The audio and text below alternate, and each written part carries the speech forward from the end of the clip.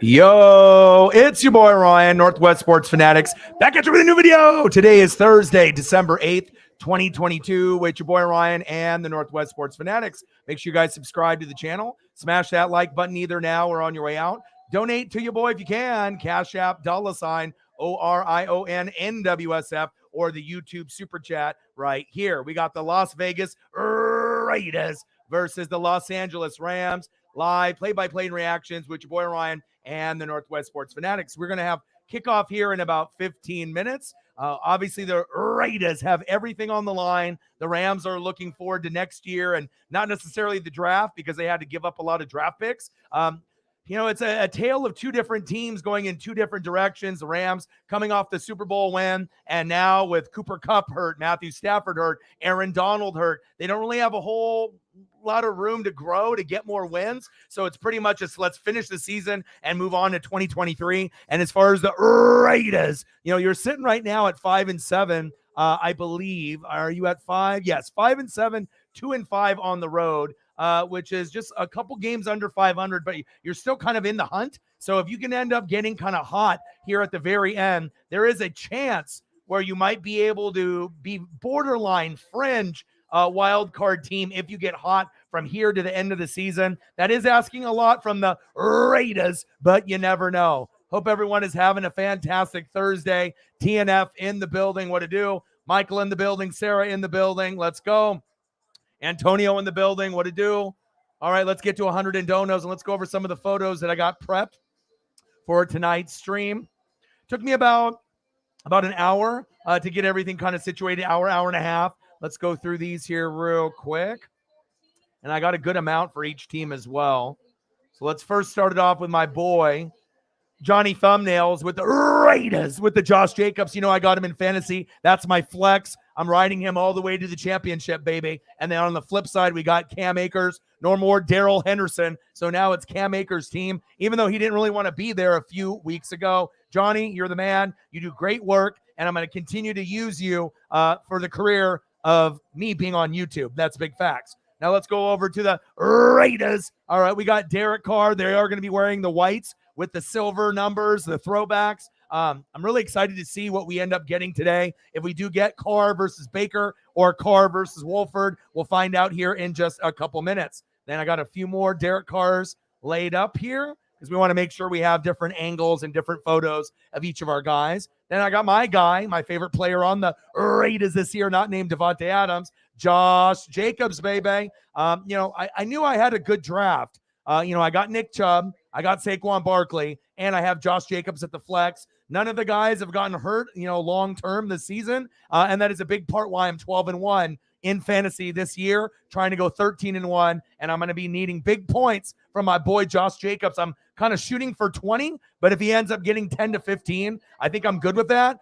Nothing under 10. Hopefully he doesn't get injured or anything like that, but he's been rolling lately. He can get you 20, he can get you 25, he can get you 30. Sometimes Josh Jacobs can even get you 40, 45, 50 points. So I'm looking forward to a big game, and there's no Aaron Donald out there. The only one you're going to have to worry about is Bobby Wagner and Jalen Ramsey, and guess what? Josh Jacobs is not afraid. Raiders. And then we got one of the best wide receivers in the game, Davante Adams. What a pleasure to watch his career with Aaron Rodgers in Green Bay. And obviously they expected more wins. They assumed they would probably be at least 7-5 at this point, not 5-7. But Davante's been tearing it up, and he's definitely solidifying himself as one of the top 5 receivers still to this day. For a long time, it was Davante or Tyreek. Then we got guys like Justin Jefferson and Jamar Chase and Cooper Kupp kind of in the mix. Cooper Kupp got hurt. So right now, you got Justin Jefferson, you got Jamar Chase, you got Davante Adams, Tyreek the Freak Hill, and even Jalen Waddle is in the mix this year under Coach Mike McDaniel and with Tua, obviously, with the Dolphins. Davante, I'm excited to see what kind of game we get. Will you score once or twice? Josh Jacobs, will you score once or twice? I'm hoping so. Let's get it. And then also we have Mac Hollins. Pretty soon in the next few weeks, Hunter Renfrow and Darren Waller rumored to be back. So obviously I saw Brute Saint, dropped Darren Waller in fantasy weeks ago, like last month. And I did some due diligence. I did some reading. And so if you have an extra spot in fantasy football and you are trying to win a championship, right? You may want to look into trying to secure the bag. I already have Mark Andrews and I have Gerald Everett, but I was thinking to myself, if I can just pick up Darren Waller and he can end up coming back, from the hamstring since he's been gone since, the first part of the year, maybe I could use Darren Waller just in case if Andrews gets hurt or there's some kind of setback. You always want to have options. So I picked him up. Hunter Renfrow will maybe someone that you want to look at in the next few weeks. Rumors are both will be back within the next few weeks, and that'll help the Raiders offense tremendously. Your boy's always reading, and that's why I'm number one in fantasy, baby. And then we got Mac Hollins here, and we got the unique helmet design from Keelan Cole. Don't know if I've seen this unique design with the helmets and the bars. Hey, but I'll take it. We'll look to see if Keelan Cole gets any looks. And filling in for Darren Waller with the injury since the beginning of the year, we have Foster Moreau. He is very touchdown dependent, so he's either going to get you 3 to 4 points or 10 or 11 if he ends up getting a red zone look and possibly a touchdown from Carr. And then on the defense, we got Chandler Jones. Who? Chandler Jones. And he's one of the best defenders in the league, even though his numbers have been kind of up and down. But as of late, they've been up, and I'm looking forward to see him continue his dominance. And then my favorite player on the Raiders on the defense, it's Max Crosby, the unlimited motor. This guy never gives up, and he would be an asset on any ball club, on any team in the NFL. Fucking love him. And then also we got one of the best kickers in the league, Daniel Carlson. Just ask Sarah Small. She's got him in fantasy. And at head coach, we got Josh McDaniels. And let's go over to the flip side. They don't have a whole lot of pictures of Baker and the Rams. And obviously the ones that I was able to find, a lot of them were photoshopped or blurry or too small. I don't think that Baker is going to start, but I wanted to make sure I got one with his helmet off. Obviously, we know what Baker looks like. Horrible season this year, one of the worst QBRs in NFL history, but they don't know if John Wolford can make it, not only today, but for the rest of the season. So I'm going to have John Wolford here. I got a couple photos of you, but at any point, we might see Baker Mayfield, but I don't think Baker is going to start. I'm pretty sure Wolford will be the guy starting tonight. Then at running back, we got Cam Akers. Nice game last week, but has definitely struggled because this offensive line is beat up and the team overall is beat up. But we'll see if Cam can get in the end zone. The backup, Kyron Williams. And then at wide receiver, Ben Skowronek. You're like, who? Not Cooper Kupp. And then we got Van Jefferson and Brandon Powell. Not a lot of talent at the wide receiver position besides Van Jefferson, but you never know. Maybe Ben and maybe Brandon can step up today. And then they still got their tight end, Tyler Higbee. He may be able to get a few looks in the red zone. He's probably their most reliable threat that's normally in their starting lineup. And then on defense, we got Bobby Wagner, B-Wags, formerly of the Seattle Seahawks. I see you. Jalen Ramsey. You may not be the number one corner anymore, but supposedly you're still top 10. I need to see you prove it tonight. And I doubt you're going to shadow Devontae Adams. And if you did, you probably would get your fucking ass burnt. That's just being real. And then at kicker, we got Matt Gay. And at the head coach, we got Sean McVay. So I hope you guys enjoyed the prep. Like I said, no one else is really doing this type of effort as far as, the prep time and getting everything situated. But I think the stream overall is going to obviously look much better with HD 4K photos, and I'll end up updating that, throughout the whole entire stream. Hopefully we can get to a good number, and I appreciate everyone's love and support. It's been a pretty rough month, so hopefully we can get back on track tonight. All right, Michael is in the building. What to do? Sarah is in the building. What to do? Antonio is in the building. What to do? Sarah in the building. Let's get to 100 in donos. Let's do it. What to do? Adventures with AG. Okay. I figured that was you, but I just wanted to double check. Said I got an Android phone. Don't think I can put my Adventures with AG. Okay. I got you. Duck fan in the building. Hey, what to do? How are you? What's good? What's good, AG? Message from a Golden Eagle. What's good? Hey, what up, Ryan? NWSF 11-1. Let's go. Fly, Eagles, fly. Maybe the only person that has a just as good of record as me is the Philadelphia Eagles. Your boy's 12-1. I'm going to go 13-1. But the shitty thing is, the first week in the playoffs, every player that I have in my starting lineup has a red matchup. So it just seems like I always get fucked every single year in fantasy, no matter what. It's best of 2 weeks. So hopefully I can score a lot in that second week. But the first week looks very, very rough. And hopefully I can fight those red marks. They're not even just like standard neutral colored or green. red, red, red, red, red. So I've never had a starting lineup in fantasy that had all red. And lo and behold, the first week in the playoffs, every player in my starting lineup is red in fantasy. And I even got a couple on the bench. Kind of bullshit if you ask me. But hey, if you want to be 13-1 and ride that to the championship, you're going to have to fight a lot of adversity. And I'm going to try to keep going. So big facts. AG, can't wait for the game to start. Me as well. Should I start Melvin Gordon in fantasy? I wouldn't. Like I said, I hope you have other options other than Melvin Gordon, but no, I wouldn't be starting Melvin Gordon in fantasy on any fucking fantasy team. Brandon in the building. How are you? I'm good. Finley in the building. How are you? Let's go.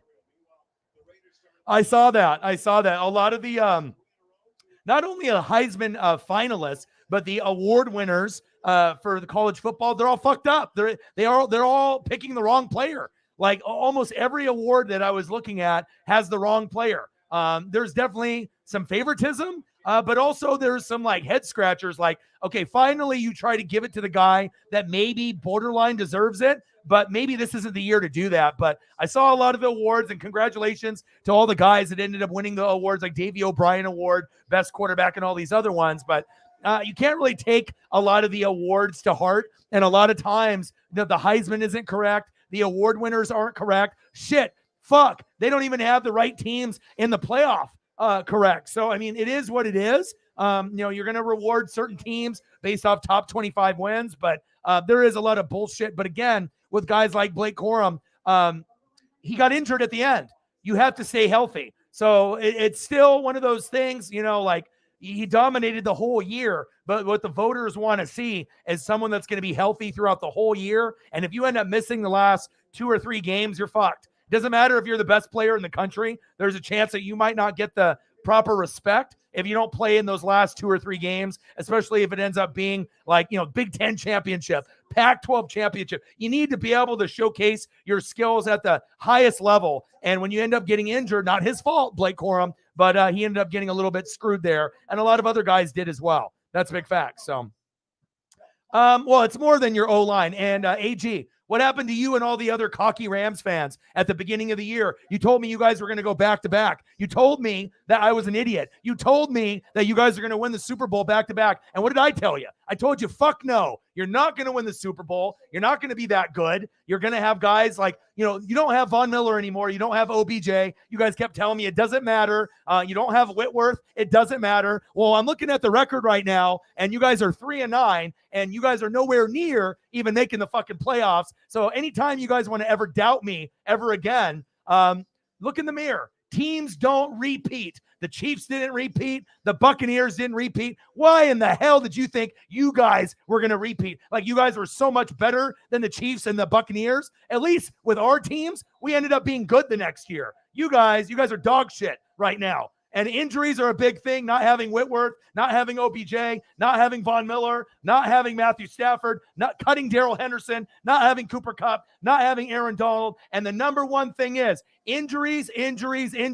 So next time, you end up making a prediction like that, Rams fans, do your fucking research and do your homework, because there's been a lot of Rams fans that were talking a lot of shit, all right, at the beginning of the year. I haven't seen Rams fans here since week 2. All right. So it's really all, all great. It's all peaches and cream when things are going good. But then you guys fucking disappear when you guys start doing shitty. It says a lot about your guys' fan base. If you're going to support, you support all the way through. Not when things are looking good and you're winning Super Bowls. Now you guys are dog shit, and now you got your head in the pillows and you don't even show up.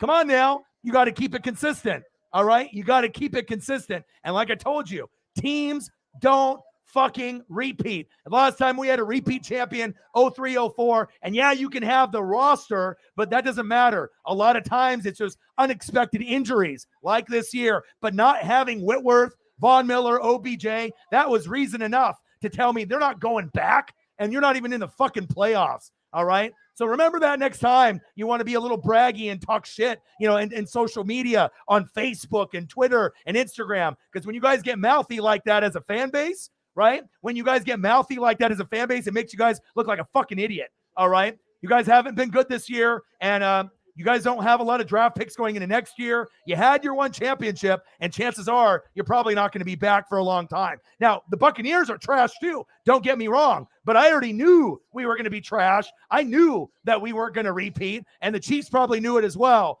But something to keep in mind, all right, whoever wins it this year, you're not going to win it the following year.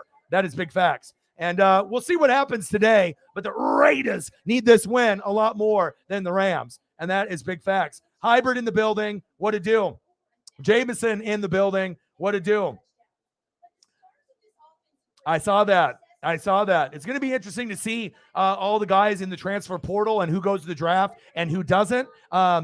Bullshit. Don't give me that bullshit. You guys were a cocky motherfuckers. Oh, you guys were cocky, talking shit, thinking you guys were so fucking good.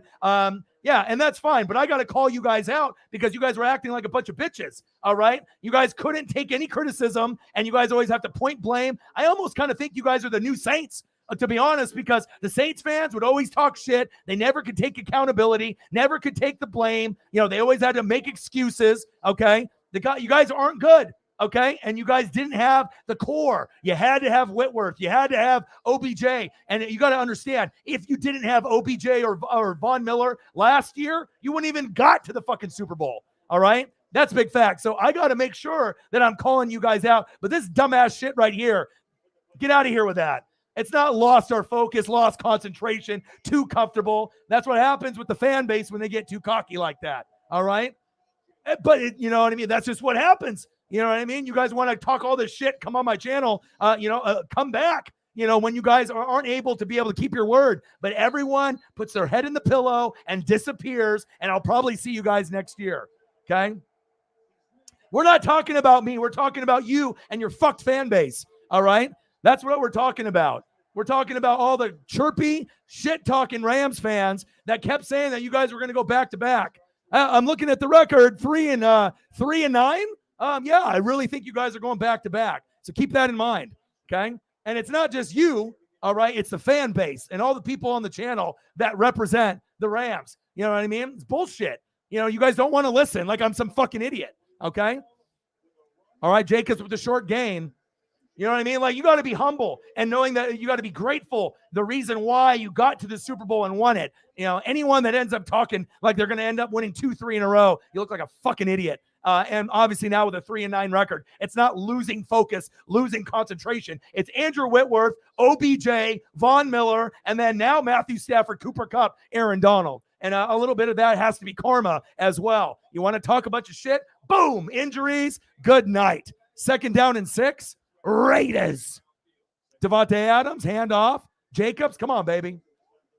I have to make sure I hold everyone accountable, okay?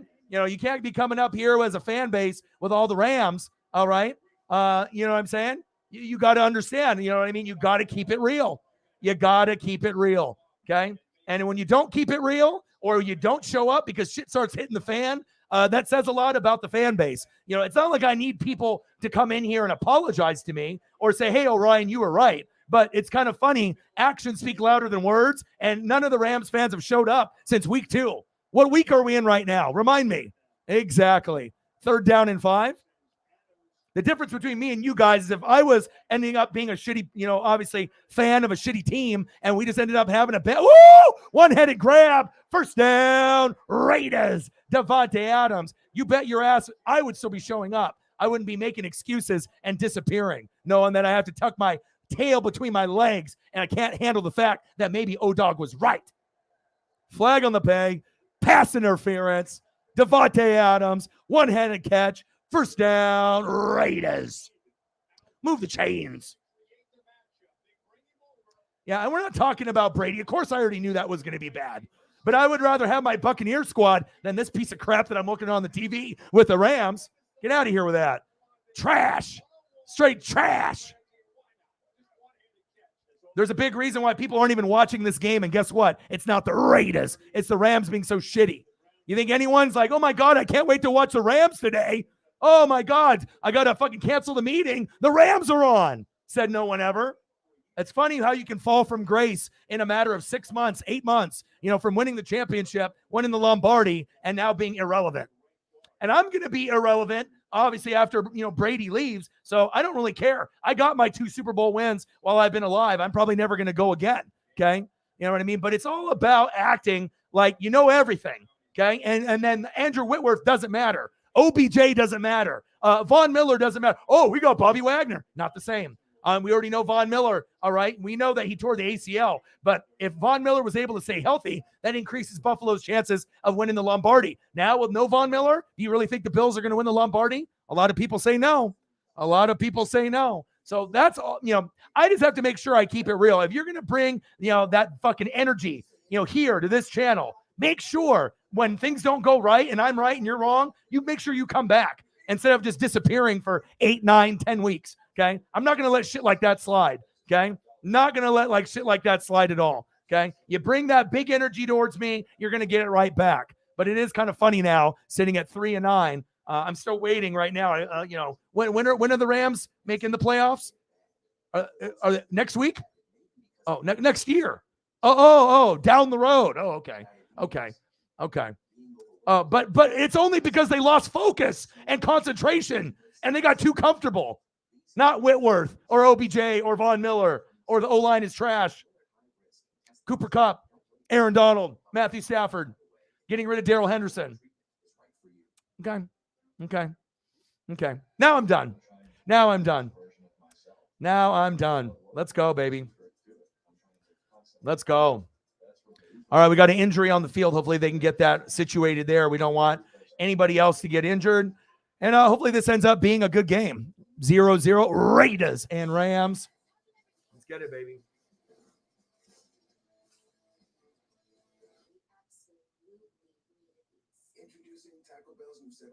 I just love it when, certain fan bases think I'm wrong, and I'm not going to be right, about every single thing, but there's not a lot of people that dedicate 16 hours of their life, to the NFL every single day.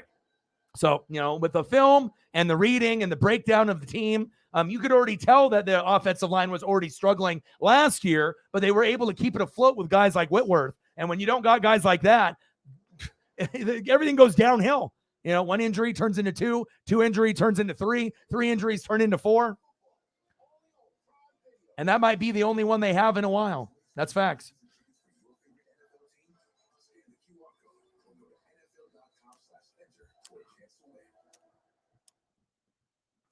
Yeah. Like I said, we haven't had any of the fans show up since, week 2, week 3 in the beginning, after they were so confident. Orion, you're an idiot. We're going to go back to back. Your Bucks suck. You have no chance. None of the teams have a chance. We're going back to back. Aaron Donald, Matthew Stafford, Cooper Kupp. All right. What happens when a guy has a really good season in football as a wide receiver? What happens usually, right? They don't have a good season the following year, right? And sometimes they get injured. Let's check. What happened to Cooper Kupp? Oh, he broke all the records. And then what happened? Oh, he got hurt. Oh, did I pick him in fantasy this year? Hell no. I went Justin Jefferson with the number 2 pick overall because I knew better. Anthony Ramirez in the building. What to do? Raiders. I have to call people out, man. You know what I mean? If you're going to call me out and, try to make it a big thing, I'll call you out, especially when your shit doesn't go to what you said it was going to go. And, there is no NFC West crown. There is no playoffs, and there is no fucking back-to-back Super Bowl. Ridiculous. And if anyone was going to go back-to-back, it would have been the Chiefs or the Bucks. We had a better chance. But isn't it kind of funny how no one has showed up since the beginning of the year? Interesting. Very interesting. Keep that same energy. First down and 10. Raiders. Hand off. Short game. Give it to fucking Jacobs, goddammit. I need fantasy points. Mike in the building. How are you? What's good?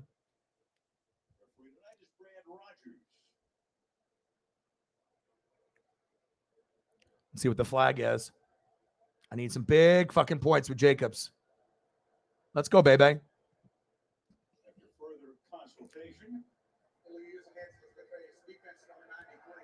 Yeah, let's go Raiders tonight.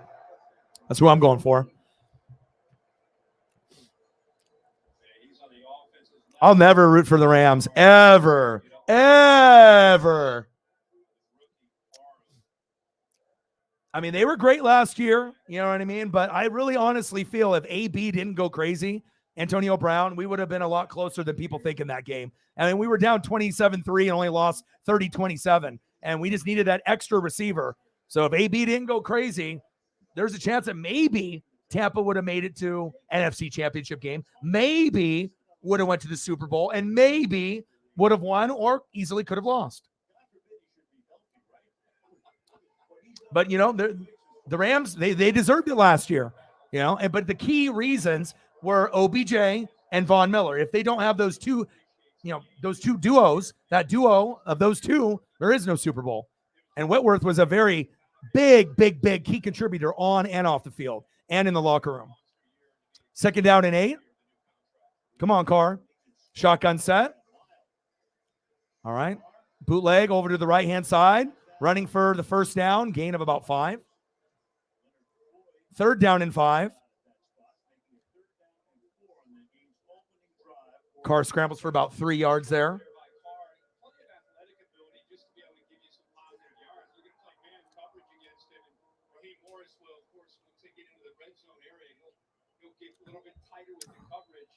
Yeah, I'm good. 3rd down and 5 on the Los Angeles 13.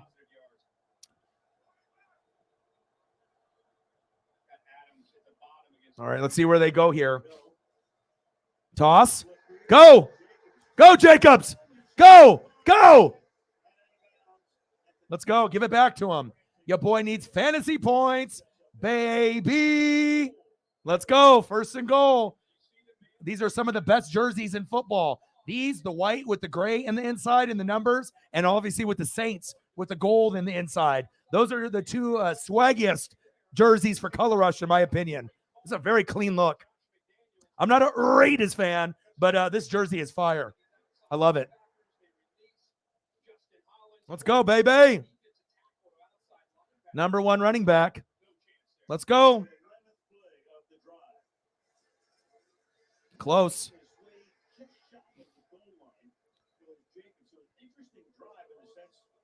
Yeah, in fantasy football, it's all about, you know, being able to pick your guys. And, you know, I'm very selective on the guys that I pick. My first running back I picked was Nick Chubb. After Nick Chubb, right, we ended up going, you know, taking a risk on Saquon Barkley. And then I even got Josh Jacobs, and those are 3 of the top 4 in rushing this year. So even Justin Fields is up there, and I got him as my backup. So things are looking good. Pound the rock with Jacobs, baby. Let's go. Jacobs. Jacobs. Let's go. Touchdown. Josh Jacobs, baby. Woo! O-Dog needs fantasy points. Boom, baby. Let's go. Raiders. Let's go.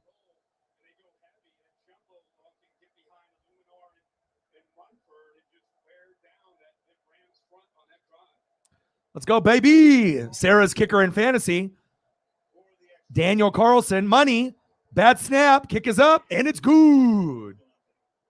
Okay, McDaniels approves. 7-0 Raiders. How many Rams fans are coming in after that touchdown?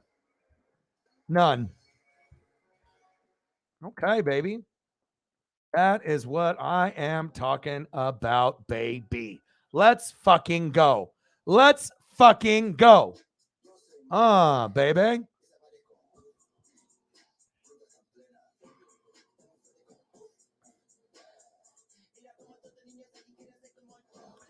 No, nothing on the Cash App side just yet, but I know we'll get there. You know, it's definitely been a rough month for, I think, a lot of people, but I just got to keep the faith and just keep grinding every day or almost every day, and this, you know, have that faith that we will get to a good number at the end. And you know, we'll do a stream tonight. We're gonna do a stream tomorrow on Friday, and then we'll take Saturday off where I'm going to be going to that big arcade downtown and then going to the Blazer game after. So that'll be fun. And then we'll get back to doing some games on Sunday. We'll do 1 or 2 kind of just depending on, I guess what we kind of get dono wise today and tomorrow to see if I can afford to get some thumbs for the weekend. And like I said, as long as I can, obviously pay my rent, pay my bills, that's going to be the majority and taking care of Paisley. But I may have to cut back on some of the thumbnails if things get a little bit tighter, just because I want to be able to support Johnny. But, if the donos are a little bit lower, each stream, I have to be able to cut back somewhere. And I hate to cut back on trying to invest in myself, but if it comes to, getting a few thumbnails or paying a bill, I got to pay the bill. So you got a single game parlay. Raiders -6 and over 42.5. Risk 20 to win 51. Yeah, I mean, this could end up being a blowout. I don't really know how the flow of the game is going to go, but I do know that Davante Adams and Josh Jacobs are going to fuck everybody up today. I know that 100% for sure. So if you got those guys in fantasy, I don't own Davante Adams. I definitely could have picked him, but I don't like having guys on the same team in fantasy. I like to have guys spread out. So, I ended up getting Josh Jacobs, and I always pick Josh Jacobs almost every year. And it just so happens that, it ended up being a career year this year for me, which made me look very smart when you can have a flex who's putting up 20 points a game or more. That's very intimidating because most people run wide receivers at the flex, and you usually have a guy that's putting up 10 to 17 points. But when you start seeing 20 to 25 projected, and that's the flex, and it's a running back like Jacobs, you're like, oh my God, well, who the hell does he have at RB1, RB2? Oh, Nick Chubb and Saquon. Fuck this. And then I still got Jay Jetta, Mark Andrews, Geno Smith, Justin Fields, Justin Herbert, D-Hop, Dallas Cowboy #1 D. I got Jason Myers at kicker. Oh, and I just made some moves to make my team even better. That's probably going to make everyone else pissed in the league. So I ended up doing the research like I always do, right? And I found out that Hunter Renfrow and Darren Waller are very close to coming back. So I decided to, thank you, Mike, $20 dono from Mike. He's helping me out. But I decided to grab Darren Waller. Brute Saint dropped him about a month ago. And I know it looked like maybe his season was over, right? But I was like, you know what? I have Mark Andrews, I have Everett, but I can always use that other guy. What happens if he starts blowing up and throwing up like 20-point games? Maybe I can use Andrews and Waller, or I can replace Andrews for Waller if I need to go that route. But very excited to kind of go over this. And and like I said, fantasy season is not over. We're 1 week away from the playoffs, baby. Let's go. Let's get it. Wolford is starting. Hand off to Akers. Nice cutback. First down, Rams. Move the chains. Nice run, Cam. Okay.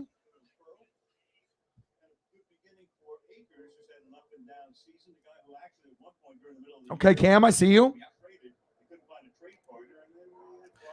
He's like, I don't want to be here. And then they ended up getting rid of Darrell Henderson. Go figure.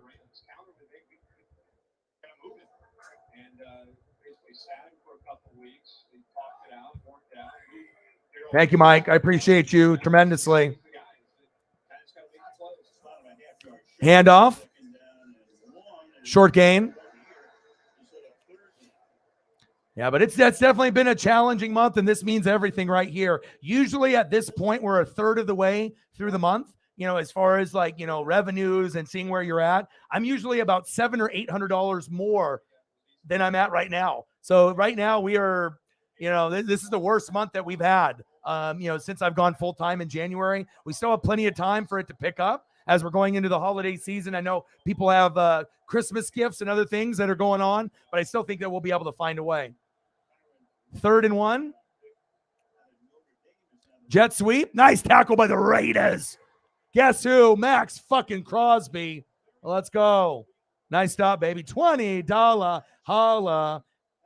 And like I said, I'm just brutally honest about everything I do. I don't need to lie or make things up. What's going on in my life, I'm very transparent. Things are good, bang, bang, you'll know it. When things are bad, bang, bang, you'll know it.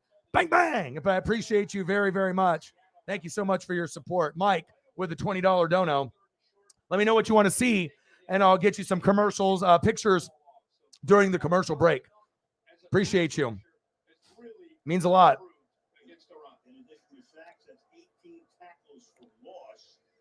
Yeah, so we got a long ways to go. Long ways. I mean, usually at this point, we're with about a third of the month in, usually you're going to be floating around, 700 to maybe 1,000, not like a couple hundred.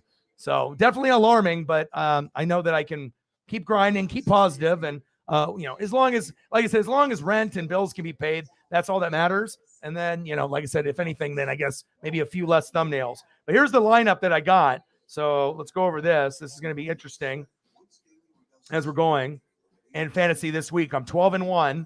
Not many people on planet Earth are 12-1. If you actually look it up and look at the rankings and the records, most people, unless you're playing with a bunch of people that are like little kids or they don't know how to play, but 12-1, going for 13-1. I got Justin Herbert, Nick Chubb, Saquon Barkley, Justin Jefferson, DeAndre Hopkins, Mark Andrews, Josh Jacobs at flex, Cowboys D number 1, and the number 2 kicker in Jason Myers from the Seahawks. And really what separates my team from everyone else is my bench. My bench is the best in the league.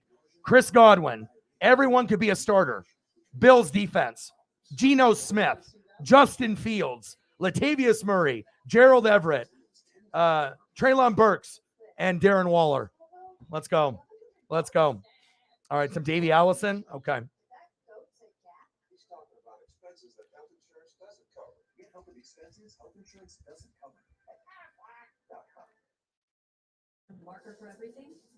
I got you.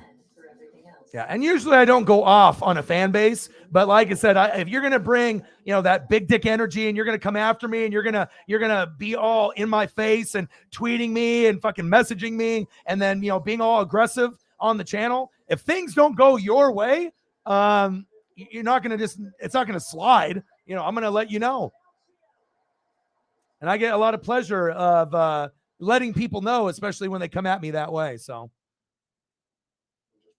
You just have to understand people don't repeat.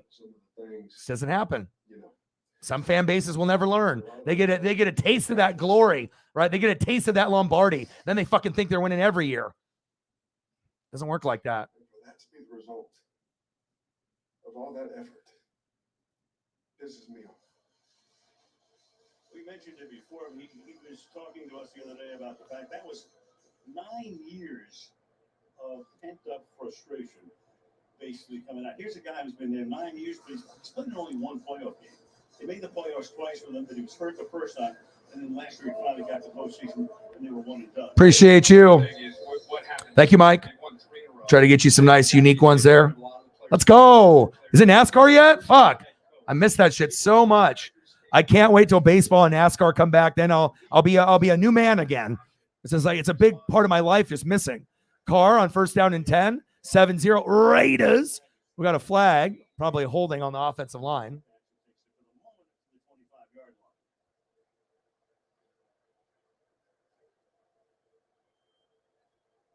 Nicker in the building. What to do? You know what? I was going to ask you that a couple streams ago. If you could give me the names of everyone that was in the Alabama gang. That's awesome. And I know we've done Red Farmer as well. And I'll throw up some red for you during the stream, and we'll get some Alabama gang up here too. Oh, wow, on the defense. Automatic first down. Let's go. Let's go.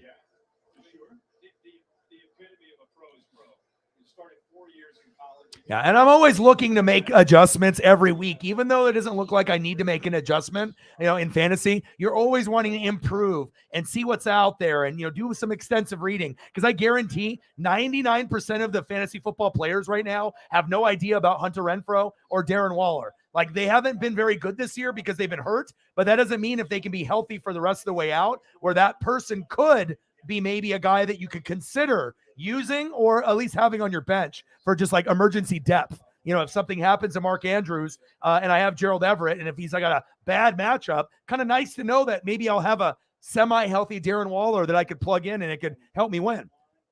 Carr, almost a sack lunch. Ooh, almost picked. Intended receiver is Devontae Adams.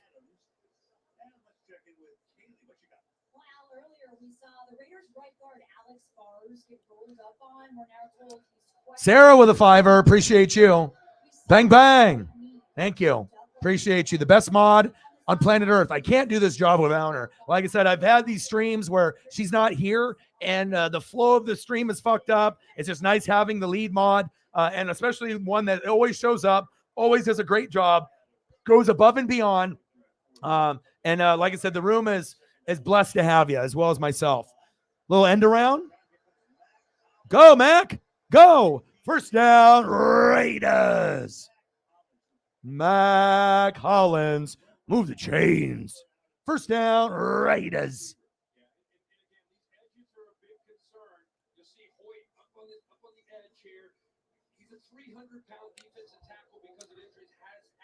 Jeff Gordon. Okay, I got you.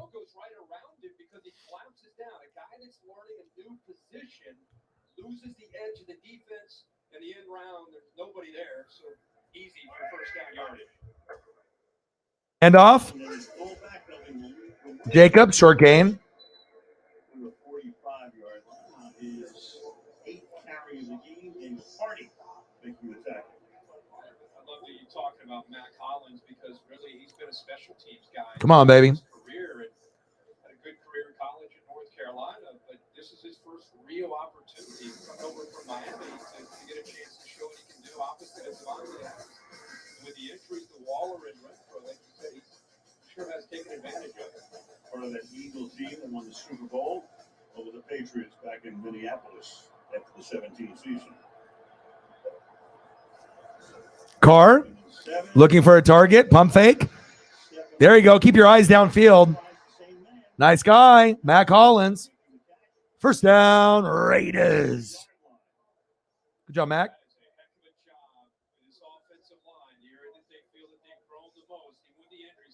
Simpson's in there. He's holding his own.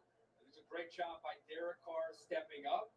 And Mac Hollins just sits in a soft spot of the zone. There's a lot of voids behind the linebackers in front of the safeties over the last few weeks. Appreciate you. We'll get some more during the commercial break. I just don't like to waste time. I like to grind 24/7. Carr, hands off. Jacobs got a push from one of his offensive linemen there. 4-yard gain.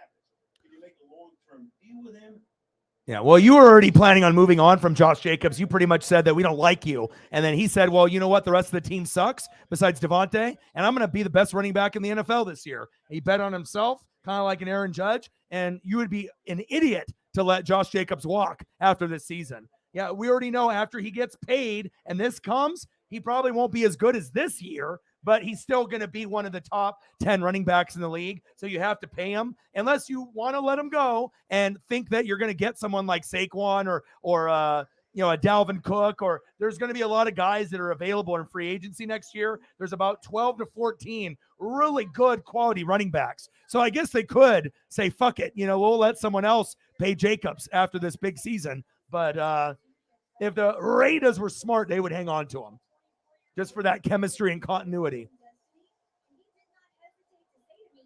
And I am on Twitter again, so anyone that's got Twitter, please do me a solid. Like and retweet the live stream. That'll get us 20 to 300 more views. 3rd down and 5, 7-0 Raiders. Timeout by the Raiders. It's hard to tell what the crowd is right now. I think mainly Raiders a little bit, but you have a PA announcer here who incessantly screams whose house, and he wants them to say, no, I hate it. He wants them to say Rams house, but as far as the Raiders are concerned, well, this is kind of like their Airbnb. Yeah. I mean, they're house, but and you live in the area. You live in the area. We talked about it on the way over here. I said, what do you think? 50-50, 60-40? What was the speculation coming into tonight? I think the Rams thought they might have to use silent count tonight as a home game. Yeah, there's a Mark Davis and ice cream. Mark Davis. What's up with the haircut? Oh, yeah. What's up with the Mark Davis haircut? It's like he almost does it on purpose, but he doesn't. He doesn't realize that that doesn't look good. Shotgun set. Hand off. Spin move. Jacobs stuffed. Only a gain of about 1 or 2. Bobby Wagner with the tackle.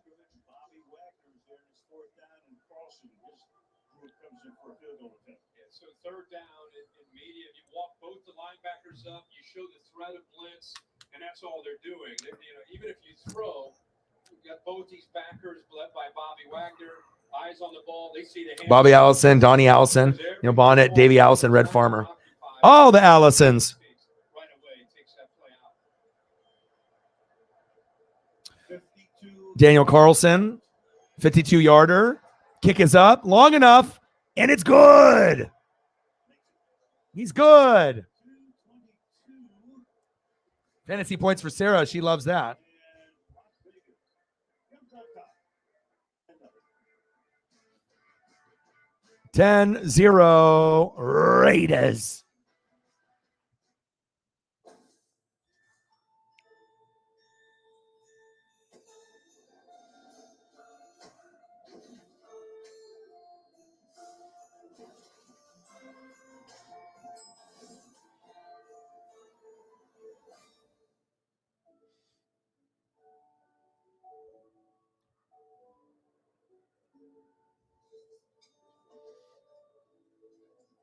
Trying to get these photos while we're at the commercial break for y'all. Football team. We are annoying. Thanks, Mom. And you have company car insurance, and not even the Hail Mary will save you from paying for this. So get Allstate. Check it out. This restaurant is changing the game to feast. No.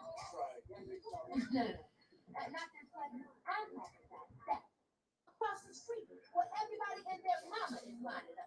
Who needs plates or tables or even walls when you can bring it all down with the power of Ace? You and your juicy spinning meat. Oh my gosh, I found a really nice one. It's not gonna fit the screen for you, Mike, but I mean it's as far as like a color photo. I was like, oh my god, look, oh my god. And dude, you already know when someone's rocking the Texaco. You already know it's an old photo because you don't even really see Texacos out anymore. And that was kind of crazy. Down the road from my house, I always would go to the Texaco like until they stopped, having Texacos around anymore. Crazy, man. Like that racing suit would be so epic. Like people would pay extra for something like that just for the fact that that's the Texaco. Like that shit don't exist. I don't know if they exist anymore, like in the Midwest or like the East Coast, but I think all the Texaco locations, to my knowledge, out here on the West Coast closed down. And I assume that they got bought out or merged or closed down. I'm not sure if anyone has that story about Texaco. I assume, Mike, you would know. But very, very cool. Love it. I love the history. The history like that. That's the type of shit that I look for, man. Like, I love history. So I love pictures that tell a story. And I love to learn. I'm not going to be an expert on everything. But if I can get taught by people like Mike in NASCAR, I feel I can take my NASCAR knowledge to another level for someone that's been, watching it longer than me, smarter than me, that, can teach me some history along the way. And it doesn't even have to be like in general, just like his favorites, and just kind of giving me an idea, because I do a lot of reading on my own, but just to kind of hear some of the stories or who's in what, particular group. And yeah, I love it.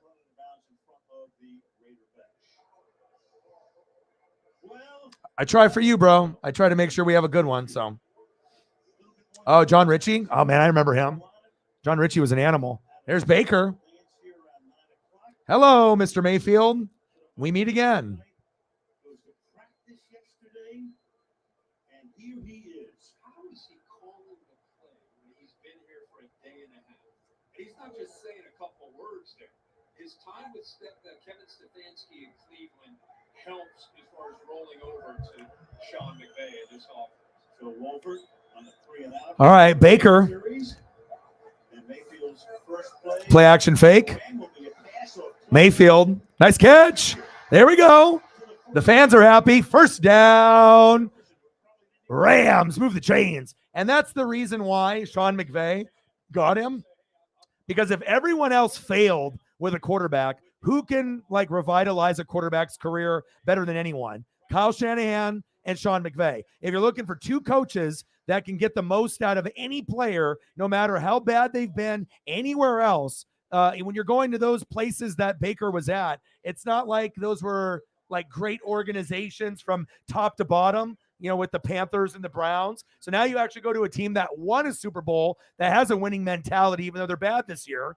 And doesn't look that bad. Baker sliding.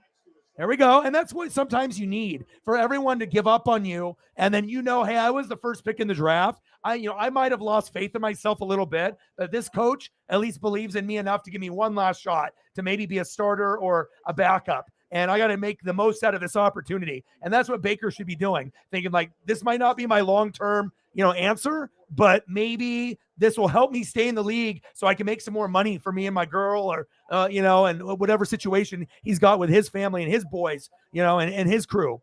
Handoff, Akers. But he actually looked up pretty good there. And like I said, McVay and Shanahan are quarterback gurus. So if you ever are wondering how the hell is Baker with like a 10 QBR, then he's got like a day and then doesn't even know the plays and he plays like that. That's a lot better than what we were seeing on, the Browns and the Panthers as of late. So sometimes that change of scenery. And just imagine if Darrell Henderson was still there. Aaron Donald's not hurt. Cooper Kupp is actually available to throw to. But if that was the case, then, the record's probably better and Baker's not here today. So everything happens for a reason. 3rd down and 2. Shotgun set. Baker. Floater. He's got a man. Incomplete. Any flags? Flag at the very, very end on Atwell. They're going to probably call pass interference. But this Baker Mayfield looks like a new man. And I know some people love him, some people hate him, but I always like guys that get another chance. So, he doesn't have to be my favorite. You know what I mean? He peaked in college when he was at Oklahoma, right? But I don't wish anyone to be like number 1 pick and then be like horrible. We've already seen plenty of Jamarcus Russells and, just guys that didn't pan out, right? Ryan Leafs and all that. It's like, it kind of hurts my soul when I see guys that were good in college and they just suck ass in the NFL.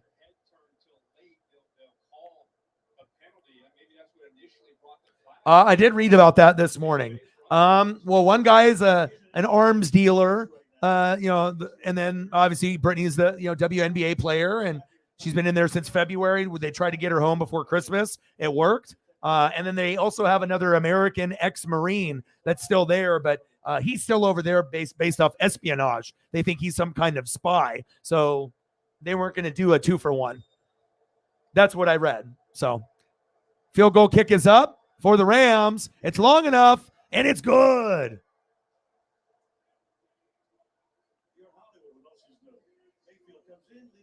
Gay 55-yarder, and it's good. Sean McVay improves to 10-3. Let's go. Well, at least they got points. So it's not like, now it's like, okay, Baker might be able, they'll lose. The Rams will lose. But if Baker plays like this, they might actually get to the 20s before the game is over. That's good because I think a lot of people thought, oh, fuck, this Rams team's probably going to put up 17 or less. And we know the Raiders were like, good and then bad and then really horrible. And then they started getting good again. But there was a stretch when the Raiders were so bad, they looked like the worst team in football. So a lot can change from week to week. So.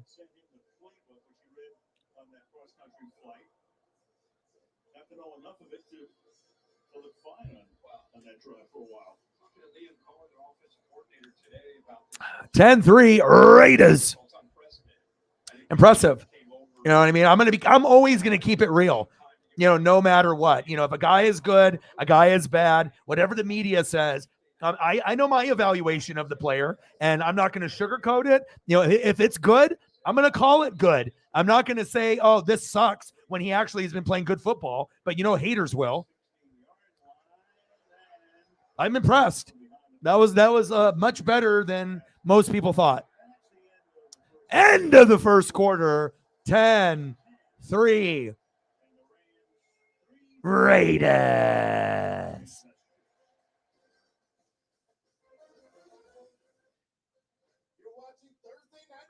Nemo.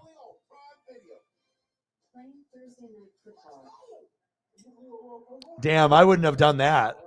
That's ballsy. I mean, we don't expect the Rams to score a whole lot of points, but if you're streaming defenses, fuck, I wouldn't be doing that shit. This is too important to be able to stream a fucking Raiders defense. I mean, I don't know what your record is or if you're in the playoffs or not, but I mean, I'm 12-1, and I would never do some shit like that. Not this late in the season. So, yeah, but that's pretty much what was going on with that other situation. I guess what I read. So,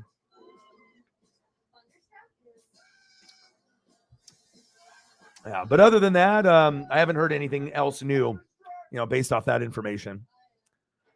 End of the first quarter, 10-3 Raiders. Not bad. Not bad.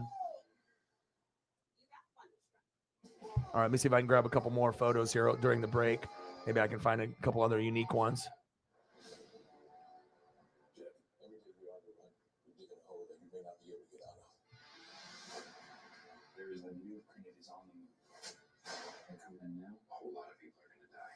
Oh, this is kind of a cool one of Neil.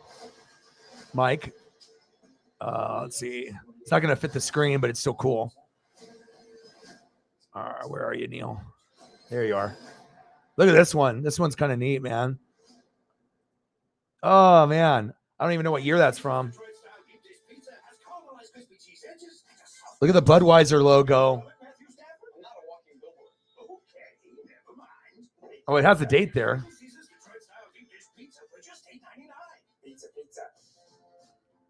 From Santa Claus, Indiana, to Snowflake, Arizona, and everywhere in between. We're Holiday Ray with Oh, I got another cool one. Oh, I don't know if this one will format though. The United States Postal Service. The game might be over, but the action doesn't stop there. On the Google Pixel postgame show, our guest breaks down all the key plays, and we welcome the star of the game. Then on TNF Nightcap, the game. And I don't know what this is, but maybe you know what it is. Did they ever get in fights? Where's this? This looks like some kind of scuffle.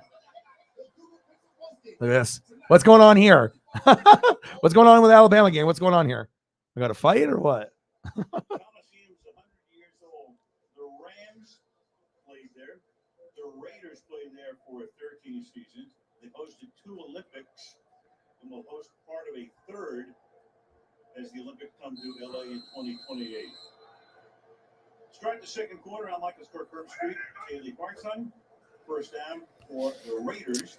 All right, first down for the Raiders. Short game by Josh Jacobs. Keep giving him the rock, baby. Came down from Oakland, went back there in 95. Fifth best record in the league. He had Plunkett, he had Torres coaching, he had Cole. Second quarter, 10-3 Raiders.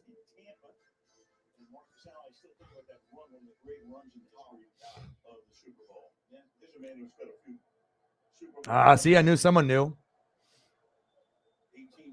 1979 Daytona. Yeah, I'm trying to dig out some good ones for you guys. Hollins with the gain. 7-yard gain to Mac Hollins. First down, Raiders on the Vegas 42. They haven't given the ball to Keelan Cole yet, or a whole lot of opportunities for Foster Moreau.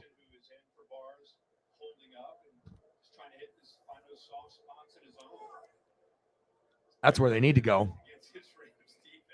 That in Jacobs, baby. Yeah. One thing the Rams are pretty good at, though, is stopping the run. All right, first down and 10. Carr, hands off. Go Jacobs. Go Jacobs. There you go. Probably a hold on the offensive line.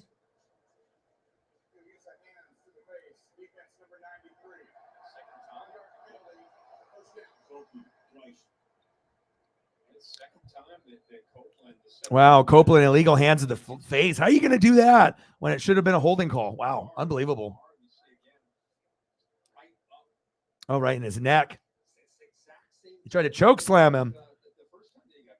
Copeland's grabbing guys by the neck underneath. Fucking straight ECW style. He tried to be like the Undertaker there. What's going on? He's like, what? I can't choke a guy? McVay's like, dude, you can't choke a guy. Motherfucker. 10-3 Raiders. Starting to move the ball. Just need a couple plays from Adams and Jacobs, and boom, you're in the end zone again. Audible. See what they call here.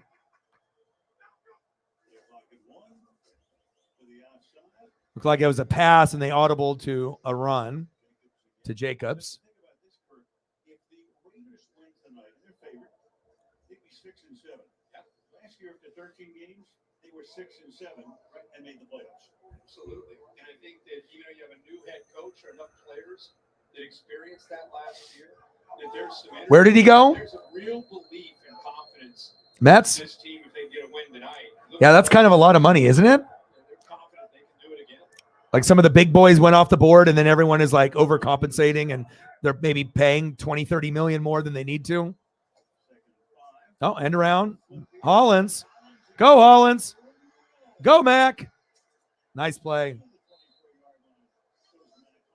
Okay, Mac is getting involved. Studied all week on film and said if they're going to move 97 from D tackle off to the edge, boy, we're going to work anytime we want. Different ways. We're going to make him lose that edge, make him kind of squeeze. And it's the second time we've seen Hollins be able to get outside of him. And like I said, even the guys that are out in front, they don't even have to worry about blocking. Boy, he's taking himself out of the play. 10-3 Raiders. Yeah, I watch both when they come on. I watch everything. There's not a lot that I don't really focus on and watch. Just not a whole lot of golf or tennis or soccer. But Carr scrambling down the sideline. Nice catch.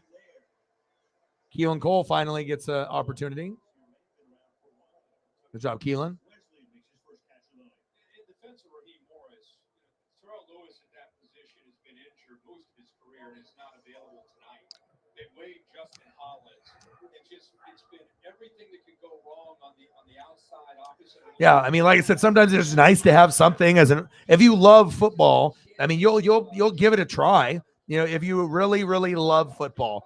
If you don't love football, you're probably not going to give USFL or XFL a try. But I mean, if it's in your bones and it's who you are, you're probably going to give it a look because that's how much you love, NFL or college or high school. Nice job. Turner with the short gain. 2nd down and 4, 6-yard gain for Turner on the Rams 8-yard line. 10:40 and counting in the second quarter.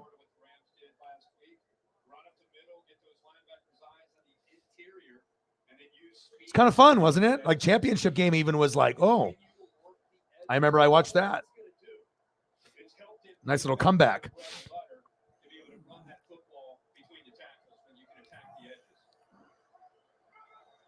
All right. Raiders knocking on the door. 2nd and 4. Give it to Jacobs.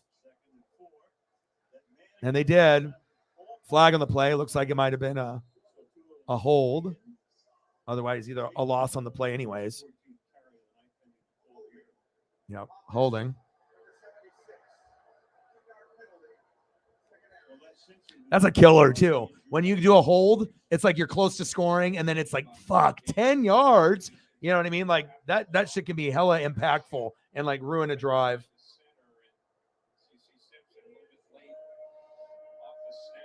Here's Keir Thomas now. He's a rookie out of Florida State, 275-pounder, but not as big as Hoyt. And I'm sure the biggest message Raheem Morris told him, take care of the edge. 3rd down and 9. Let them continue to get outside of us. Rams, of course, declined that penalty. Take the down here. That was a 5-yard loss. So that makes it 3rd down and 9 at the 13-yard line. He's got to defend Adams here. He has the one catch, the one-handed catch. All right, let's see what they do here. One-on-one. If they do like a safe approach to like Jacobs or if they try to get it to Devontae without throwing a pick. Screen pass. Oh, bobbled. Incomplete.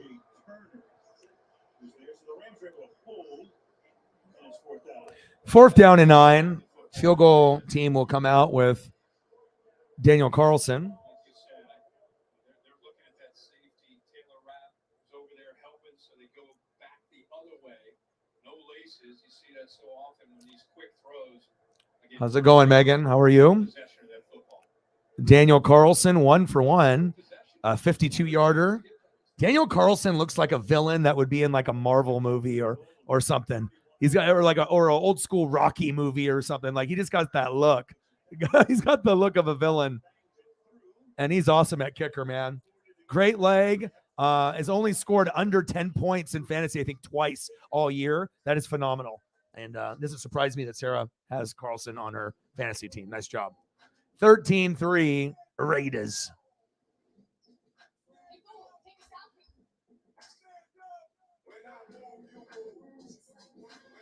All right, Daniel. It's always cool to see kickers kind of emerge too, because it was always like Justin Tucker, and then we saw McPherson from the Bengals last year, and then it used to be a coup a little bit, and Harrison Butker, but now you're starting to see like Jason Myers from the Seahawks and Daniel Carlson, like other guys that are just as good as the best of the best. And if you actually look at numbers, even though the safest number one guy is always Justin Tucker, that doesn't necessarily mean he's going to be the number one scorer. Sometimes there's going to be other guys like a Carlson or a Myers or someone else that could outscore a guy like Tucker. Tucker normally is going to finish in the top 3, but normally he is like known as the best kicker. But in fantasy, it's a little different. So you got to have those opportunities to kick a lot of field goals. So.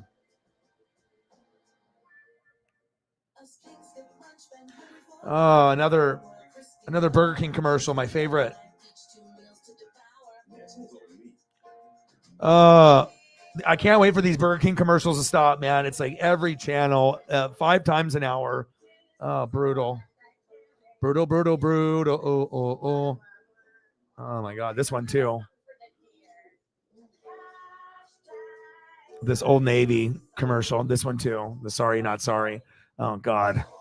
It's like I can't just see like 2 or 3 commercials every hour, and that's all I see. That's rough. That is rough. I mean, it's okay. It's like kind of a catchy song, but it's like they bought so much playtime and spent like $1 billion.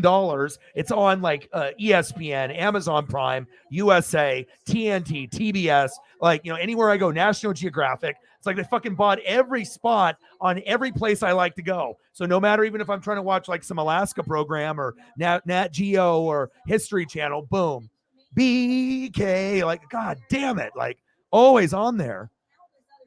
That Old Navy one is starting to get to me too. I try to phase them out, but like when I'm doing the streams, I mean, it's just if you're gonna be grinding and you're doing games and that's what they do. They got commercials, but just wish more people would pay more money so there'd be a little bit more options. Last year's Man of the Year, then he gets the award and he wins the Super Bowl that day. It doesn't get any better than that. I don't know. I'm not gonna go. I mean, I'm trying to lose weight. Like what's going to happen if I go to Burger King? Like, honestly, I'm going to buy way too much. It's probably not going to be as good as I think it's going to be. And then I'm probably going to have a stomach ache and then you're going to have like Burger King farts and I spent way too much money. So, yeah. I mean, they used to have really good onion rings, and the Whopper used to be like $1 when I was a kid, and they had an amazing strawberry shake back in the day. So back when I was like 7 years old, it was like the combo. You get like the Whopper, and then you get the upgrade from the fries to the onion rings, and then they gave you like a good amount back then, and then you got the large strawberry shake. That was my go-to. But they don't even like, everything doesn't taste the same. Whopper is smaller, doesn't taste the same. The onion rings suck now; they're not the same. And then the shakes don't even taste the same either. It's like they just went down. From the 22-yard line, they can make their second drive. Starts with a run here. Cam Akers with the short gain. By the time he got the play call out, you know, laryngitis, wouldn't you? I think for fans at home to understand, it's 36 to 48 hours he's had to try to understand it. 13-3 Raiders.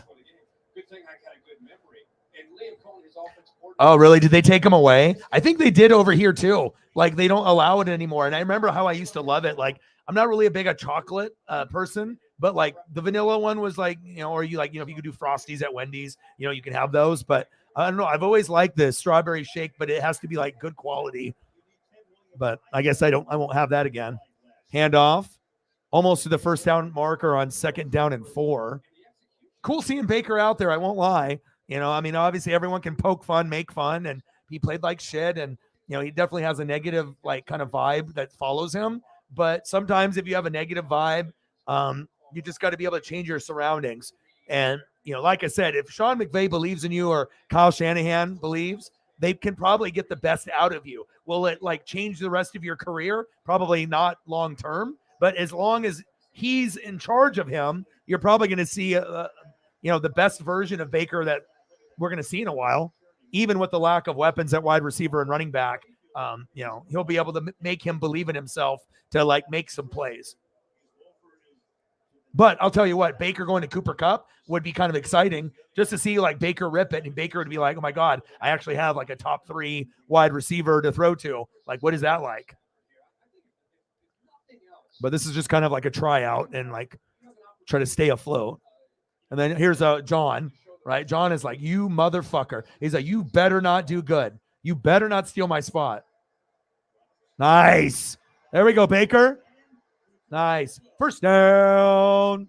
Rams. Atwell, move the chains. But he's like, this motherfucker is going to take my job. And it might happen.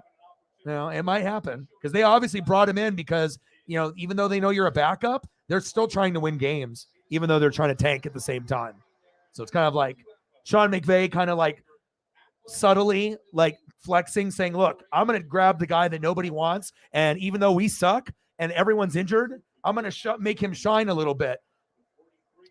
I mean, Baker does look good in that Rams blue. I won't lie. It's a cool look on him. Good tackle by the Raiders. Nice try. Max Crosby says, don't even think about it. Do you know who I am? Yeah, if I could like have like one of 5 guys in the NFL like pass rush to join the Tampa Bay Buccaneers, this guy would be towards the top of the list. This guy is awesome. Like if you ever watch Raiders games and you just don't like anybody on the team, even if you don't like Jacobs or Devontae Adams, this is the one guy that you can like be like, this guy's good. Like regardless if you hate the Raiders or not, like this is a guy that you would want on your team. Endless motor, really intelligent player, and he just brings it every play, kind of like a Jared Allen, and I respect that. Oh, good block on him right there.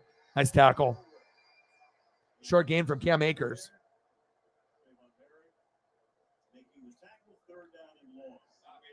I'm all for it. I love Tutu Atwell and what he's trying to do. And here's Brandon Powell. Look at him at his size, he's trying to block or tackle. And I heard that one is just like over and over. The sorry, not sorry. I mean, I get it or whatever, but it's like the Burger King one now is modified. Instead of one annoying commercial, it's like 5. They have like different variations of who's in it, who's singing. Is it 2 people singing back and forth to each other? Is it 1 person singing? Like, I don't know. It's a little too much for me, man. Like, I mean, but I guess if I, have to, gripe a little bit, but like, when they had like the political commercials on before, regardless of which way you go, those are annoying because all they do is bash the other person. So it's like those get, I'm just like, my head is exploding from like horrible commercials for, the last 5 months. So once the political shit went away, now it's Burger King and Old Navy, I suppose, until the next annoying one. But on the bright side, Avatar comes out this month, and I would recommend watching it if you want a good boost in the mental health and you like Avatar and you want to see something visually stunning. Yeah, I would recommend, or watching it at home when it comes available to watch at home as well. Definitely, I'll be doing that. All right, I need to go grab a Gatorade or a Snapple.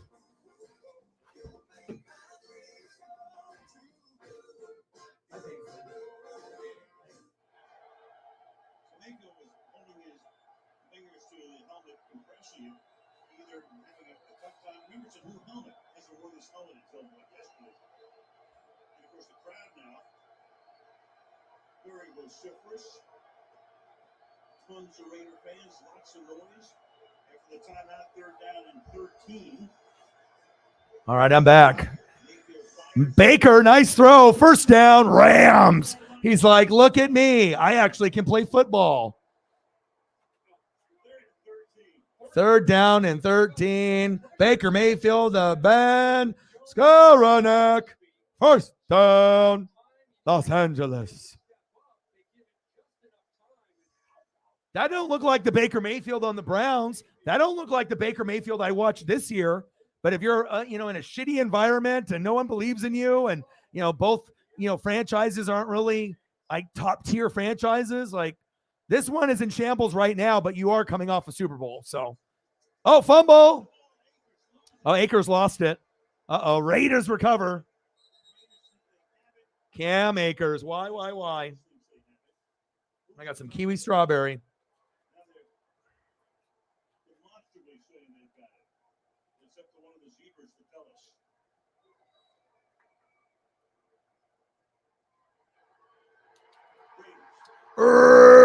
Raiders recover. Oh, my. 13-3. Just when Baker was starting to kind of get things going. And Chandler Jones punches it out. Unfortunate. The first half is winding down, but live betting for DraftKings Sportsbook is heating up with hundreds of ways to keep the action going all game long. Now, Yeah, and like I said, I always have to keep it real. We already know the narrative of Baker. Like, everyone is going to be against him. He's got definitely kind of a confidence in a certain vibe that he gives off. Was very good at Oklahoma, and a lot of people rooted for him. And you can kind of have that bad boy image and be the villain. But if you start playing bad as the villain, right, they're going to rip you apart, and you got to be able to handle it. And he did get the Browns the first playoff win in many, many years. And people forget about that, but it's what have you done for me lately type of league. Then that started going downhill. Then the breakup, and then Panthers, and played much worse. Like, no, people thought Baker could actually lead the team to maybe like 7 or 8 wins, and not throwing only a couple touchdowns. And like, imagine like being Baker Mayfield and throwing like, let's say, 6 touchdowns and 6 picks. I have to look at his stat line, but I know it's something similar to that. Isn't that insane? But like what we see with what he's doing with McVay, like, he doesn't have Cooper Kupp out there. It's not like, there's like all first teamers out there. Jesus. Ben Skowronek, Van Jefferson used to be the wide receiver 3, right? And then Brandon Powell, like, you wouldn't even know this is a football player. You're like, okay. The only like normal face is Tyler Higbee, right? And obviously Cam Akers, who just fumbled. So, but I'll tell you, John's probably like, fuck, man, I don't want to be like, backup to the backup now. But obviously McVay sees, something, and, maybe it's just a personal favor and just trying to show how great of a coach he is, that even the misfit, the guy with the bad attitude, the guy that everyone hates, you guys fucking talk shit. I will work with him personally, and I will show you that he's better than all what the haters are saying.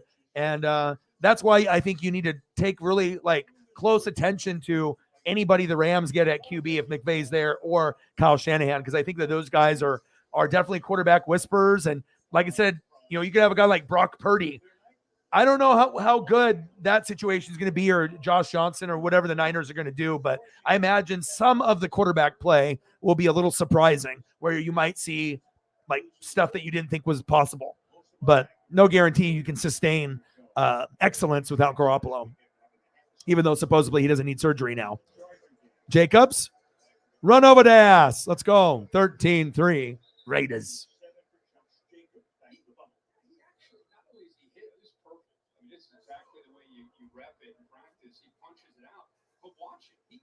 Him to the ball, because Akers has it. It looks like right there, but 55 at the bottom of that pile, as a lot of bodies came in there. Look who came out with the football. I mean, it works if you're the bad boy, if you're doing good, like a Johnny Manziel, like Heisman winner, beats Alabama, parties with Drake. But you could kind of see, like, if he's doing party things and drinking too much and hanging around the wrong crowd, it might derail your NFL career, because you're going to be focused about girls and partying more, and that's what happened. And I mean, he didn't have like the right friends around him and the discipline to do it on the next level. But I mean, just imagine if he did. That would have been really fun to watch. I was a big Johnny guy. I loved watching Johnny Manziel in college and Michael Vick. Like, I feel those were the two most dynamic quarterbacks that I've seen in probably the last 20, 25 years, as far as a righty and a lefty. But just because you do good in college doesn't mean you're going to be great in the NFL. Carr, check down. Short gain by Jacobs, leaping for the first down marker. 2nd down and 2, 8-yard gain to Jacobs.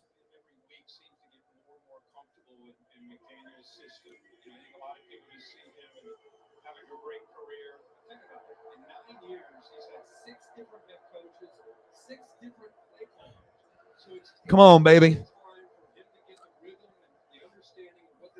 I love it that Jacobs panned out. Like I said, he's definitely going to be a lot of people's league winners. It depends if you have him as your RB1, RB2, or flex, though. Go, Jacobs. Run him over. There we go. Put your head down. Yeah. Jacobs will do that to you, too. You might get run over. Archie Manning played with 7.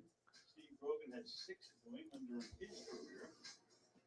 Raiders have allowed 26.3 points per game in starts, meaning that he doesn't get a lot of support. Most of them are quarterbacks with 100 or more starts since what you saw, I think it was 1990. So here's a guy who, he has to come out and score 28, 30 points normally.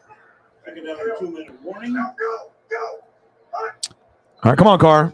2-minute warning. So now he's 13-3 Raiders. only in theaters on December the 16th.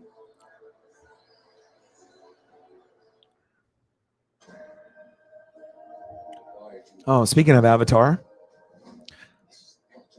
Oh, it's going to be awesome. I'm all about the toy line. Like, I got to get to the fucking store and grab the couple toys that are going to be out, because once, a month passes, they're going to be gone out of the stores, and then the only way you're going to be able to get them is eBay. Oh my God, it's going to be, you don't even need to see it in 3D for it to be awesome. It's going to be the biggest film of the year, hands down. And it'll do really good globally too. It's like, if you look at the movies that have done the most revenue at the box office, Avatar is right there at the top. Plus, they haven't done a movie in 10 to 12 years. So imagine putting in that much time before you release the next one. Fuck, it's going to be insane. I'm all about that life.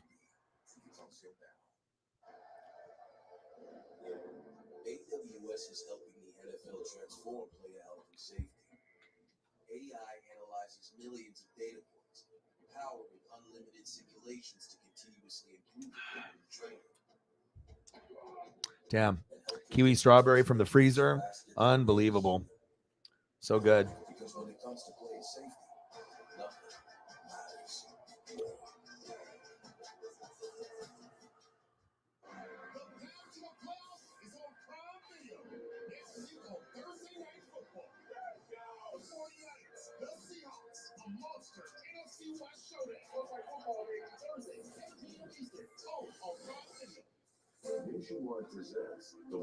Yeah, they probably kept Nimmo there. I was just looking at the article and some stuff on Twitter, but just trying to keep the people happy that are there. Thank you for retweeting that, Jameson. And I assume it's Sarah and Eagles John for the other two. Yep. Appreciate you guys. And like I said, that'll definitely help. 13-3 Raiders. Over a shot of the Hollywood Bowl, the Mercedes-Benz halftime show coming up with Chris and the gang. I'm sure they'll be talking about Baker Mayfield.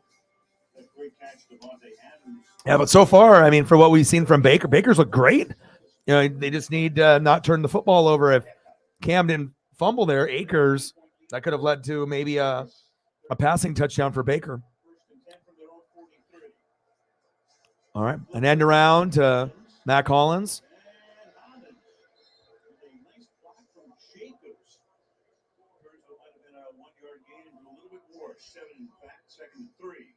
It's always great to see that the NFL's leading rusher show his teammates that he's unselfish. We continue to see Hollins get out on the edge, and 26 leading the way. Picked up a couple blocks here. Watch him get out. Get Simpson more on there. Look at 26. Hits Bobby Wagner. Tries to get another one. 2nd and 3. Jacobs, short game. Number again, number 28. No gain there. So that's 18 carries in the half. Only 18? They need to give him way more than that. Seriously. Like, O-Dog needs fantasy points. We're going to give this motherfucker 40 carries. Big advantage in the inside. But watch him with this little slant angle move. Goes across the center. I like finding stuff of practice, through summer. So Just anything that's kind of unusual. It's like you can find the stuff that's game, but I like the behind the scenes stuff too. I see you, Mac. Raiders took the timeout here. 9.5 sacks from Greg Gaines. Everyone's like, who the hell is that? That's why we watch these games. So that way you know about a player that most people have no idea who they are unless you're a Rams fan. 3rd and 3. It's about Davante Adams time, wouldn't you say? Carr?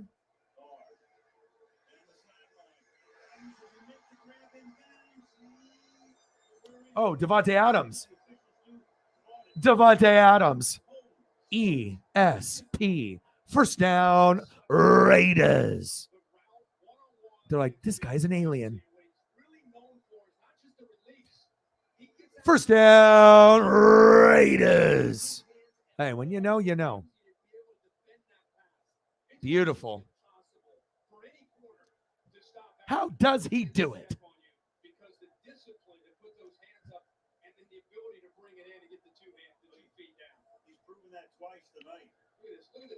Woo! Are you kidding me? Like that, only a couple people are going to make that. And also to get the feet, you know, to get the footwork. Pow, pow. Right? Boom. 1, 2. Make sure you're getting the toe drag swag in there. Unbelievable. Unbelievable.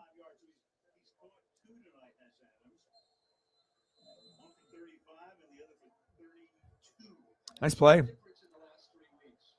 You can just kind of feel the momentum if you watch football. Like, you know, where's it going to go?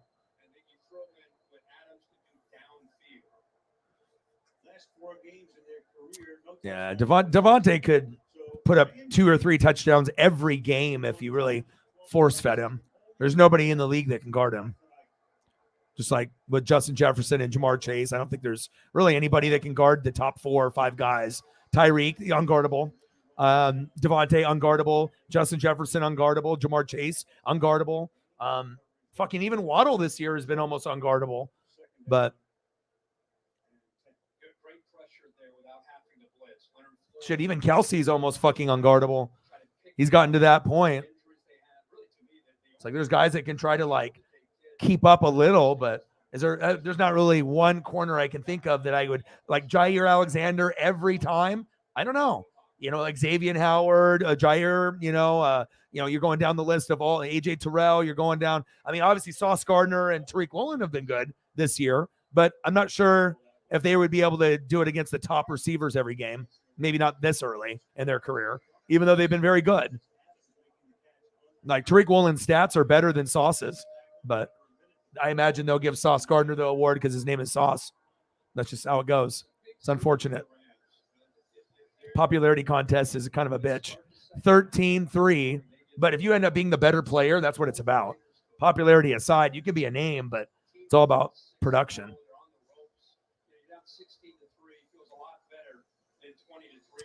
Yeah, I don't know. I'll say it and then maybe it'll happen.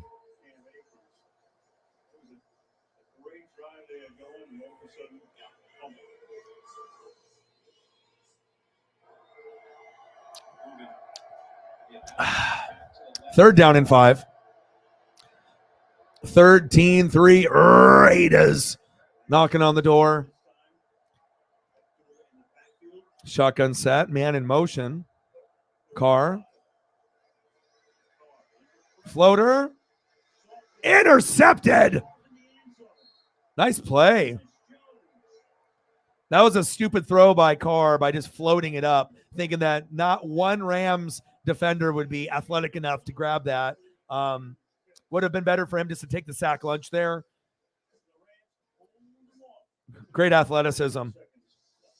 That was just a stupid that when you ever like hear conversations about people that talk about Carr or Kirk Cousins or Tannehill, and then they say, oh, how good they are. And then we also say, well, they're not top 10 because they do dumb things, right? And they are like inconsistent in prime time and they make bad decisions. That was a prime example of why Carr normally is not a top 10 quarterback, but he's on the cusp, like 11, 12, 13, because every time, something will be good. And then you get one of those where you're like, bro, you should have just took the sack lunch and then you just threw a horrible interception. But it happens. You know, there's a difference between top 10 and after that. So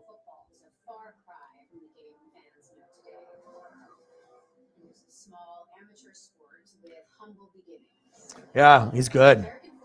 It's like I had to, you know, do a lot of extra work this year to, you know, I drafted Harrison Butker and I had to drop him. I didn't want to roster 2 kickers at the beginning of the year. Wins were too precious. So, you know, to have to drop someone like that and then pick up Koo and drop Koo. And then I ended up, you know, finding Jason Myers. That's a freaking blessing. So, oh, Paisley's been a bad girl. She's been a bitey girl. A bitey girl. Well, she won't be bitey with me, but she got kicked out of the room. My bitey girl.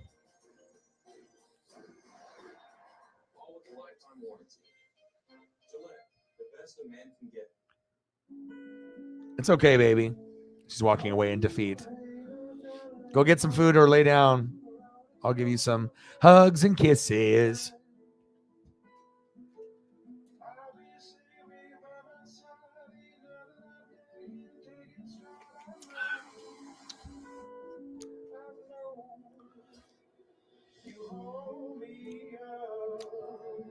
I can. I mean, because you guys have a good offense. So, I mean, it doesn't really matter the record, but like you just have to look like the offense has been one of the best offenses of the whole entire NFL. So if you're going to get close to scoring and you don't get a touchdown, that means there's going to be field goal opportunities. You know, you're scoring so many points every week. It's not like, you know, you're only in the red zone once or twice. I mean, there's plenty of opportunities there. So and that's why I do my research and I, you know, try to like estimate and predict who's going to be great before they become great. And then I try to grab them. And then if I can get those players, that's, you know, I wouldn't be in the position that I'm in right now if I didn't have Myers or Cowboy D.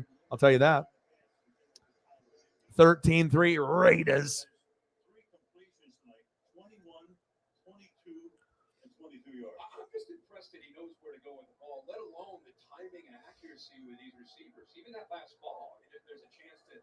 Yeah, they don't even give the awards anymore into like running backs, wide receivers as much. I mean, Devontae Smith and we saw Derrick Henry, but I mean, almost always now it seems like it's geared way towards quarterback. They're like really shoving it like, okay, quarterback. Like Heisman has to be a quarterback, like no matter what. Baker, pass incomplete. If I was Baker, if I was out there personally, what I would do is I'd be looking for Higbee because Higbee's probably their most reliable pass catcher out there. Van Jefferson is pretty good. He's got good hands from the University of Florida, but I probably would be looking at Higbee. You know, if you look at his stats, you know, when Stafford was healthy, Higbee was putting up some pretty good numbers. You know, if he had a better offensive line and better overall team, I mean, Higbee could have been a top 5, top 7 tight end this year. But tight end position's been really garbage. Hi, Paisley. Malcolm Brown with the short carry.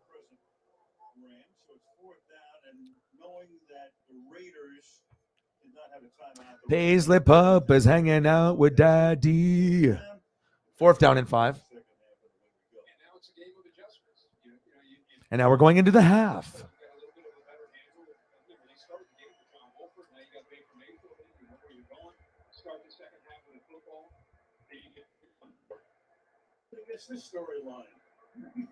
All right, halftime, 13-3, Raiders.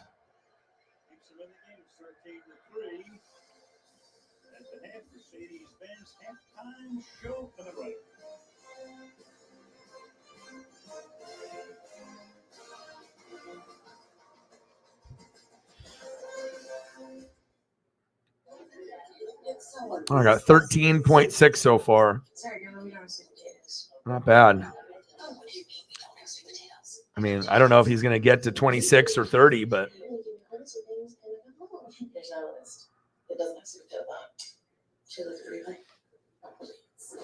This What Really Happened replay is brought to you by Progressive. One thing no one would challenge, saving money when you bundle home and auto with Progressive. I'm sorry, Mom. I forgot the sweet potatoes. The game might be over, but the action doesn't stop there. On the Google Pixel postgame show, our desk breaks down all the key plays, and we welcome the star of the game, the Google Pixel postgame show, tonight only on Prime Video. Okay, you might realize it's time to switch things up. I might look for a couple pictures here. When your sisters come to town and you say, "Tommy, crushed it, little bro." When your friends come over to watch the game. No, when you go to the game. Total power moves. When you realize your vacation days don't use themselves and it's time for an out of office. Way after. Well, I found a good Davy for you, Mike. It's not a question of if you'll make it happen. It's when. So we'll try to get through some of the some photos and whatnot. Ooh, that's a cool one. Talladega. Winston 500. Tic Tac. Tic Tacs with candies. One day I had an idea to sneak into Kenny's apartment and connect some smart bulbs for Alexa. Alexa, turn off the lights. Yes. Okay. Alexa, turn on the lights. Okay.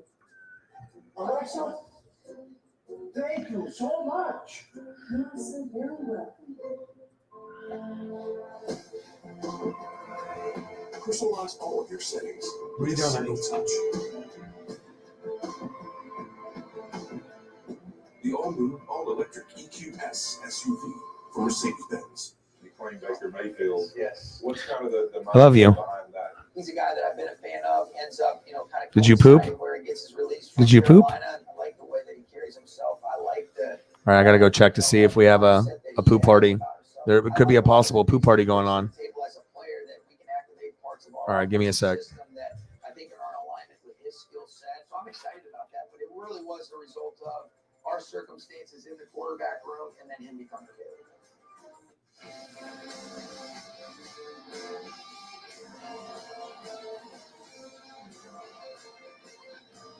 Welcome to the Mercedes-Benz halftime show, and it took all of 3 snaps before Baker Mayfield came into the game and given the Rams that shot of adrenaline that they need. The Raiders, though, still lead this one 13-3 at halftime here in Los Angeles. Welcome everyone. I'm Bruce Nelson alongside Tony Gonzalez, Ryan Fitzpatrick, Andrew Whitworth, and Richard Sherman. All right, you guys, we talked about it in the pregame. Devontae Adams, Jalen Ramsey, that matchup. But we got to talk first about Baker Mayfield. It took all of 3 plays to see him come in. Describe for us, if you can, Fitz, how difficult it is to walk into a situation like that, and how do you think he's doing so far? It's so hard because he still introduced himself to guys in that huddle, but to have to call a play, to go through snap counts, protections, it's not an easy deal. What they have to do with him and what they did, I mean, it's play action. They're going to run the ball a bunch, and they're going to play action. Those are kind of the plays that he knows right now. So you've seen it. I mean, he's the number 1 pick in the draft for a reason. He's got that great second-level accuracy, and you're going to give that play action. But you're going to continue to see some of these gaps. He goes the wrong way on a run play. Look, he's been here for 2 days. And then the difficult thing, too, and the thing he does great here, he lays in a third down, but when he's in 3rd and long and has to read the field, when he's trying to do a 2-minute drive, what we saw there, those are things that are just not fair to expect anything out of him right now. I agree. And you really think you're going to have to run the ball well, and you're going to be limited. I mean, how many of those plays can they have on the wristband? I think you're going to have to repeat some plays probably for what he knows, because we saw in pregame, they were still going through, hey, look at your wristband, get into the center, here's the motion, showing him some of the plays right All right, I'm back. 30 hours of him getting here. So they're going to be limited with plays. You're going to have to run the football well and see what they can get off with him in the second half. On that last reception that Devontae Adams had, saw Jalen Ramsey walk back over to his group and just sort of shake his head. You can't stop him. You can only hope to contain him. You can only hope to contain him. I hope they don't throw the ball as often as they have been. They've been trying to run the ball, 18 carries, but when he's gotten his opportunities, he's taken advantage. He's the hardest receiver to deal with in the National Football League because of how unorthodox he is at the line of scrimmage. He pauses, he hesitates, he gets you going. You hold his hand, he catches it one-handed with the other hand. He made a similar catch in Seattle a few weeks ago. That's why he's the best. Then you get him on the opposite side of the field. Your footwork's different on the right side than it is the left. Cool trophy. Definitely will be interesting to see who wins. I'm not sure if there's really a unanimous name that we can all say. I mean, there's a good chance that the best player in the country right now is not even a quarterback. I mean, there's some other players out there playing like O-line, D-line. They're going to probably be better than some of these guys that people are hoping they'll be good on the NFL side. But Quarterback is hit or miss. They gave him 3 carries. He had 40 yards on that. He's also got 2 catches for 22 yards. If the Raiders want to have success going forward, you can't just be one-dimensional running and one-dimensional passing to one guy. You got to have complementary guys that go out there and pick up the slack when the defense takes away your best players. And he stepped up and done a great job in that first half. Yeah, he absolutely has. In Los Angeles native and world-renowned EDM artist, Fioro lights up SoFi right behind us here for the halftime show. And after the game, don't forget A$AP Rocky will be performing on Amazon Music Live, and he's got some very big news. Thursday Night Football, Amazon. My first time back on the stage. Album finished. Don't be dumb. Let's go. Catch the show tonight, midnight Eastern on Prime Video. That looks good. Just click the Amazon Music Live tile. We'll be right back.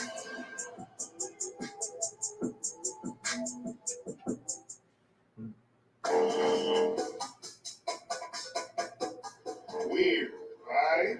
Well, it's not nearly as weird as some of the stories on my new audio series with Taylor Rooks called The League, where we uncover some of the most bizarre, unlikely, and untold stories of pro football. Now, one last touch.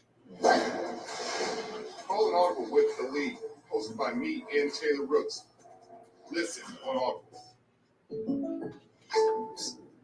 Hey, Jake from State Farm. I want that personal price plan. So how's this for person? I draw mustaches on players' faces. Oh, she's a good girl.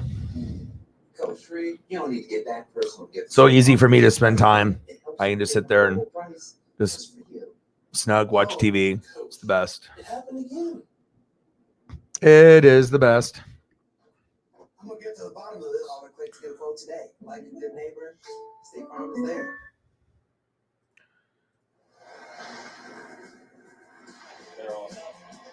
If anyone wants to go over some of the winners of the awards that just recently came out like an hour or two ago, if anyone wants to write those in, please do. I know a lot of us in the room are following college football, so I know some of us already know who has it, but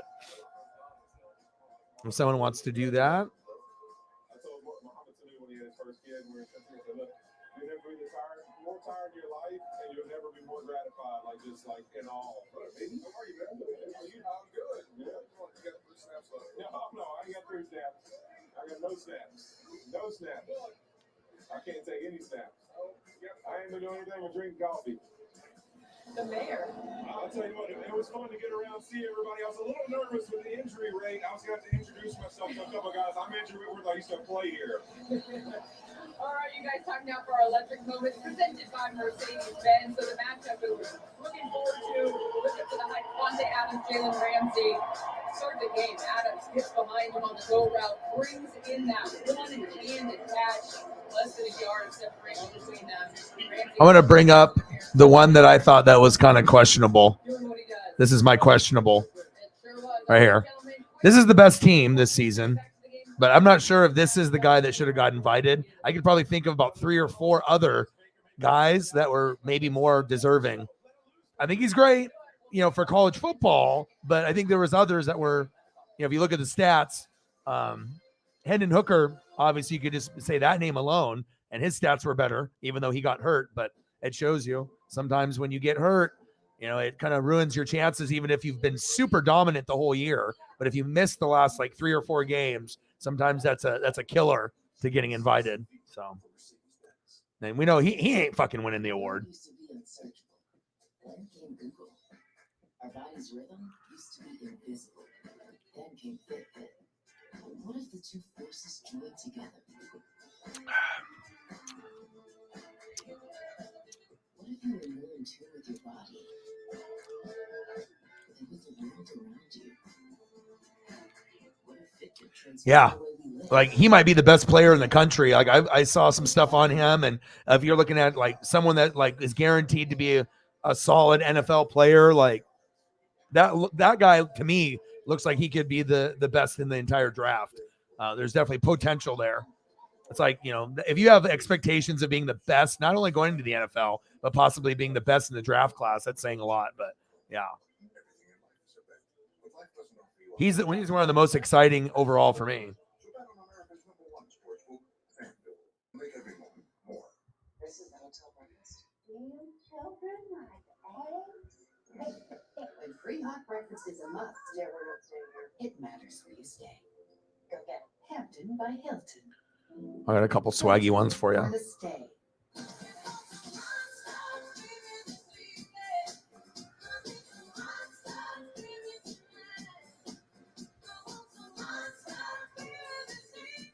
Applebee's new sizzling skillet, starting at just $10.99. This broadcast is copyrighted by NFL Productions for the private use of our audience. Any of the use of this broadcast, bringing pictures, descriptions, or accounts of the game without the consent of NFL Productions is prohibited.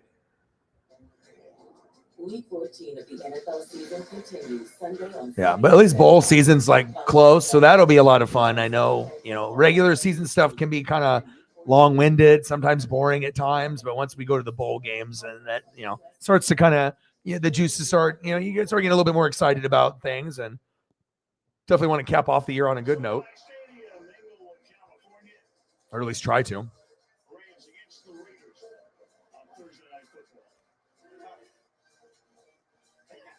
That's the way to start the game. Josh Jacobs into the end zone. Well. Baker Mayfield.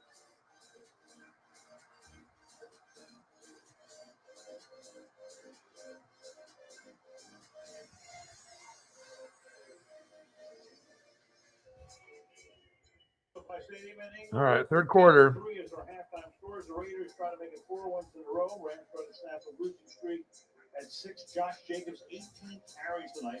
Most by a Raider since 07 in the first half. Wolford started. He played only one drive, 3 handoffs. 18 carries. Let's give him another 18. 3 completions, 65 yards. Adams with 2 great catches with 30 or more yards.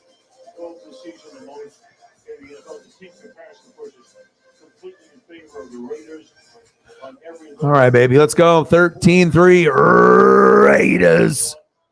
But the Rams will get the ball here to start the second half. Remember, they had a drive right before the fumble. They were moving the ball down the field. Baker Mayfield making some good throws, had a chance to get points. And All right, here we go.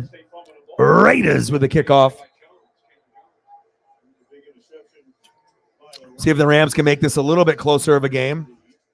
I mean, it probably would have been 13-10 if Cam Akers didn't fumble. Baker was kind of slinging it, and they probably could have got at least another field goal, 13-6, but could have been maybe 13-10. So I've been pretty impressed with what we've seen so far.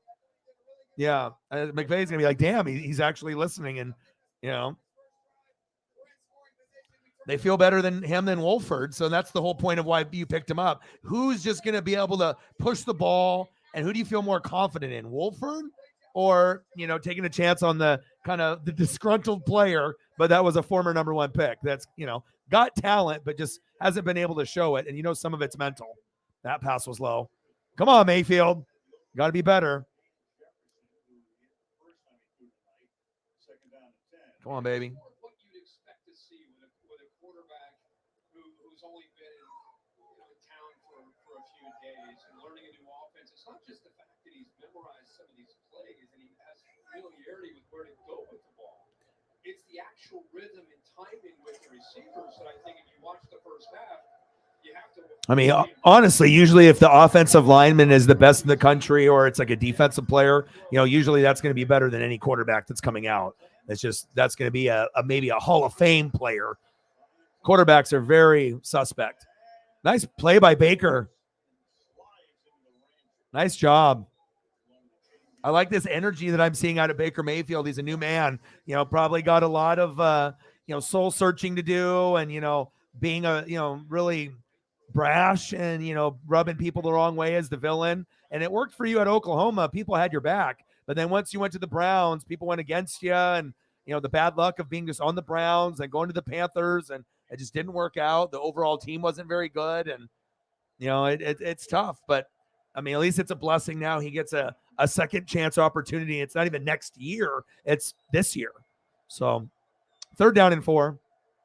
Shotgun set. Mayfield, nice catch. First down, Rams. Trammell, move the chains. Calm down, Paisley.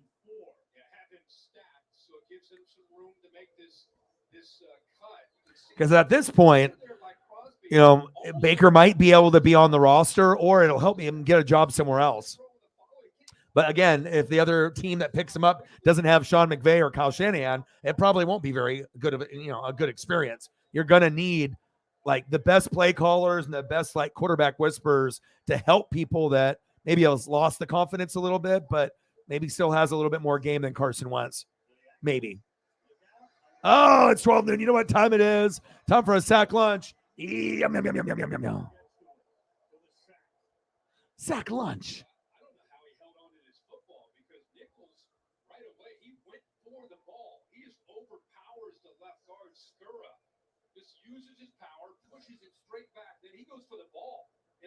I'm not sure if all the details have been fully released yet. I know there was some information, but I don't know all the information yet as far as, you know, what their long-term plans are to, you know, keep Baker or not, or the dollar amount. Usually it'll come up in like my Twitter timeline. But I was doing a lot of prep work, you know, trying to get the right pictures up and whatnot. Oh, avoids that sack lunch, but throws it low, incomplete on 2nd down and 19.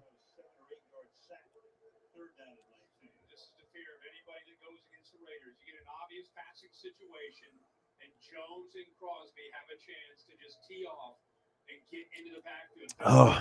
Chip, he doesn't have any help. Snapple kiwi strawberry from the freezer.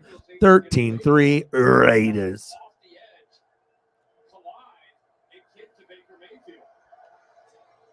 can pressure without having to bring those backwards because of the both of the edge pressure men that they have. 3rd down and 19. Shotgun set, bobble snap, screen pass, and the timing of the play was, flag on the play.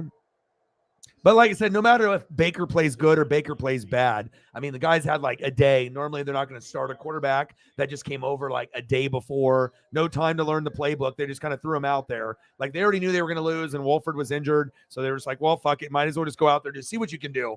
You know what I mean? It's like, we already know we're going to lose, but let's just see what you can do with the limited talent that we have out there. So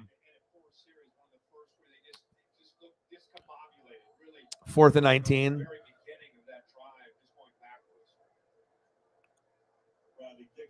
And they got to be able to run the football a little. Otherwise, this is going to turn into a blowout.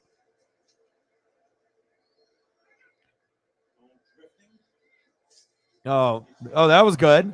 Let's hit the player before he gets the football. Dude, what is up with people? Oh, my God.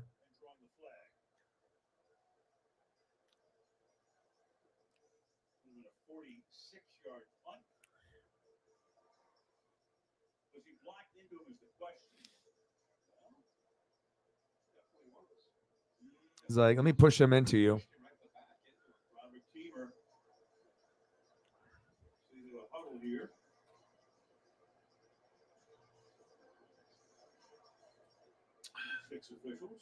Take a look at the replay. At least they're talking about it. And watch, they're not even talking about it. They're talking about something completely different. It's a long discussion. It is. You would think somebody had a really good view of it. Let's bring our official. Yeah, Terry, it's like the bookies need the money tonight, okay? So we got to make sure we keep this under, 10, okay? I was like, you made sure you made the bet. Yeah, I'm the ringleader. I made the bet. Yep. I'll cover you. Okay. Gotcha. Yeah, he's fucking hounding me, dude. He's calling me from Vegas every night. Uh-huh. All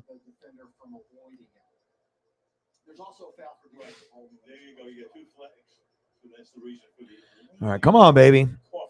What is it going to just be offsetting? All that for offsetting? Come on now. Now McDonald's is like, what was that, brother?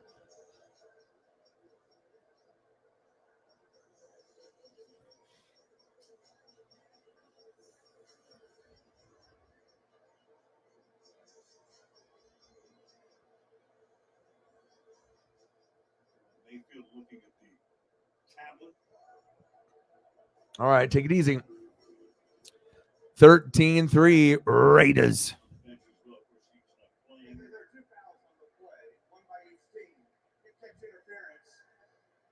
Kicking team number 84, holding on the return team number 20. The Raiders have elected to re-kick the ball to the fourth down. All right, after all that. So again, if you just joined us, Baker Mayfield joined the team a couple of days ago. Looked good. First time he had the ball. Had a good drive going. Now it's the Rams defense is going to have to get them in the game.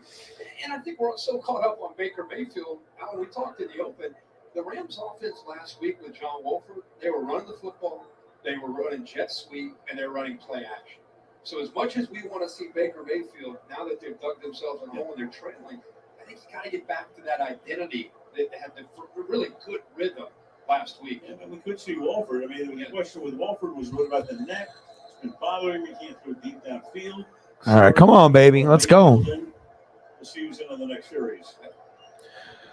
It's like a 20-minute delay for something that should have took like a couple minutes, but at least they got it right, I guess. 13-3. Kick out of bounds. 40-yard line from the Rams bench. Early in their Capitol Records building in Hollywood on Thursday night. Capital One is a match. Where the ones go. Hi, Paisley. What are you doing?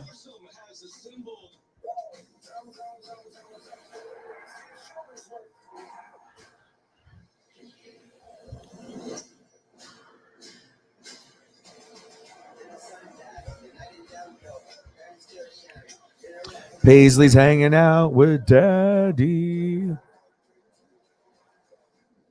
It's crazy the attachment you get when you have a cat or a dog. If you like really love the cat or dog, like love.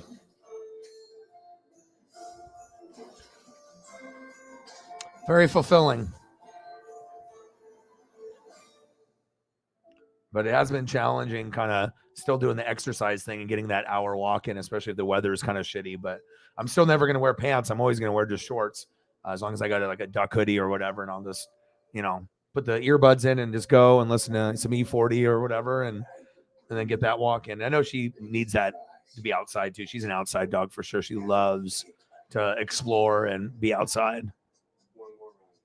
And everything that we've done will have been worth it. We can't do it alone, so we're your friends. All right, we need to get Josh Jacobs the football. I need some fantasy points, baby. I need to take a quick peek to see what's going on. Paisley's laying on Daddy's legs. They would do everything in their power to find us. You will win. Now we can find it again. You don't recognize me, but it's been a long time.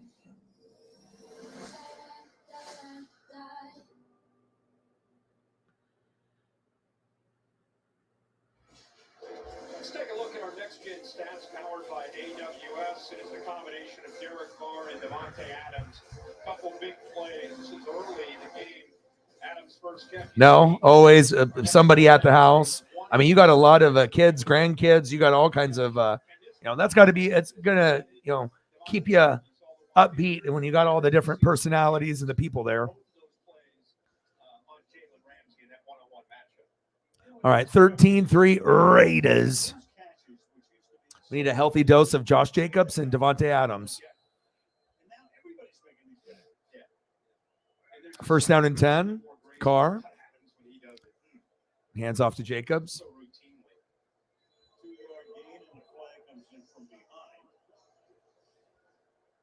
Holding on the offense. Damn it.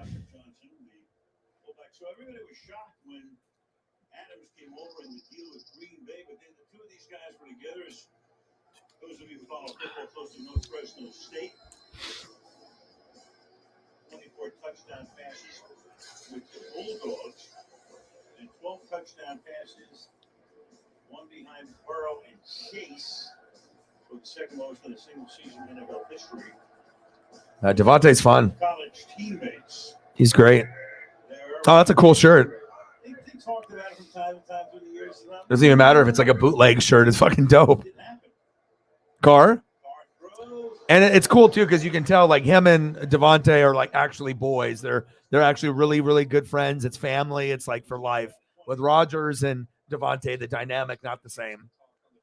They, I assume, are still probably somewhat friends. I would assume at least a little bit, if not like good friends. But it's not the same type of. If it's like one of those people, if you're in trouble and you need to call someone, you know, when there's someone that's more like family.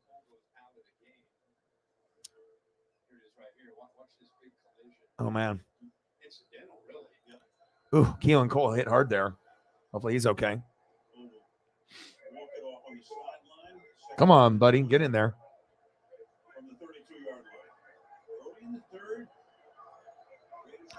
Second down and 20, 13-3, Raiders. Hand off to Jacobs. Go, baby. Go. Go. Yes. Oh, he fumbled.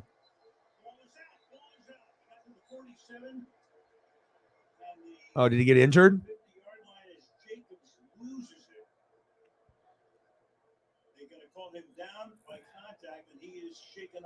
Uh-oh. Uh-oh. Damn it. Don't get injured on me. To get over the issue of fumbling the ball. You know, he had one last week, and he's done a great job all year. Here he's extending, elbow down. Yeah. Oh, he's down. And the ball comes out. They went with a dime look with 6 defensive backs. Very risky, even in second and long, against this running game, and against 28, Josh Jacobs. You got 15. Abdullah is the back now, 3rd down and 5. They chase Carr diving for the marker. What effort. Jeez. I like that. I mean, even if you're not going to get it, my goodness. Dive for that shit. Okay. 4th down. Nice effort from Carr there.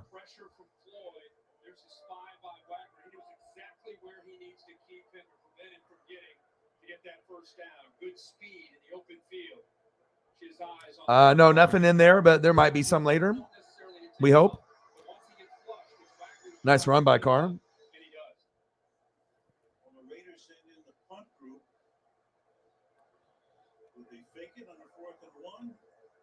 All right. Raiders with a punt on 4th and 1.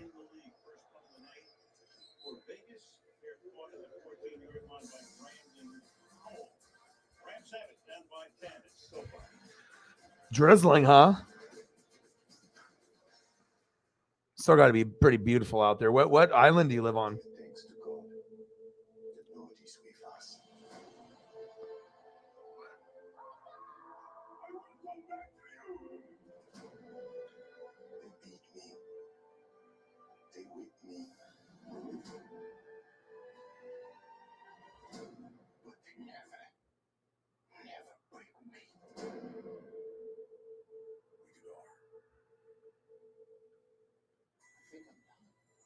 What? I'm shopping for gifts. Softball bat, table tennis table. Hold up. What site you on? Charles Barkley. You gotta go to Dix.com. Dix.com. What do I think? They got all the sports. And when our pickup? Well, that means it's showtime.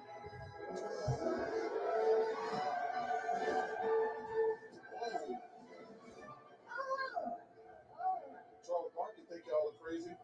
If they keep handing the ball off to Cam Akers and he doesn't fumble, I mean, the game could get a little bit more interesting. I mean, you assume that the Raiders are going to win, but Rams should at least be able to get to 10, you would think. Maui. I live in Maui, oh dog. Bow wow. Oh, doggy dog. And you've lived there your whole life? Just imagine that you just grew up and that's just where you live. That's crazy, man. Have you ever been down into like the lower 48? Or have you just been in Hawaii your whole life? And do you plan on staying in Hawaii your whole life, or are you going to like travel? He said, we are cool here.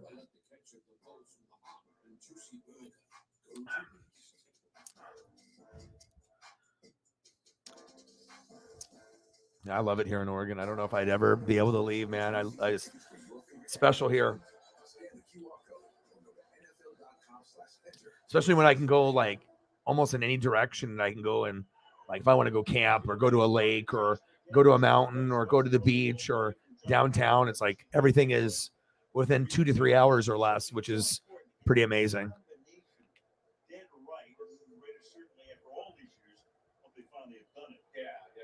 All right, Baker. First down and 10. Man in motion. Baker. That's run by Williams. Kyron Williams with the 9-yard gain. Second down and 1 on the Rams 22.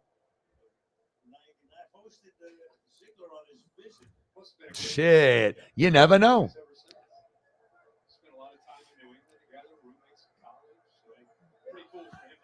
I love it here. And like I said, it's like California, it costs too much. Lots of crime. Washington is expensive as well. Too much rain. Oregon gives you that middle where it's like you're getting rain, but not as much as Seattle rain. And you're getting like good weather, but not as good as California good weather. But it's like in between. And that's why we are in between those two. And it's perfect, man. It's just, you still get the good weather, but you get all 4 seasons. And you get to really celebrate like, the fall time and then the snow. Like you don't get snow like East Coast people, but every once in a while you'll get a little bit and it's nice. Hopefully Jacobs comes back in the game. Your boy needs more fantasy points, baby. First down and 10.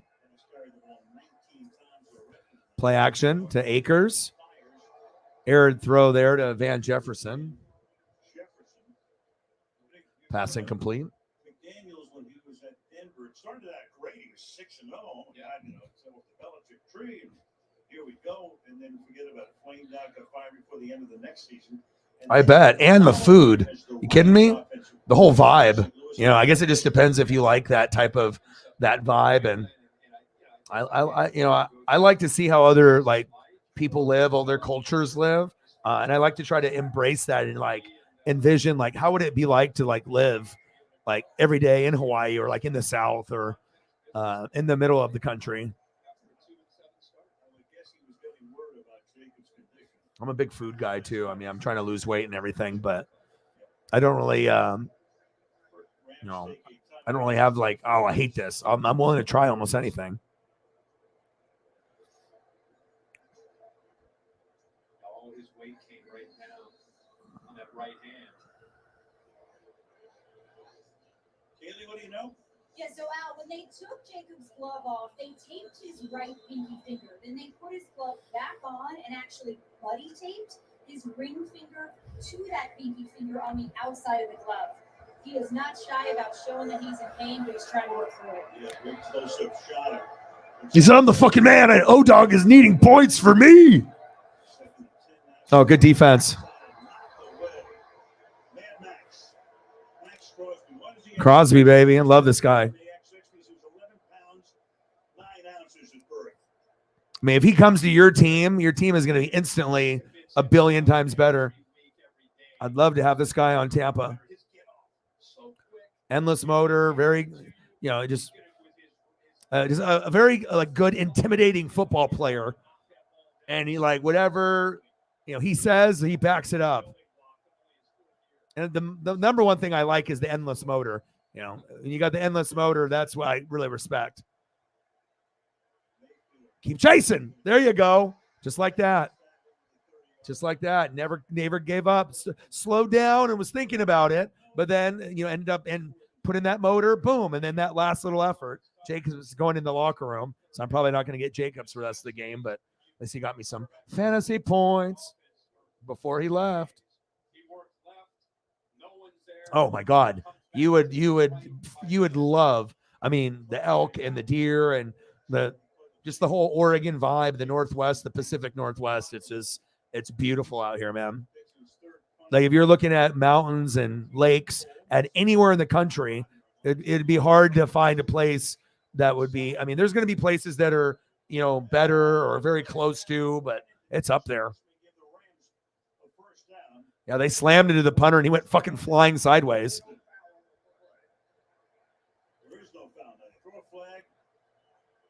So the guy got blasted in the air and went sideways, and it wasn't a flag. Watch this again. Watch this. Look at this. Pushing him. Whoa! That's not a flag? That's not a flag. You can do this, and they can go flying like 3 feet, and they're like, nah. What is up with the punters getting like all like beat up, and they never called the flag this year? I don't understand. Weird. Yeah, but you would. You would love it.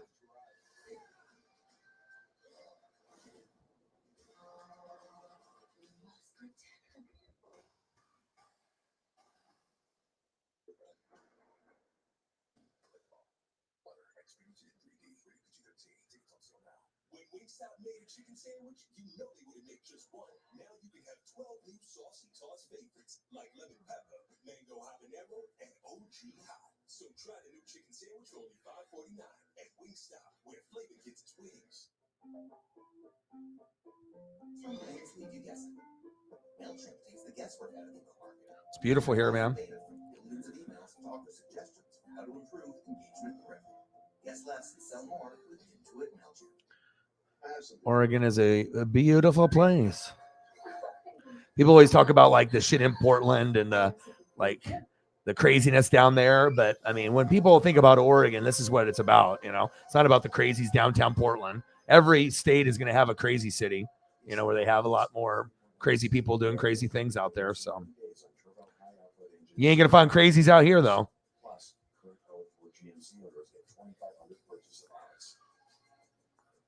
Come visit your boy. You'll love it.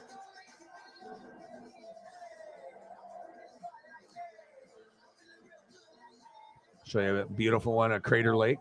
This is in Oregon, too.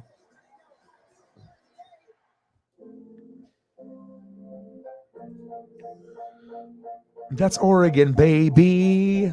Good morning, everyone. I'd like to see the new director of global sales.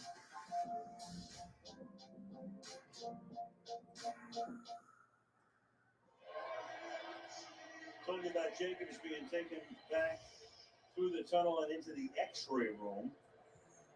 Oh, I hope he doesn't have any broken anything. Oh, Josh Jacobs, I hope everything is okay. My dude.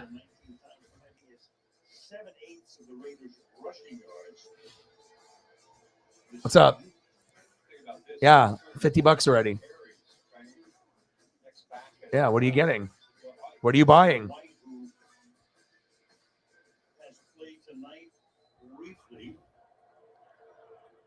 And there he is, Zamir White, a rookie out of Georgia. Halfback toss. My Josh Jacobs fantasy day looks like it might be over.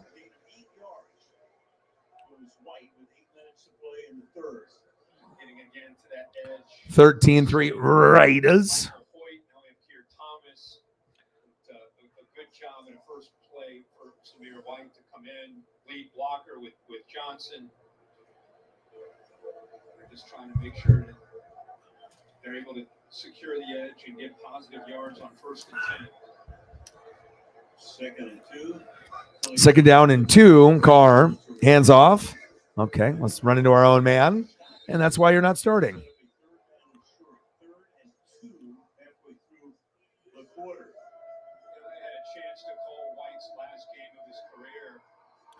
Zamir White. He's more than capable. He just doesn't have the experience. He's a very similar style of back as Josh Jacobs. He's got some shake, but also has plenty of power to work through these arm tackles. 3rd down and 2. It's Abdullah. The 3rd down back number 22, flanking Carr. 3rd down and 2. Shotgun set to Carr. Pressure, floater, going deep. He's got a man. Incomplete.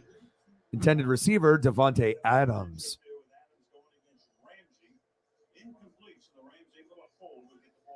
Yeah, really good job here by Jalen Ramsey, who's lost a couple of those battles tonight to Adams. This time he takes away that alley to the outside, just kind of squeezes it towards the boundary. Look how tough of a throw that would be, even if you were able to get it in there for Derek Carr. So we've seen a couple go the way of that. 4th down and 2. Raiders are about to punt. Cole with the punt.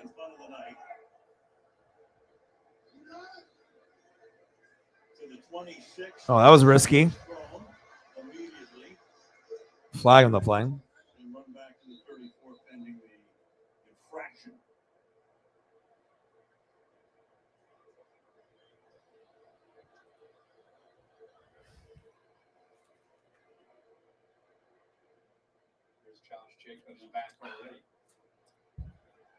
Josh is like, give me the drugs.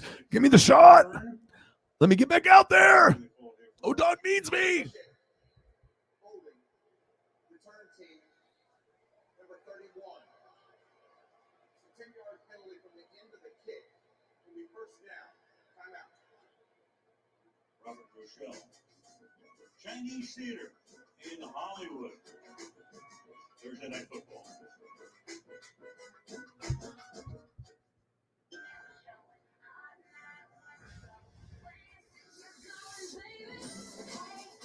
Yeah. I mean, it's like that too. You know what I mean? Like plenty of spots. There's like free camping spots and there's spots that you have to obviously pay for. But just depending on, you know, how far you travel and how many hours you're willing to drive and where you get to go. But these aren't photoshopped. This is just like all here. You know, and this is like kind of a regular thing. Like you don't got to go too far to see something pretty like that. It's fun. It's good for the soul. You know what I mean? I feel like, you know, you're by water. So you're mentally, you're going to be in a good, you know, I think it's just one of those calming things. And, you know, if you live near water or you go there, obviously things get much better, especially if you're going through some tough times and, you know, reset and, you know, people go to the beach for a weekend, come back, feel refreshed.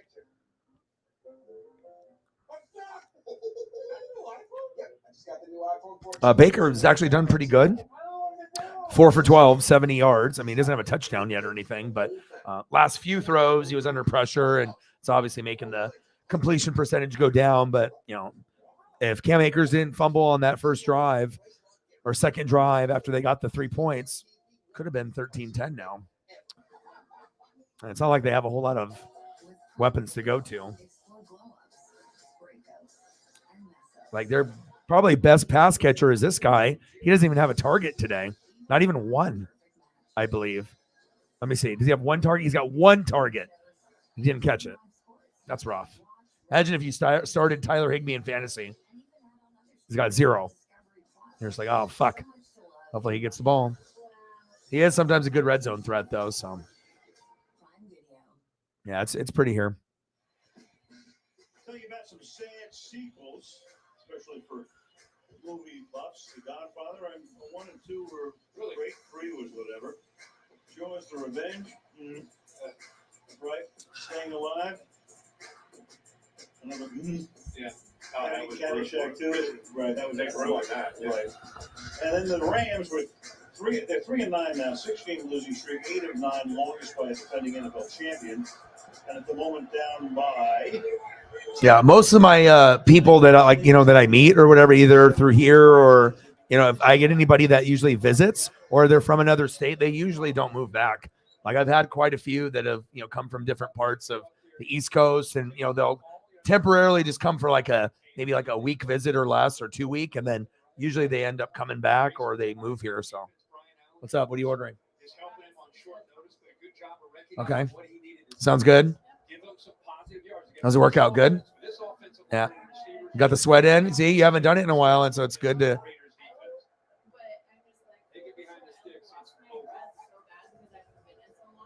Yeah. Yeah, that's good. Just got to be consistent.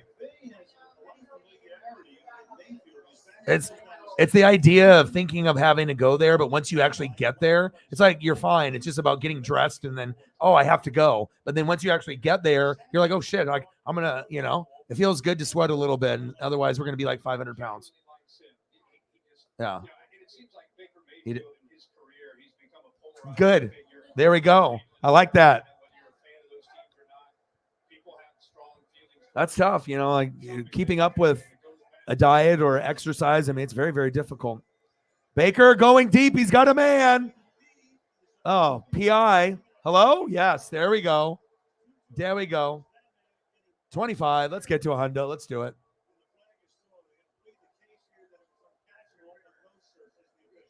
PI on the Raiders. That's a pretty savvy move by an inexperienced receiver in his second year. I think he looked very up and knew that he couldn't get to the ball and intentionally ran into him. Yeah. Draw that foul. And right away, Yeah, I think that's exactly what he did. Yeah, he knew he wasn't going to catch that, but obviously was coached up. Atwell was coached up. Definitely saved Baker right there. Nice job. And Herb Street is 100% correct. From the film, that's exactly what it looked like he did. Smart play. Because you got to act like it, make it believable. Well, end around, another end around. Baker as a blocker. Yeah, get out of the way, Baker. Don't tear an ACL.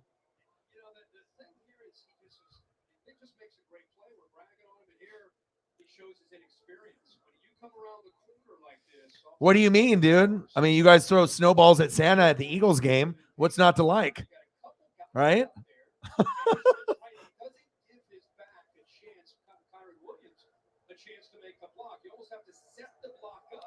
13-3 Raiders.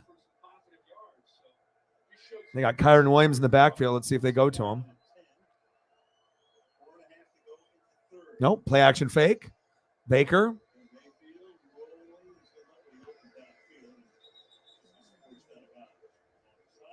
Out of bounds.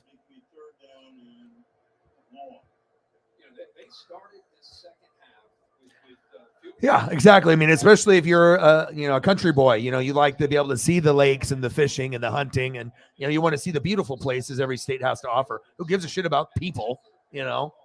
City shit. It's like I've gotten to the point now. It's like, fuck, I'd rather just hang out with my dog than hang out with people. Why am I hanging out with people? When I can just hang out with my dog. 13-3 Raiders. But I am going to the arcade in the Blazer game on Saturday. I am excited about that. Screen pass. Atwell. Atwell's got some good speed. First down, Rams. Okay. 2-2 Atwell.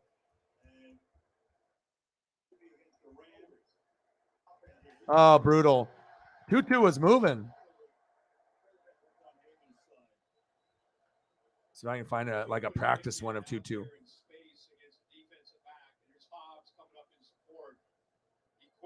There we go.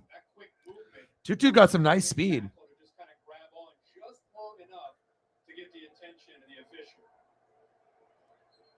He was buying, by the way. That was after he'd already made the move. He was gone. Yeah. It's got a nice burst. 3rd and 16. 3rd and 16 instead of first down. Line of scrimmage to 36. Shotgun set. 3rd down and 16. Check down. Hopkins. Short of the first down marker.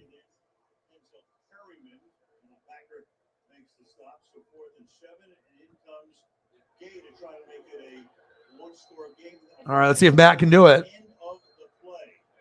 Oh, there's a flag on the play. Uh-oh.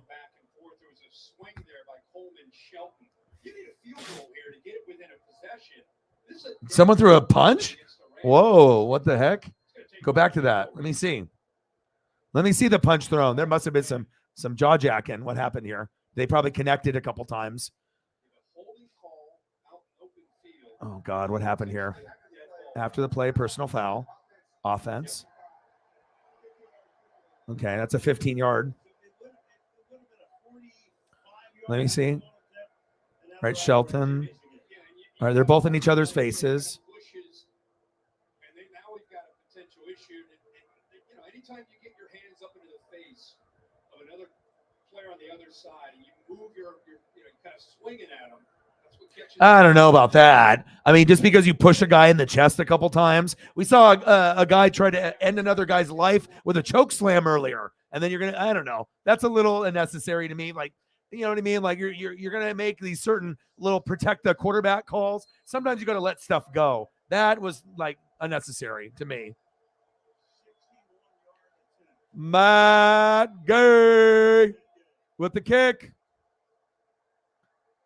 Wide left, no good. That shit went all the way to Corvallis. No good. No good.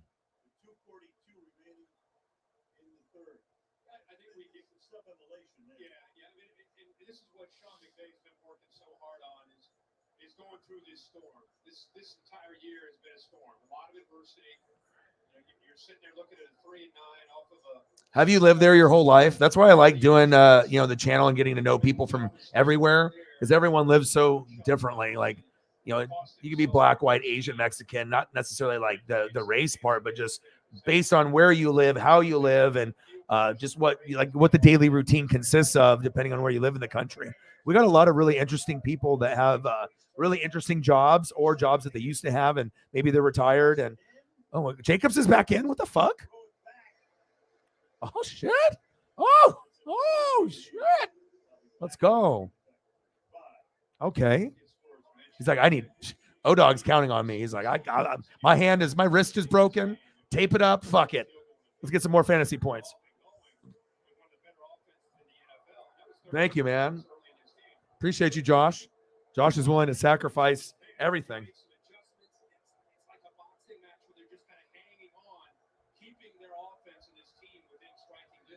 Let's go, baby. O-Dog wants 20 or more. 2nd down and 9. 13-3 Raiders. Screen. My boy, Jacobs. Stiff arm. There we go. Is that 3rd down and 1?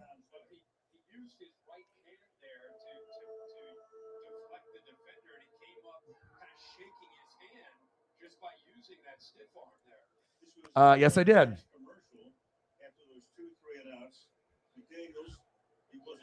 Anything news related or like just news in general, I'm reading every day, like 6 hours. So to keep up with everything in pop culture and in the world, like here, and sports and wrestling as well. But yeah, I'm spending a lot of time reading. 3rd and 2. Get that, baby. Yes. 1st down, Raiders.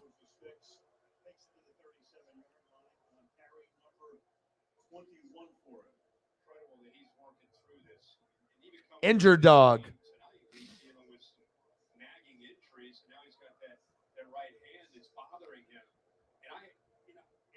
Put a stiff arm on the previous play. It just came up. You can tell how sensitive that hand is. And he's a tough runner that comes between the tackles. It's going to be a long 4th quarter for him. Unless he gets a long touchdown, that adrenaline will be pumping, baby. Carr.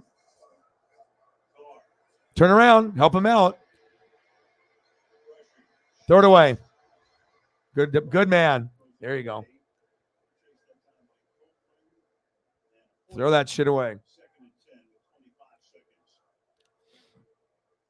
This gives you an idea how much pain he's dealing with. That looks like a routine stiff arm. And then look right away. Look at his face. I mean, you can tell the kind of pain he's dealing with. Those are the grimace. When you put that stiff arm out on him. 2nd down and 10 right now.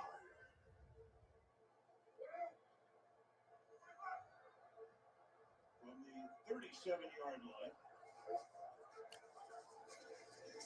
What an animal. I mean, I hope the guy wins the rushing title. You know what I mean? How cool would that be? Like the team's not very good. It's pretty much just been him and Davante Adams, but really him for a good chunk of the season. Davante as of late, and Davante's been great as well. I mean, he's like number 1 in touchdowns with like 12. But both guys have been fantastic considering the circumstances. End of the 3rd quarter, 13-3 Raiders.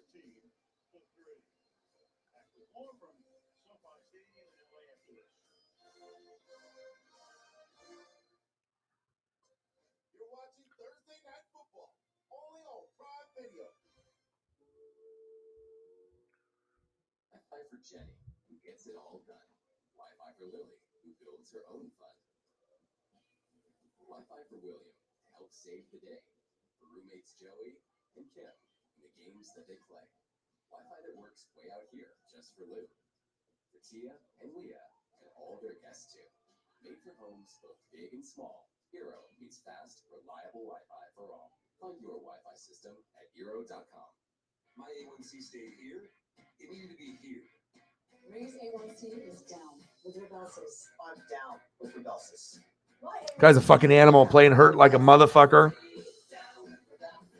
I just don't want it to be like long term where he keeps just getting to the point where he can't even play. I'm going to need him in fantasy. The Raiders are going to need him too. Rebelsis isn't for people with type 1 diabetes. Don't take Rebelsis if you or your family ever had medullary thyroid cancer or had multiple endocrine neoplasia syndrome type 2 or if allergic to it. Stop Rebelsis and get medical help right away. Get a lump or swelling in your neck, severe stomach pain, or an allergic reaction. Serious side effects may include pancreatitis. All right, let me look at the fantasy points. 18.1 while he's been injured at the flex. That's my boy. Well, still a quarter to go to get me to maybe 25. That's my boy. They may pay as little as $10 per prescription. That's of the kids. They even show up here. They're greedy. Yeah, looks like it could happen. It's very possible. I leave all my shares to Nina and Simon. Your father listened to you for a reason. They'll destroy that business. Flair and Brewery is ours. Let me be clear. I'm the boss, and I decide what's Flair and Brewery. Imagine if we ever got to meet. We would be such good friends. Best friends. Advantage 2. Kills fleas through contact all month long. I mean, he's a wreck without me.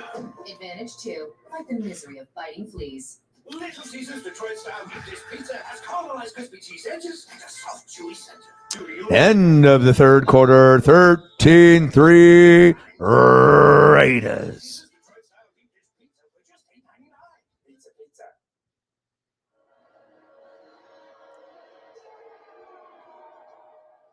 Great look there. One of the most unique venues in the world. Pretty awesome when, that's my flex. That's not even my RB1 or RB2. That's why I drafted him for that exact point, to make sure that you have a very strong flex. And I always will draft a running back over a good wide receiver. A lot more wide receiver depth, not as much depth on the running back side. I don't know. I just see value in certain players. And even if he didn't have this like career season, he still would be my flex. Like, it's like a guy that I can count on getting 10 points and, having plenty of opportunities to get touchdowns and big gains. But he's just been amazing this year. Changed his workout regimen from 5 days a week to 3. That's definitely helped. 4th and 1, sneak by Carr.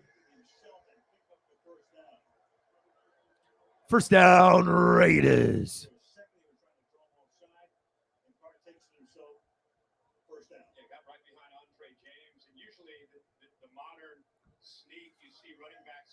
Tight behind the quarterback and help push them for the first down. But here he just kind of went to the bubble, went to the soft spot behind the center and got everything that he needed there for the first down. So the Raiders, instead of trying to get up by 16-3, they're trying to go for a potential knockout punch here.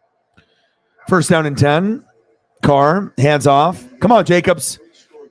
Be really sweet for like just a big 50-yard touchdown. That'd be sweet.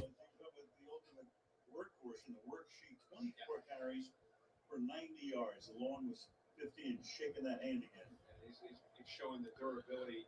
It's the force. I mean, for a guy to be injured, as long as it's not going to, because obviously it's still a 2-possession game. It's my boy. Let's make it 30-plus carries. Carr.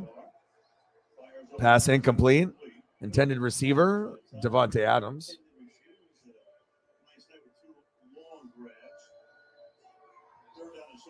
Really good job by Bobby Wagner there in coverage.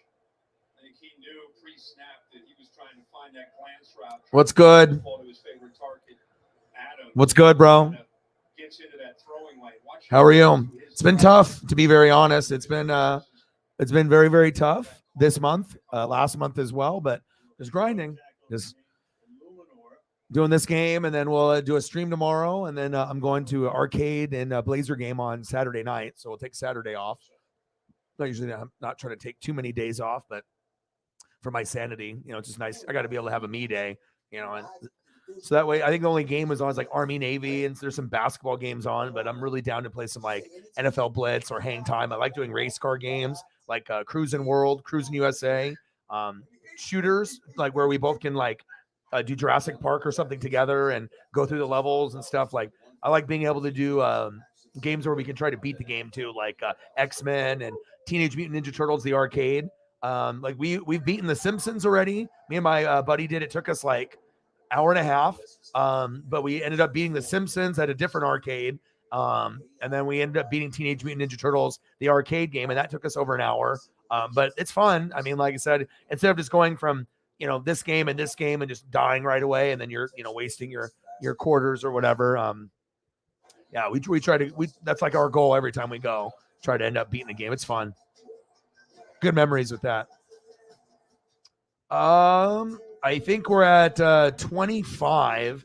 Yeah, like I said, I'm normally at this point of the month, we're usually, a third of the way where we're sitting at a pretty good number, like, 700 to like maybe 1,000. And we're only at like a couple hundred, like at this point. So we're like we're pacing for like the worst month of the year. And I get it. It's Christmas and we're at a time where people have a lot of other obligations, bills and other stuff. But yeah, man, it's been really rough. Like I thought last month was bad.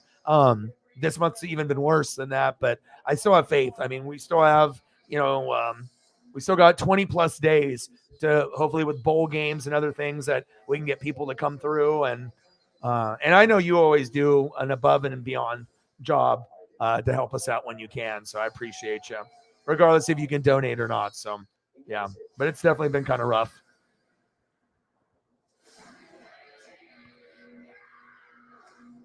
Yeah, but my main thing is like, okay, like, as long as I can pay my rent and bills and that, I just won't be able to buy thumbnails as often. That was really where a lot of my money was going, where, I'm just, what I get, it goes right back into the just good presentation and the trying to just make the channel look better. So it might get to a point where we have to cut back on these, which is a shame. But I mean, if it comes down to paying a bill or buying 3 of these, then I'm going to have to pay the bill,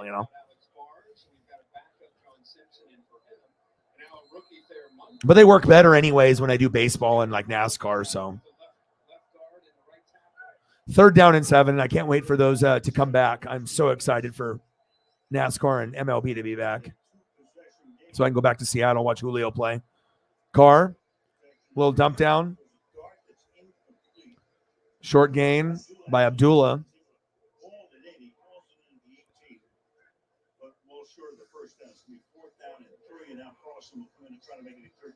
What's good? Where are you at right now? Where are you staying? Have you eaten any good food lately? What's going on with your life right now, Shep? You've been keeping up on free agency with the Braves and everything else? Oh, absolutely. I'm keeping track of everything. I'm reading everything, all the beat writers, supposedly the JD Martinez rumor to the Mariners, all kinds of other shit. Field goal kick is up and it's good. Oh, wow. You didn't have to do that, bro. Thank you so much. This is what we call taking care of your boy when we are really struggling, this month. And thank you, man. That definitely will help go towards, rent and bills and everything. And way to show monster love. I mean, there's been stuff where we're nowhere even near 100 after 4 or 5 hours. We've been even under 50. Sometimes it's even under 20. So when you end up having something like this, that definitely can try to even things out. Your generosity is unmatched. And there's a reason why your name is down below in the ticker with Nate the Great and as well as Holly. And we already know Cyber, with his amount of donations, his name should be on there also, just based on the support. But I appreciate you. $400, 4 bills.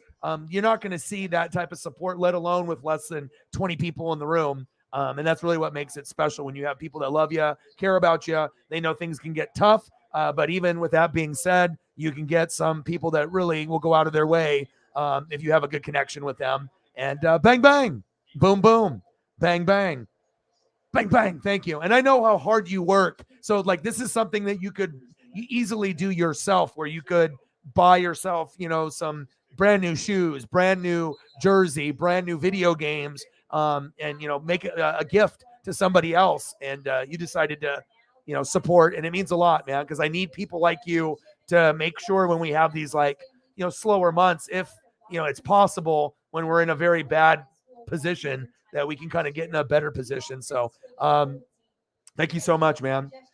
You're incredible. And you've been doing some pretty big ones as of late too. And like I said, if there was ever months that we needed it, it's definitely November and December. It's just been very difficult. So thank you so much, man.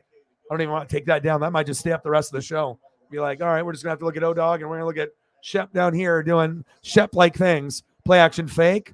Baker. Caught. Boom. Higbee. Thank you, man. Appreciate you. It means a lot. I'll have to message you after the show, and appreciate you. Yeah, incredible, right?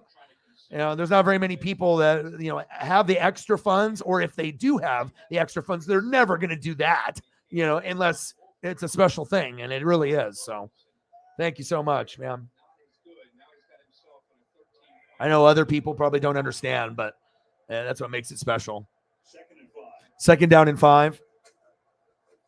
And like I said, the consistency of the heavy hitters, all of them are going through stuff right now too. It's like different work schedule change, maybe a little, under the weather. Like it seems like a lot of the people right now are going through like financial changes and going through changes in their life. So I want to make sure that those people obviously can get their life in order, no doubt. Everyone wants to make sure that we're good. And all I can do is I can just try to be a good, a good mental boost, when you come here and we hang out. And it's just great to be able to have someone like Shep that works extremely hard, that doesn't have to do that, but continuously decides to go above and beyond. And it means a lot, man.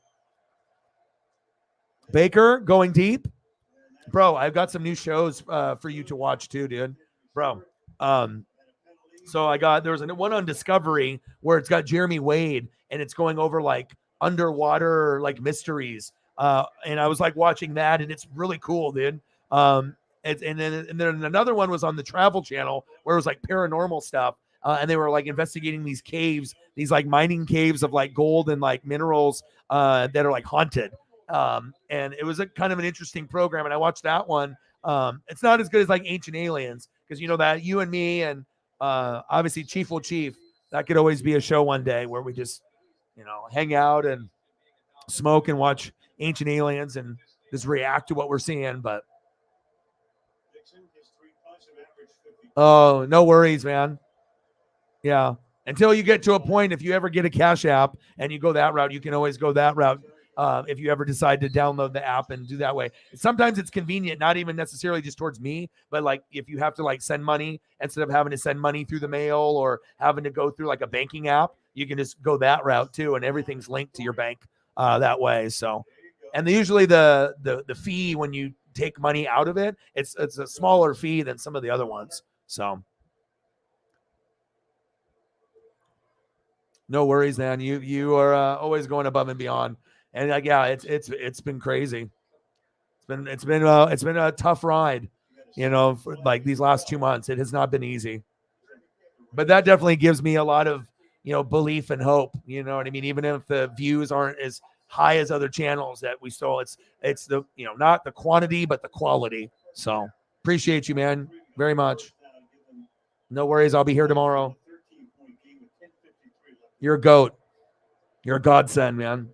It's like, and I know you do it too because you believe in me and you like the direction of the channel, and the channel is for good. And, it's to teach people not to be biased, but it's also a good way to boost people's mental health. And we can come together as goats that are super fans of our teams and come together, and have a great time. It's a very special thing. So, I fucking love Jeremy Wade. And I haven't seen, he was doing the fishing stuff where he was going through like, you know, the underwater, like, you know, he would go fishing, and I would watch the Jeremy Wade stuff all the time. Now he's got a new one where he narrates that came out, and I don't know the exact name of it. I have to go to like Discovery Channel, but I can't right now because I'm on Amazon Prime, but it's on there, and it was on there today. And I actually really love it, man. I love Jeremy Wade. Like, Jeremy Wade's a guy that I would want to meet and like just pick his brain. And he's like an outdoorsman, a fisherman. He's got a good narration voice.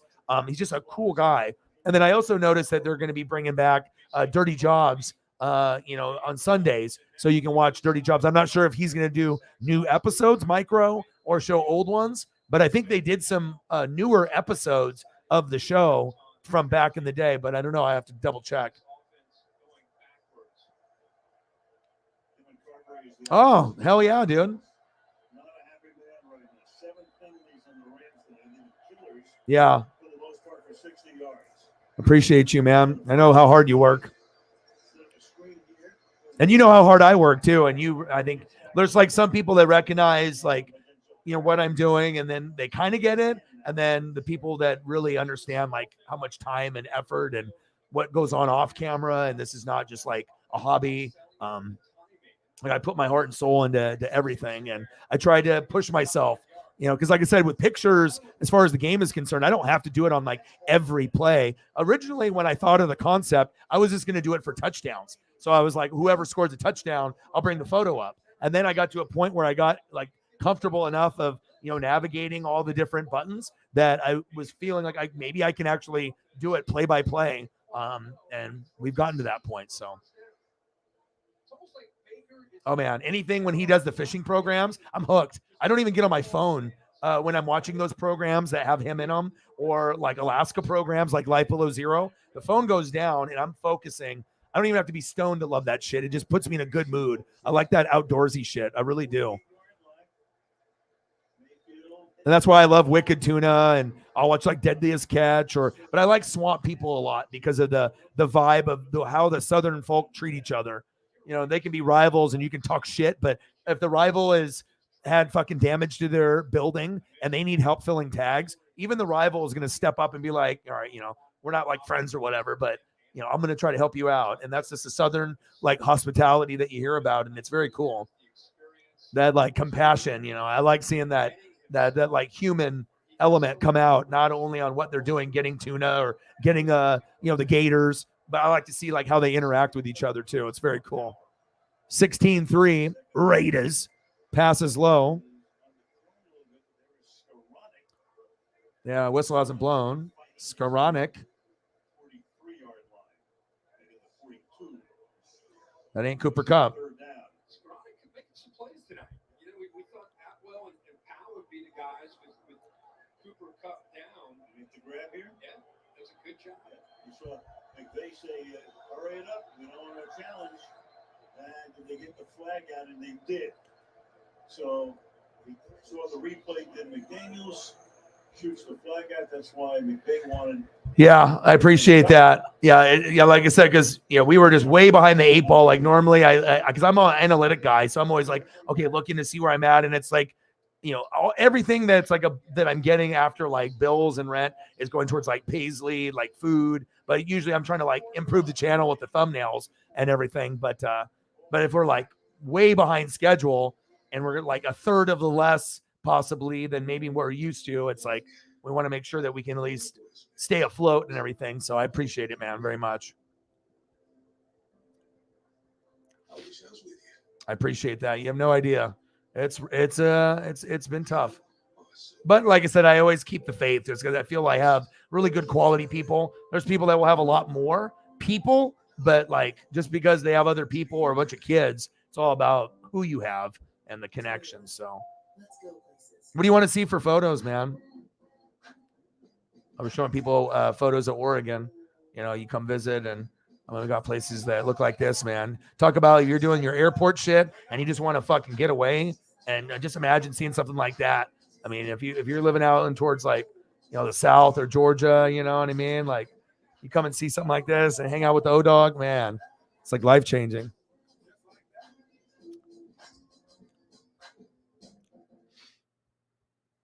Yeah, and that's why I like certain shows like that. It really shows like that human aspect. Like, there's always going to be competition and trash talk. But when someone is in need, you don't turn your back. It's not the way that they do things. And I respect that a lot, because there's a lot of people that are very shady and they just turn their back. But there's going to be a point that you're going to need help. And if you're a dick, they're not going to help you. And that's why the Southern people are smart, because they know that shit. They know that, they're going to have to be able to do that. So.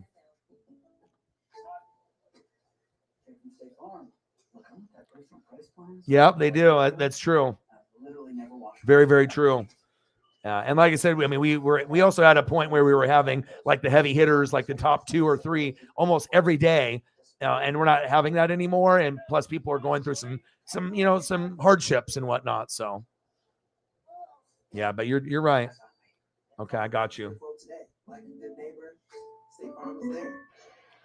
Calls a completed pass.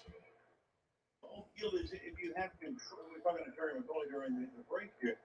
If you control it before it hits the ground, which it appears to do here, even though the ball hits the ground, it's completion. So we expect that this ball will stand as a complete pass.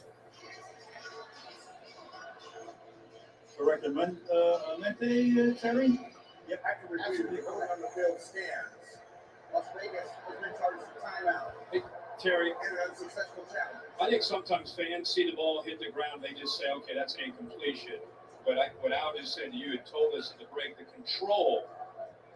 I'll try to squeeze this one in, and then we'll get you a couple more during the commercial break. Subjective decision on control. Yeah, I'd be shocked if Georgia doesn't win it this year again. 3rd down and 4. You can take Dan Lanning back, though. We don't like him. With him and the Dillingham, he ended up taking the Arizona State job. But you can have Dan Lanning back. We don't want him. 3rd and 4. 16-3. Shotgun set for Baker. Offsides. Crosby.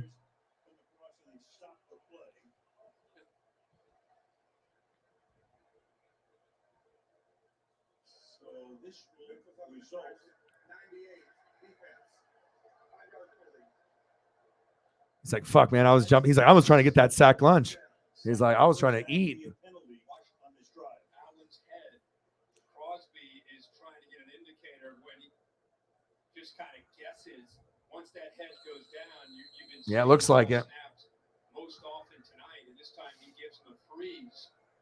And Crosby jumps. We don't want him. Like I said, once you guys fire Kirby Smart, if you guys ever do, that's the first person they're going to call. But Kirby's looking like he might be a guy that could be there for a long time, as long as you don't fall off the face of the earth with like recruiting. Akers, nice hit.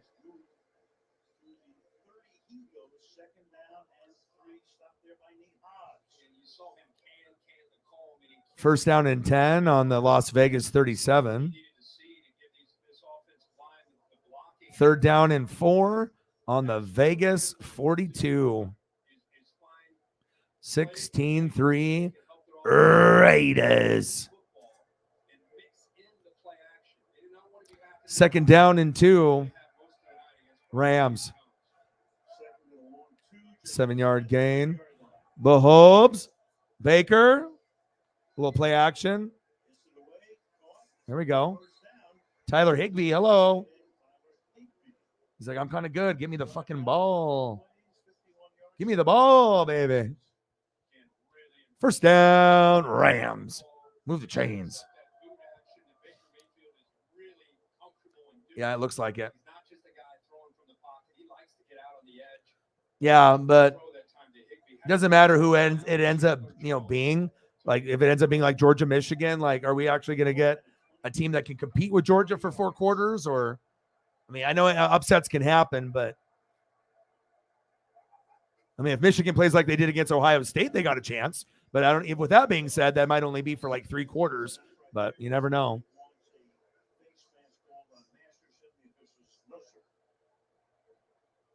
Yeah, it's you or Eagles John for the last spot. Yeah, but you gotta. Yeah, it's depending on you two. And then it's Jake and Sarah are the other ones that are in.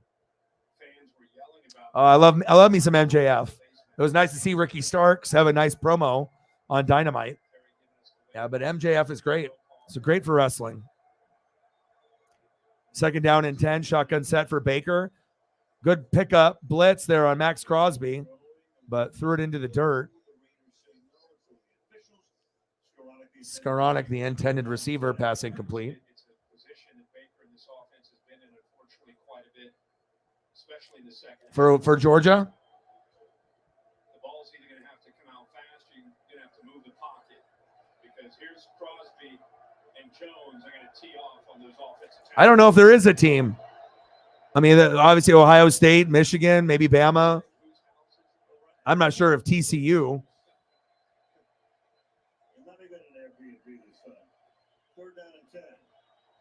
It's not like I don't think TCU is good, but there's a different vibe for me. Ooh, nice catch. Tutu Atwell.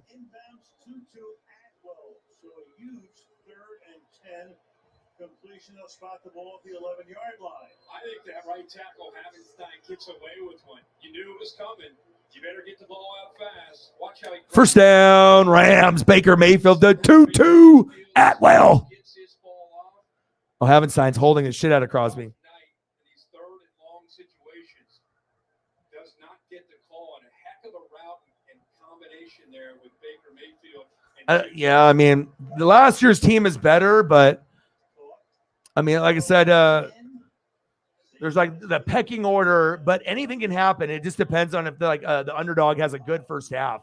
You know, if they have a good first half or like a good first quarter, sometimes that can set the tone, you know, especially if you go up 10-0 and the other team is supposed to beat your ass by like 20 or more. That kind of throws a wrench into it, especially if the other team's got a halfway good defense to like slow down a team that could easily put up 50 or 60, and maybe they put up like 20 to 30. And then it gets a little dicey, but I don't know. I just hope that the playoffs end up being decent. I'll be doing some games on here. I don't know how many bowl games I'll do, but I'll try to do like 10 if I can afford it. 3rd down and 4. Raiders making this offense have to earn it, right? Making them try and eat the clock, not giving up the big play. You're pretty much compelled, I think, on 4th down here. You got to turn it into one possession game. One goal is 10 points. It's only 2 possessions. Probably have 2 shots in it here. 3rd down and 4. 3rd down and 4 for Baker Mayfield. He actually hasn't looked horrible tonight. I mean, he's only had like a practice. That's another hold on the Rams. I'm not sure if they called that. Sidearm pass caught, but I don't know. I mean, they can call fucking holding on that offensive line every play. It is very clear they are holding the shit out of Crosby on like every fucking play. Him or Chandler Jones. Like, I don't understand how they're not throwing when it's right in front of them too. You know.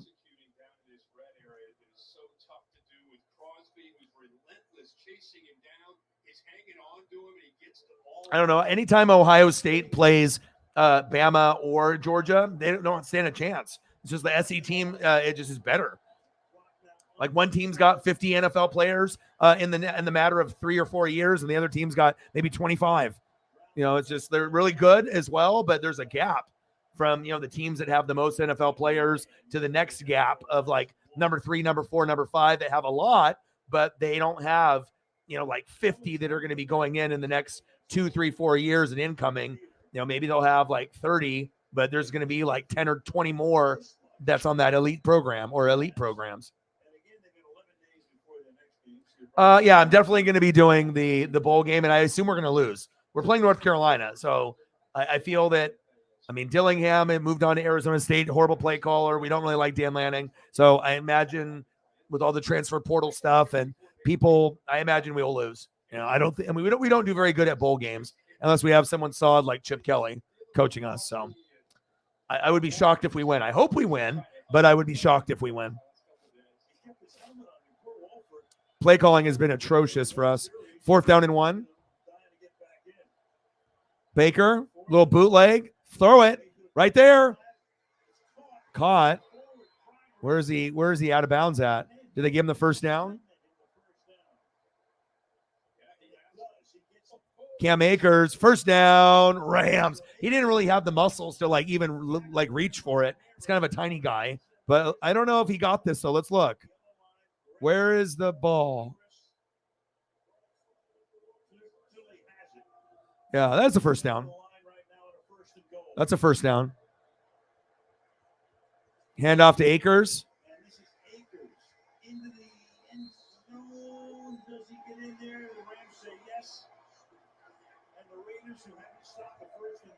Touchdown, Rams. Cam Akers with the tutty. I don't know if he got that, but He's got to go over Chandler Jones and make that throw. Heck of an effort by Cam Akers, by the way, to secure the catch and get just enough. well, low scoring. Does get across for the first down. They go Shit, the Rams could have definitely won this game or been a lot closer if over in the first half. That ball must somehow got across. They must be taking a peek at that. They are. All story plays are reviewed. Stafford going over things with Mayfield. It's like a moment. It's like it's crazy. It really is. Matthew's like, oh, Dude, what are you doing out there? How are you doing this? Yeah, but we already know it just depends if Bo's is healthy or not. Thank you. still looking at it. Hi, Paisley. It was a heck of an effort whether he gets in or not. Let's see. His body's twisting. It's all about where that ball is. You can see he gets pushed back, but it's just about whether or not it's like they cleared it. They did. So now to try to make it a 6-point lead. Please do. Thank you. All right, let's see if Gay can make this extra point. He's pretty reliable. Kick is up, and it's good. 16-10 Raiders. And the MVP of the stream is Shepard Williams, $400 dono. He's the man. Appreciate you. God bless Shep. Everything that's important to you. This is what it's like to have a dedicated Fidelity advisor looking at your full financial picture, making sure you have the right balance of risk and reward, and helping you plan for future generations. This is the planning effect from Fidelity.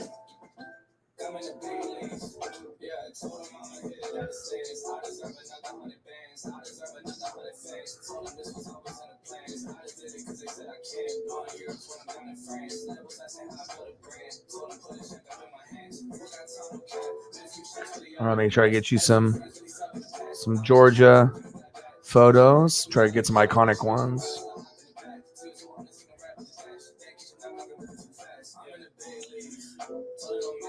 I saw some like crazy stat, like Nakobe Dean played like 15 snaps last game and led the team in tackles and like tackles for loss. He played 15 snaps, 15. Like the guy was flying out like around everywhere. That's, with him and Jordan Davis, if they can stay healthy, they got a nice future. I mean, shit, the Eagles legitimately are probably the only team in the NFC that could win the Super Bowl against like the Bills, the Bengals, or the Chiefs. I'm not sure if there's another team. I mean, people could say, oh, Cowboys or, Vikings. But do we really honestly believe that? Like, you can't really look at yourself in the mirror and say, well, these guys can't even win a playoff game. How the hell are they going to win the whole fucking thing? Especially against like teams like with Josh Allen, Burrow, or Mahomes. So, but.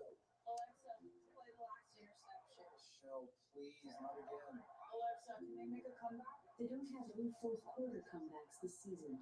Let's move on. Just Alexa, rewind 3 hours. Yeah, I can't be part of this. We're gonna watch it again. Thursday night. Prime Video talking sports Monday to Friday, live 8 a.m. to 8 p.m. on Sports. So it's for the biggest stories of the day with the sports. We're talking about the sports. Yeah, please send it. I told Chief, and he's been sending me some stuff like, whether it be like crab broil stuff or if it's like burgers or fries or something good, definitely. Yes, dude, I saw they announced that today. I'm excited to see him. So,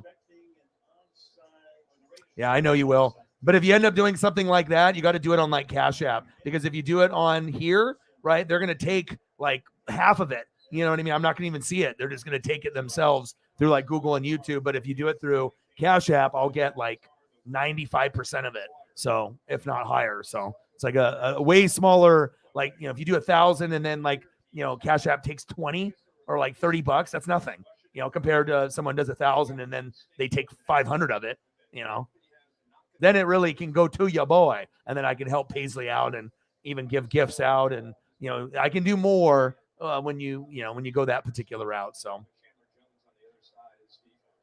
that way I can actually get the money and more of it. And then I can actually go back and use the money, and then I can get you something. Then I can buy you something like right away instead of having to wait a month and have them take like half. So, and that means a lot, man. And there will be a day where we'll laugh about this. Like, remember those days where I used to struggle? You know, remember those days where it was just like really crazy, where you had to go for 4 or 5, 6, 7, 8 hours just to, you know, get to like $100 or, you know, trying to get like 20 an hour type thing. You know, sometimes it's rough, but I appreciate that.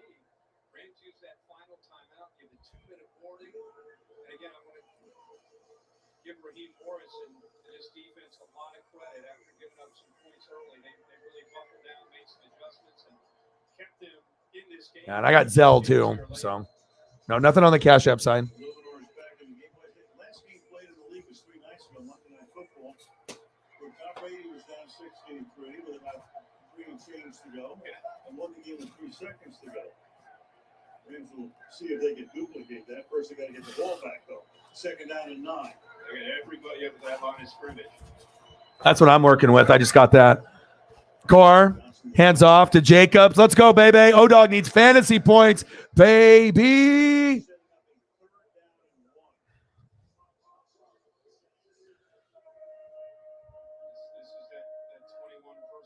Yeah, it just feels good when, you know, especially when people, you know, have the capabilities to go out of their way if they choose to.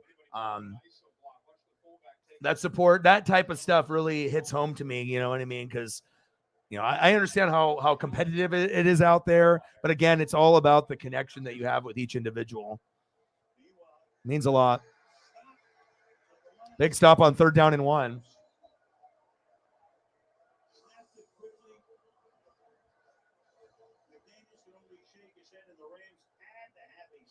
Oh, are you kidding me? If DJ comes to Oregon, I will jump out the window.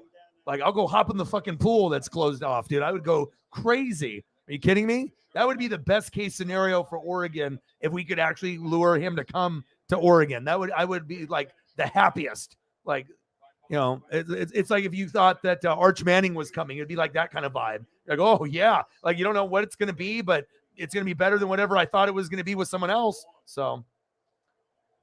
You need an Adams touchdown. Yeah, they haven't really gotten to the flow of the game. They've been running the ball a lot. I mean, Devontae has made some pretty incredible catches.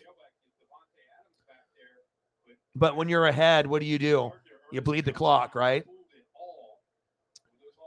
Yeah, the only way this won't happen at 1 is that if the quarterbacks go 1 and 2, if it goes like Bryce Young, CJ Stroud, or CJ Stroud, Bryce Young, and then Will. But Will is definitely number 1 pick worthy.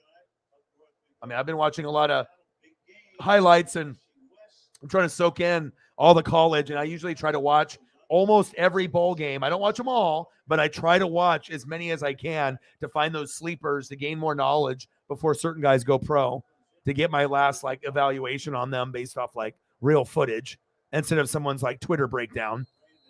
16-10 Raiders.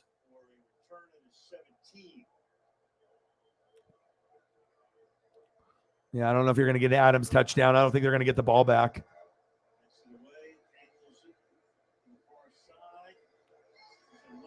Wow, good punt. Jesus. Wow. All the way to the 2.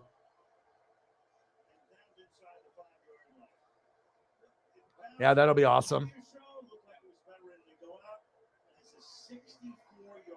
You think so?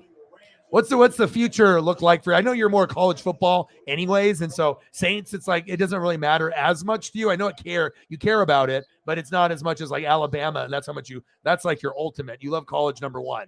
Like college football is your number 1. And I think that's refreshing because I mean sometimes I feel that like Oregon to me is my number 1, even over Tampa. Like, I mean, it's like I actually go to the games, and when you have an opportunity to go and be a part of that vibe, I mean, I live on the other side of the country for Tampa, so it's not like I can be like, oh, I'm just going to go drive to Tampa, you know. Ooh, nice catch.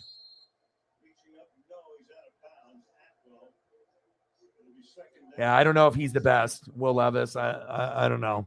There's a lot of guys that have potential, but I'm not really sure, because I mean, even if you look at guys like Justin Fields and certain guys they're gonna have their moments, but they're still gonna be very raw.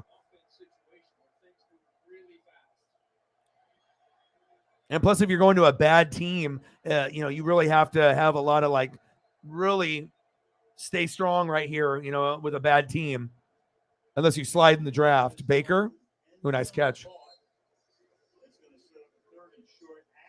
Yeah,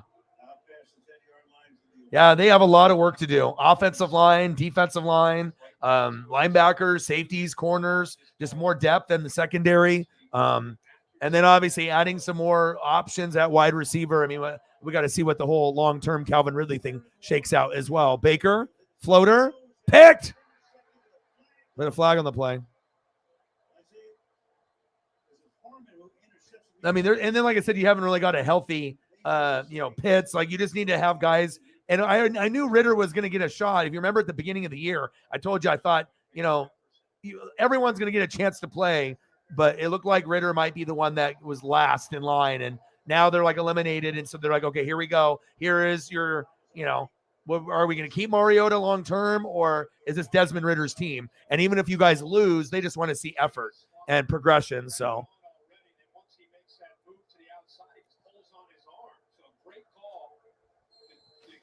I know, isn't it wild?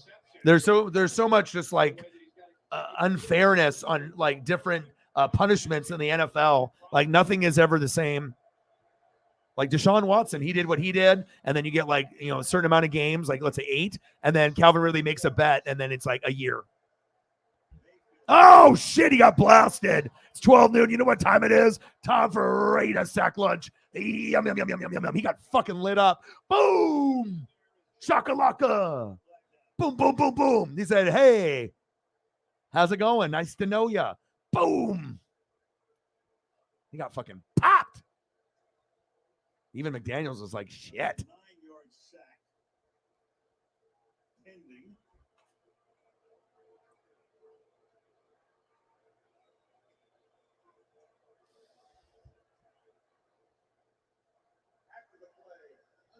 Unsportsmanlike.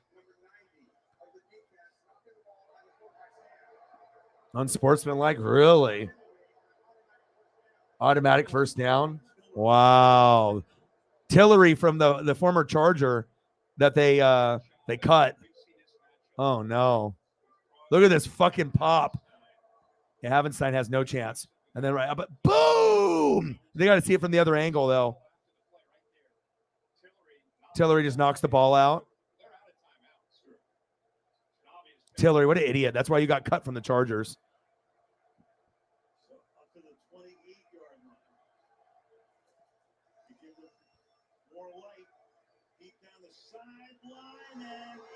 Wow.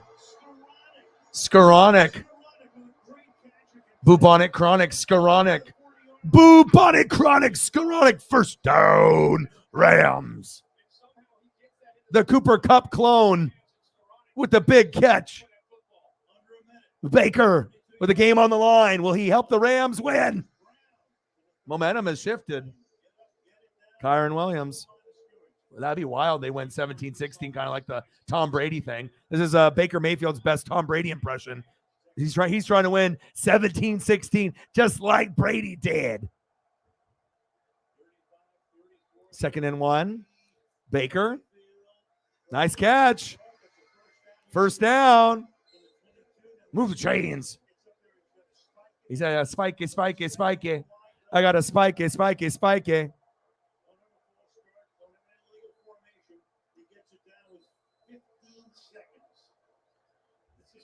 Wow, Yeah, it is. It is. I mean, just to watch this execution is fascinating. This is a heck of a throw. Great coverage by Nate Hobbs. Puts the ball where Skoranek can go up Hobbs never really sees it. And how about the job by Skoranek, second year out of Notre Dame, gets both hands on it and fights and pulls it away from Hobbs as they hit the ground. Mayfield's new favorite receiver, 7 receptions, 90 yards. No bigger than that one. Second and 10. Second down and 10. Baker, floater, got a man. Touchdown, Rams. Are you kidding me? Tom Brady reincarnated to Baker Mayfield. Touchdown, Rams. Wow. Are you kidding me? And 99% of the country is not even watching this game right now. They're just like, well, you know, that's huge.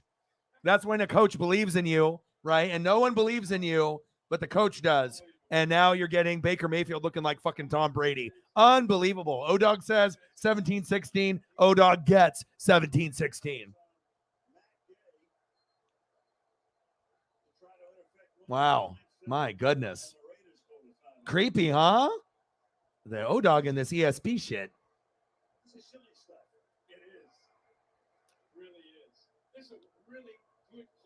Chief O'Chief, your boy Shep is in the building.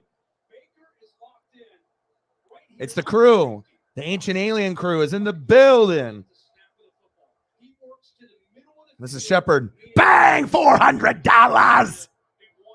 Crazy. Just like Baker Mayfield right now. Crazy. So what happens when someone believes in you? You know? Somebody believes in you. You know, you could be the villain. You start playing like shit. But someone's got to just, you know, be there for you. Unbelievable. Gay with the extra point. It's up and it's good.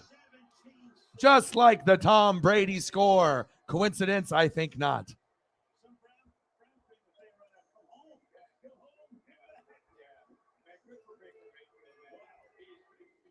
He's been through hell. Let's be honest. And even some of us are responsible for giving him hell in the universe, you know?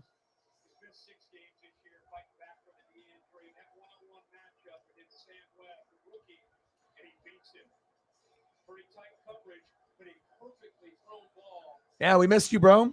Glad that you come in. Usually you come in when I'm doing the food or whatever.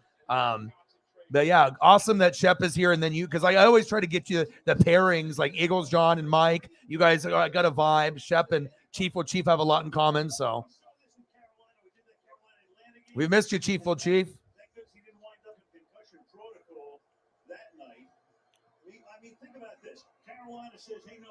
Wow. You know, for the first part of the game, kind of like that Tampa game, we were like, we're just kind of like, you're going through a couple good plays. At least Josh Jacobs was like rumbling and a bumbling. Only a couple catches by Devontae. But then at the very end, when you just don't expect anything, and then you get magic. So Thursday night football games, sometimes they are bootios, but goddamn, we have seen a little bit of magic. And if anyone deserves to kind of be like, you know, you guys fucking hated on me so much. Look, you know, I get it, but I don't even have Cooper Kupp. I don't have Darrell Henderson. It's not like he's got, you know, all these amazing weapons, even like an Allen Robinson. Very, very impressive. That was like Oklahoma Baker. You know, that was like playoff Baker in Cleveland. Yeah, impressive.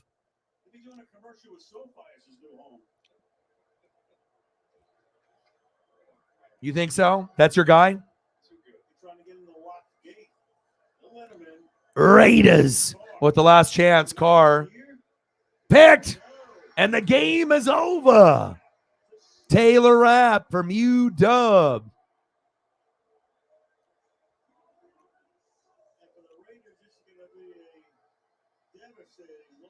Yeah, he sure is. You know, especially if we don't have Cyberpunk or Holly or Mr. Williams here on a regular basis anymore. You know, sometimes we're having to, you know, get a Mike or a Shep, you know, and going kind of above and beyond to kind of keep us afloat. And without those type of people, then this is not possible. So it means everything.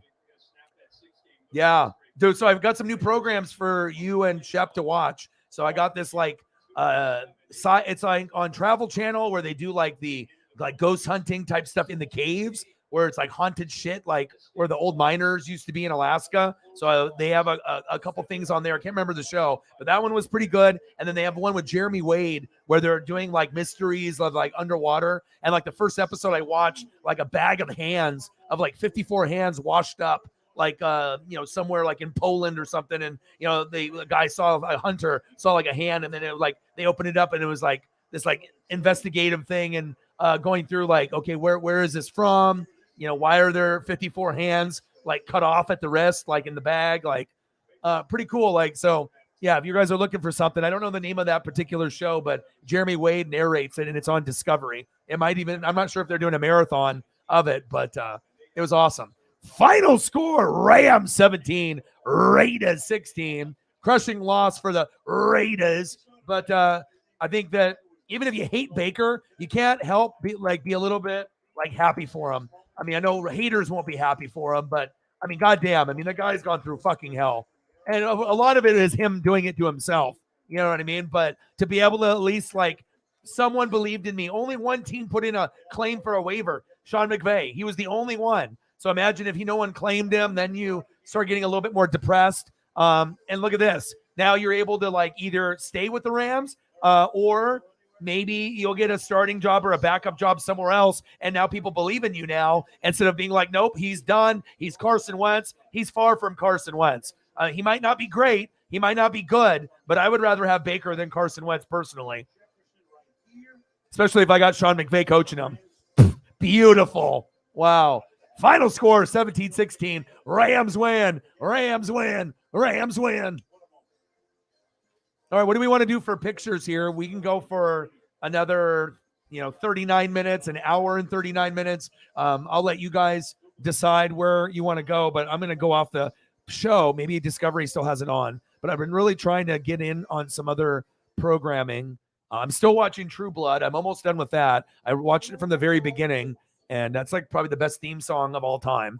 Like every time it comes on, I have to like sing along and just like bob my head to it. Like, I don't know what it is about that show, but there's just certain shows like Dexter and Game of Thrones and obviously True Blood for me.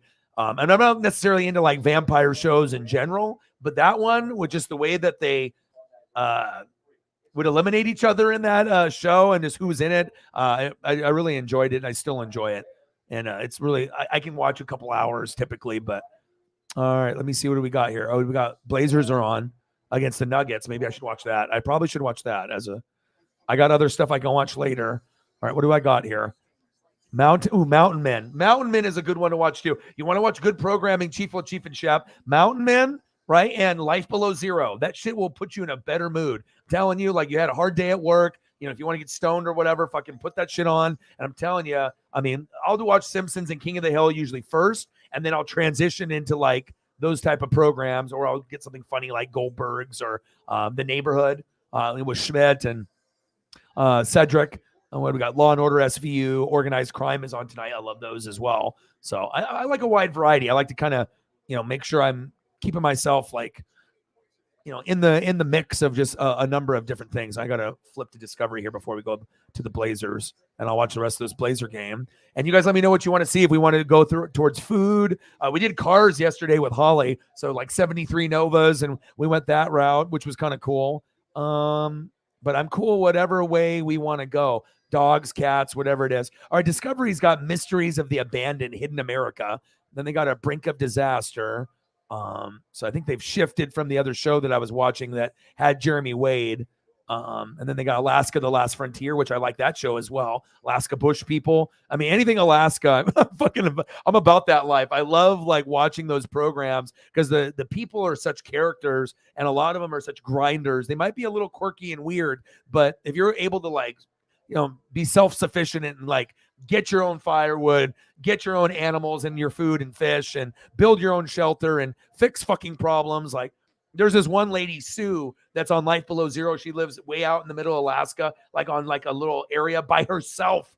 And she's got like big old like tractors and big old like generators. She gets in there. She's like 50, 60 years old. And she's like, I'm like, you can tell like some of these ladies have either like military background or they got like extra training to know certain things, but it's awesome to be able to see men or women, but especially a woman that's out there, like, and she does like airplane fuel. So planes will come in from going on a long trip and they need to, go down. She'll, get the fuel for them, and then boom, they can keep going on there. And I imagine there's some other things that she provides, for the people that are coming through. But I think that's so awesome. And then it looks like we got Mountain Men.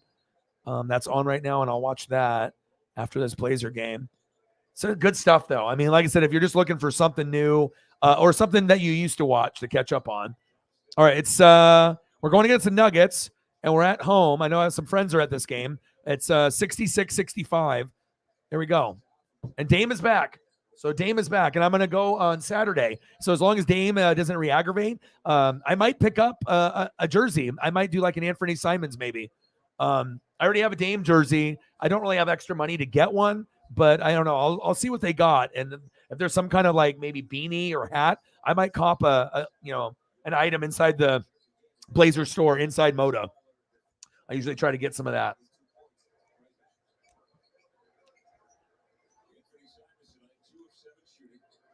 Reflect in the building. What to do?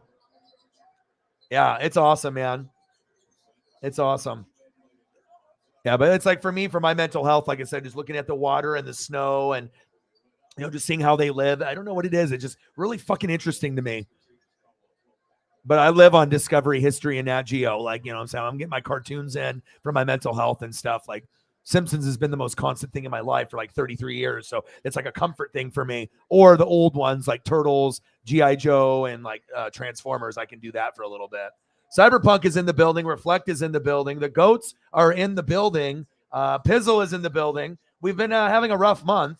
And last month was rough too. And then our boy Shep decided to come in and say, I don't want to see my boy struggle. So that's very kind of him. And we got a humongous $400 dono from our boy Shep. We already know he is a true one of one. And shout out to you for, that definitely is going to help with rent and bills, especially we're way behind the 8 ball this month. Like I was looking at the analytics. I was getting a little scared, to be honest. I was like, man, I hope things pick up. And I totally understand there's Christmas and people have other things and other obligations and people got things going on in their life and people are sick and people are going through it. And sometimes it's just great to be able to have just something out of the blue and to help make things get back to, at least we're like trying to stay afloat, So thank you, man. I appreciate you. Goats are in the building. What to do?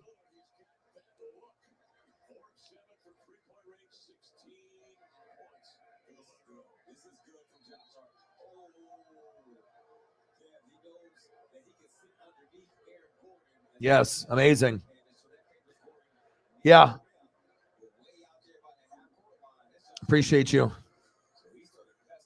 Yeah, but the Jeremy Wade one, we already have the one where he does like the crazy fishing spots. And anytime I watch that, I'm tuned in. Like my phone goes down. And usually when we're watching programs, we're so like connected to our phones, it almost makes me sick. Like we like all the memes and the GIFs. Like think about when the last time, like even when you go bathroom or you're going to different like your phone is always with you like all the time. It's sometimes it's just nice to be able to just like disconnect, even though we love certain apps and, we love the Twitter or the Instagram or the Facebook or YouTube or whatever we're at, TikTok. Everyone's got their favorites, right? But it's just nice to be able to just be like, all right, you can be stoned or not, and you can just put it down and just focus on a program. And just think about the last time that you actually done that. Because there's been times where I've caught myself where I'm watching something or like a movie and like, why am I on my phone still? Like, it's like you're not even fully paying attention to something where it's like it's a movie, it's not a show, like but I think that's where we get. So, but yeah, there's definitely some good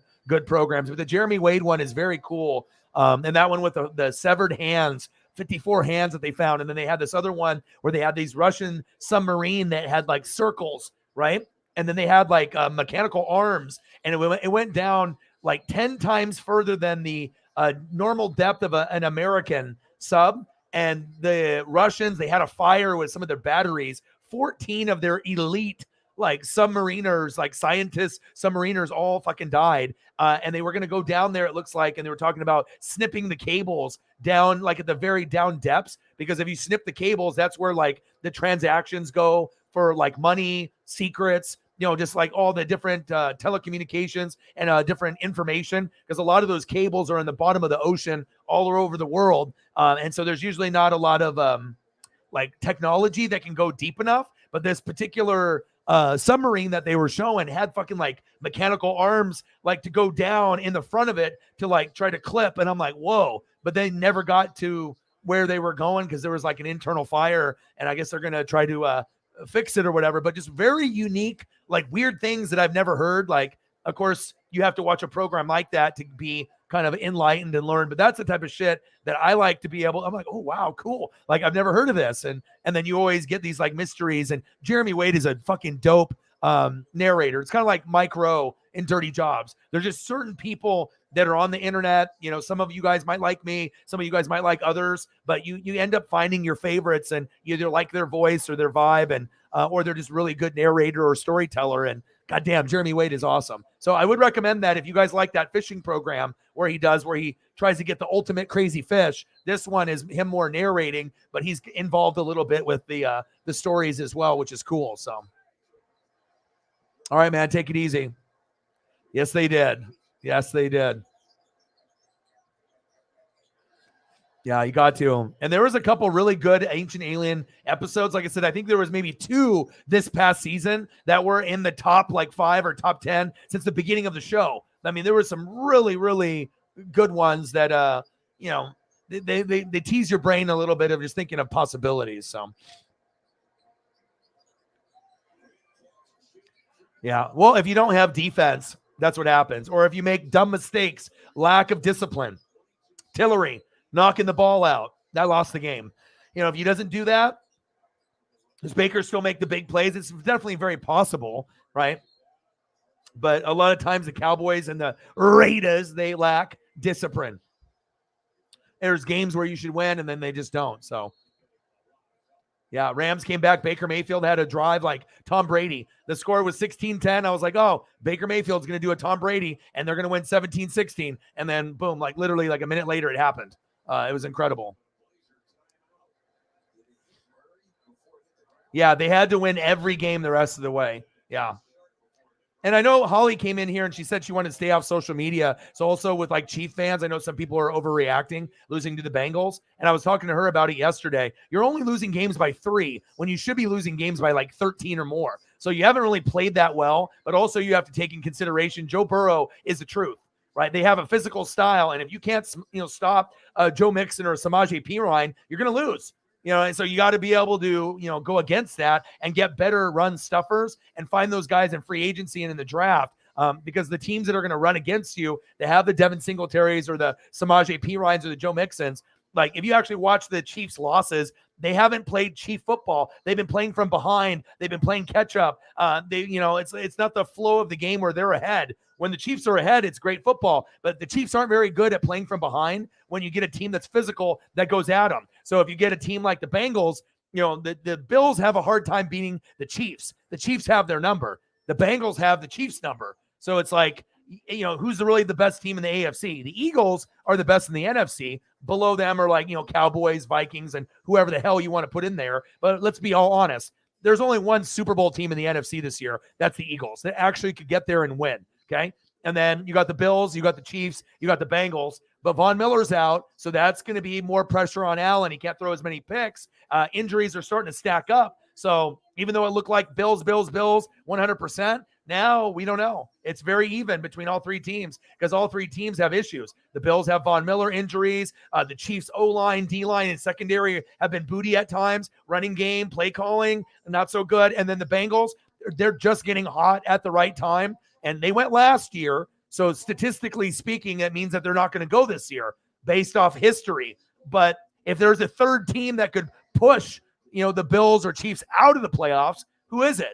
Could be Miami. But who do you feel more confident in? I think Joe Burrow, especially if Jamar Chase comes back, because they've been winning games without Jamar, with like T. Higgins or Tyler Boyd. I mean, they don't even need their fucking running back. Mixon, who cares? Boom. Samaje Perine goes in there, 120 yards. So that shows you like the weaknesses that the Chiefs have, the Bills have. The Bengals O-line still isn't very good, but for whatever reason, they play their Super Bowl against the Chiefs every time. where they give their like 100% effort, and then their O-line turns into like a Pro Bowl O-line for that one game. Like they don't do it the whole year, but then that one time they play the Chiefs, and then they've ended up beating them 3 times in a row now by 3. And I guarantee that's going to get in their head. But, you just got to be able to be a better play caller and understand also you got to give the Bengals credit. They're a fucking good team. Joe Burrow is like, for me, if I'm choosing quarterbacks, I'm probably going Mahomes. I would go Burrow over Allen, and then Herbert probably after that.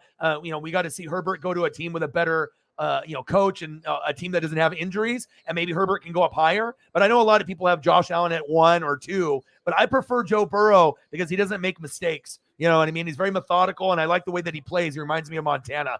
Josh Allen is like that guy that's got that big ceiling, but he's always like forcing the football, and I don't like those turnovers. You know what I mean? I know he can hurdle, and he can do all these crazy things that Burrow can't do. I get it, but I think it's just a comfort thing for me. I think Burrow is, to me, he's like kind of a little underrated. Like everyone wants to give Josh Allen love because it's the popular team, popular player, him and Diggs and Gabe Davis. But I mean, I like Burrow more personally.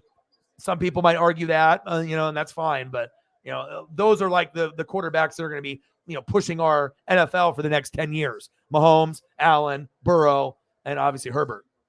That's facts. Yeah, crazy.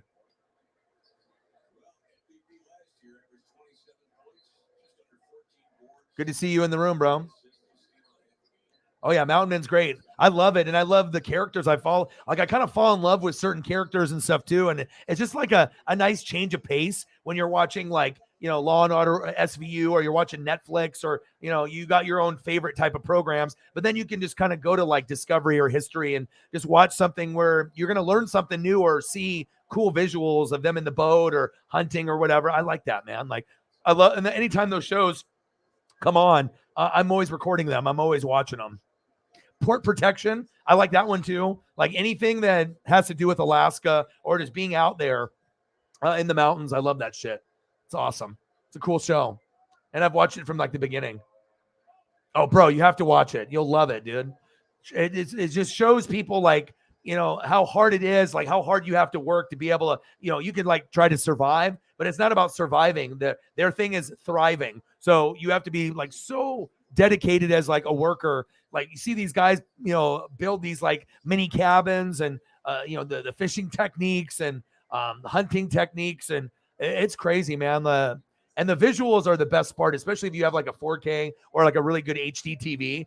Like you almost get like immersed in that. You're like, whoa, you don't even have to be stoned. And I'm like, oh man, I love this. Got to watch it, bro. You'll love it.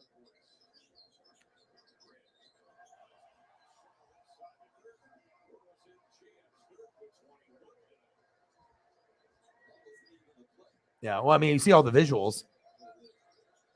Yeah, me too. I definitely would like to go. Like, it'd just be dope to go to a cabin, like, and just like have a couple of the homies there and just enjoy the views, and just be able to see the lakes and the mountain and just have a bomb cabin with plenty of room for everyone to have their own little spot. So,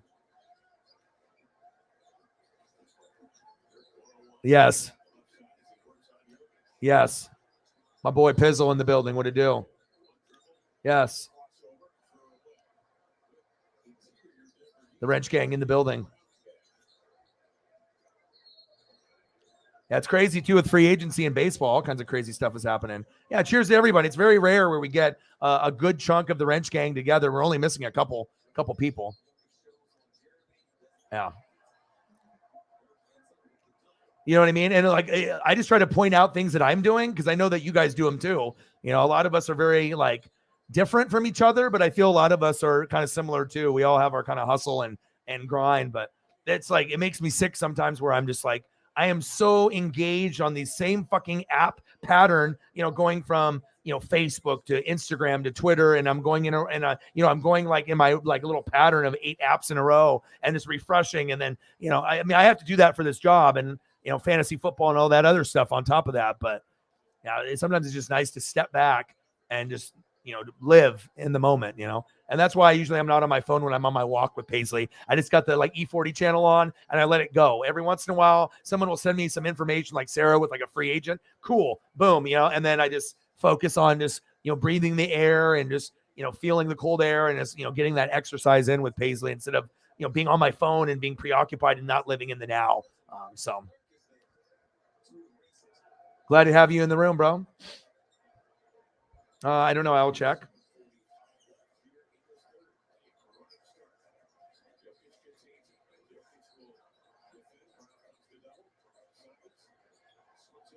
Marcos with a $5.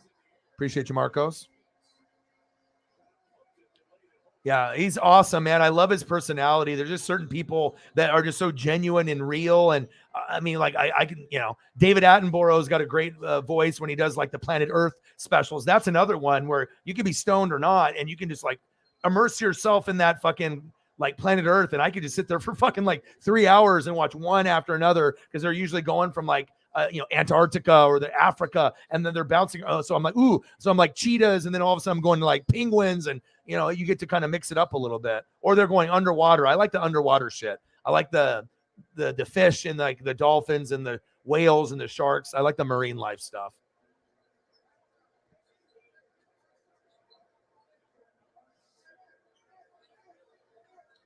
Miami and the Eagles. Yeah, well, we get Miami and the Chargers on Sunday night, so that's actually a good matchup. Tua and Herbert. I mean, that sounds pretty spicy to me. So,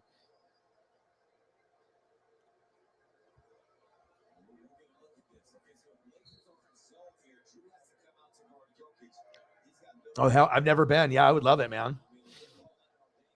That would be awesome. Have you been there before, like with family?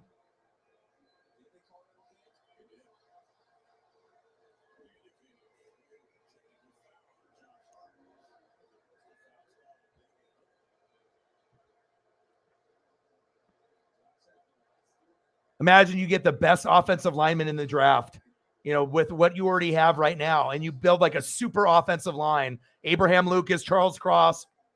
And imagine if you decided to be like, I'm going to do this smart and I'm going to get the best O-line, or they would probably go best D lineman because they need it. They need the pass rush of like the best defensive line. But if you went offensive line, you could build like your mini Dallas Cowboy offensive line that we had when Zeke first came in. I mean, if you got 3 Pro Bowlers on the line out of 5, you're doing some big shit, dude. You're going to be like very, very good. It's going to make Geno's life heaven. It's going to make Kenneth Walker's life a fucking never a hell. The more offensive linemen you have, the better. But I assume that Seattle needs defensive help desperately. They got Tariq Woolen, Kobe Bryant, but they need guys up front. And I would assume that's where I would probably go, O-line or D-line.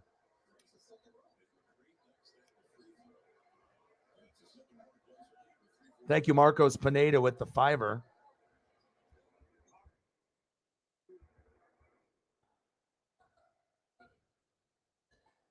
Marcos Pineda, my boy. Bang, bang. Boom, boom. Bang, bang. Appreciate you. Let me get you some Oregon State love. I'm a Duck fan, but I don't have to be a hater. Like me and Marcos have watched many games together over the years. He's probably been to almost every place I've lived in the last 20 years too.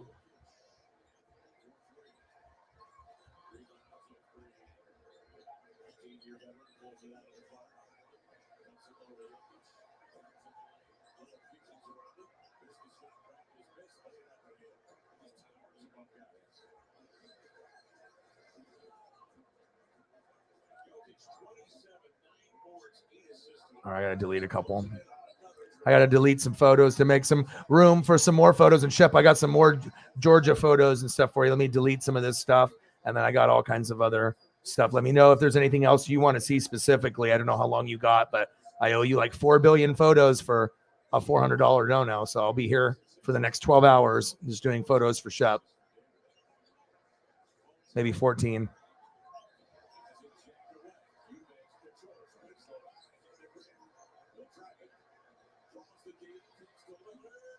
Lillard. Can't wait to see Lillard. I actually want to go to the arcade. I'm more excited about the arcade and the food rather than the Blazer game will be cool because I just get to hang out with my friend and hopefully we beat the Timberwolves. But video games is going to be so much fun. That'll be a good way to relax and just kind of get away from everything. Especially when they're going to be like really fun ones too.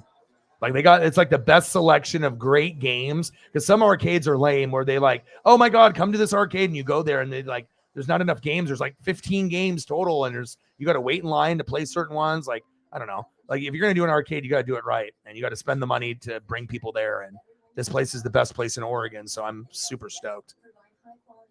Super stoked, baby.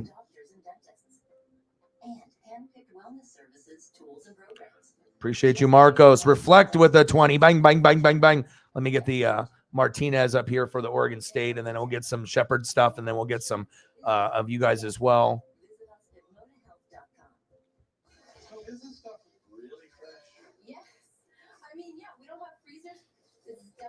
Love me some Damian Martinez. This guy caught my eye the first time I watched him. I was like, God damn, this guy's good. Like, I'd love for this guy to be on Oregon.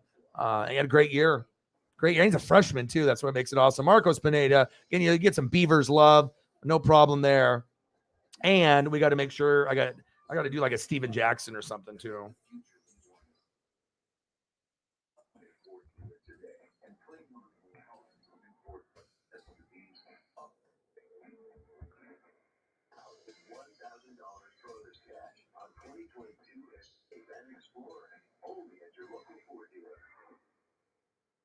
Now it's official. Xfinity has the fastest internet and the fastest mobile service. That's right. Xfinity just increased internet speeds again.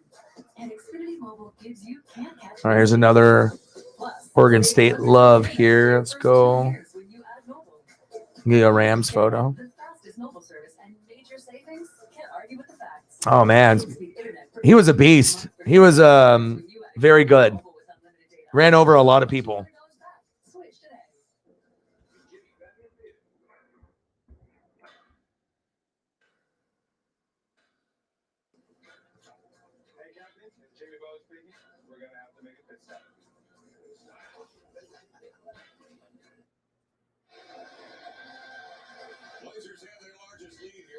All right, Blazers are up by 11. That's what I'm talking about. And I got to do the Beaver one.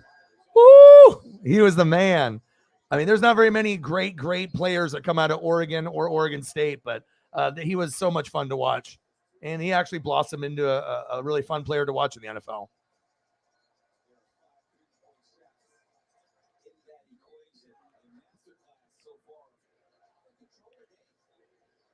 Yeah, none of the D linemen pencil out, but you got like one of the best offensive linemen, like the best center or the best guard. It looks like the tackles are set. So it's just going to be guards or center. But if you get like someone, you're probably not going to pick a center number 1 overall or number 2, but maybe like the best guard in the country. And then you get that from like Georgia, Bama, wherever. Boom, plug them in. Then you get 3 Pro Bowl linemen. Oh my God, in life, I can only imagine how much the stat line is going to go up for everyone by having that one player, but it's just not sexy. It's like, they take it for granted, like field goal kicks, and they just go for it on 4th down. But I assume it'll be D-line. But, man, if it ended up being O-line, that would be really exciting for me, because then I'd be like, as long as the guy doesn't get hurt, adding those pieces, like when you had Hutchinson and Walter Jones, and, you're just trying to build something there. And, yeah, it'll be exciting for sure. Yeah, I have a few friends that do the ice thing. Yeah, you guys are being kind of quiet so far. I haven't heard a whole lot from the Braves. Reflect with a 20. Thank you, man. Appreciate you. You guys are the best. Bang, bang, bang. Boom, boom, boom.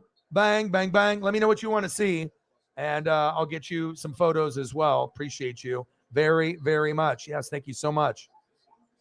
450. Let's get to 5 with less than 10 people in the room, huh? Let's do it. 3 months.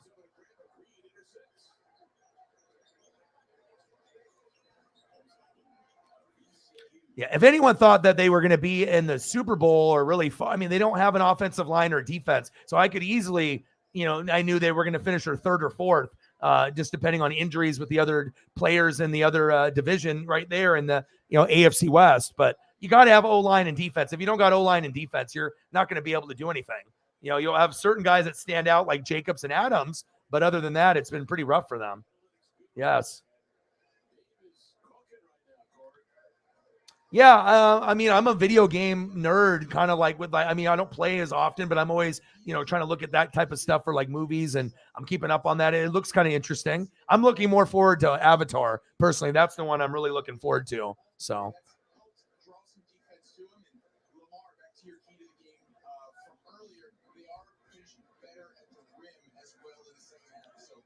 yeah, and then they're like supposedly Dodger fans would not be happy if Correa, because he was on the Astros, come. I mean, at this point, you just need to take whoever's going to want to come. I mean, with everyone going. So we got a couple other big donos here from some goats to really help us out tonight. You guys are the best. It's been a rough month, and we're definitely making up for it tonight, which is it's like a godsend. It's a fucking blessing, just because it's been so rough in the last 2 months. So thank you. Jameson with a 3-er. Appreciate you guys. And I know Braves fans are like, what the hell? Spend some money. Spend some of this. We need some more players, right? I want Mariners to do a little bit more as well. Jameson with a 3-er. Bang, bang. Appreciate you. Thank you so much. And then I got a couple more down here as well. And then I'll try to get as many photos as I can for you guys.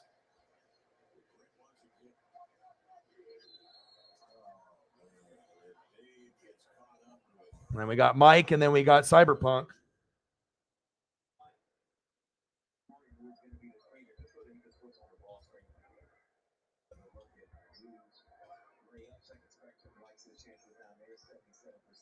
Mike, $19.72, pretty much $20 holla. Bang, bang, bang. Bang, bang. Appreciate you. Thank you so much. Let me know if you want Bobby Allison, Davey Allison, Alabama gang. You let me know what you want to see, and I'll get you some as well. You guys are the best. I appreciate you. Bang, bang. $20 dono. And then we also got another one from Cyber always being Cyber. Cyber has really helped us stay afloat the last 2 weeks. Things have been, if we didn't even have Cyber, then we would have been fucked. I'll tell you that right now. Cyberpunk with a 50. Cyberpunk always doing amazing things for the channel. Cyberpunk with a $50 dono. We're over 500. Let's keep it moving. $50 dono. Bang, bang, bang. Boom, boom, boom. Bang, bang, bang. $50 holla. Bang, bang. Appreciate you guys. Thank you so much. You guys are the best. Definitely makes up for those days where I'm going for 4, 5, 6 hours and we're at $18.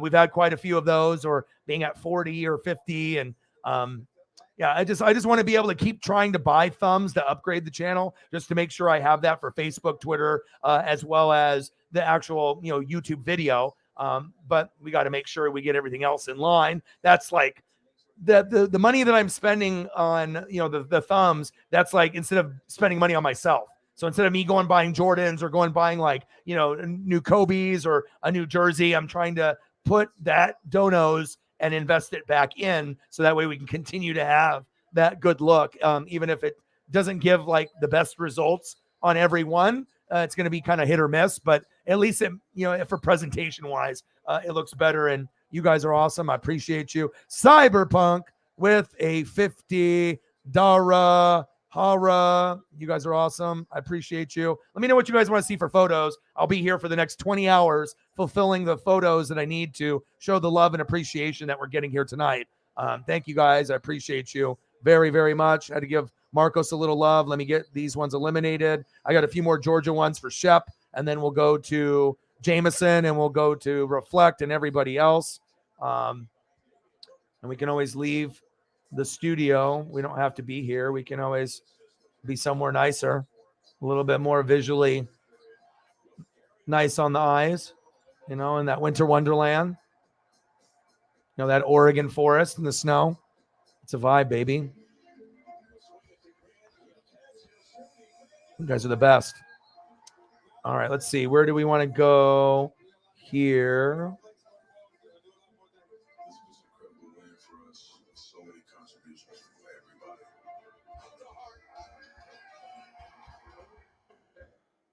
More for Shep.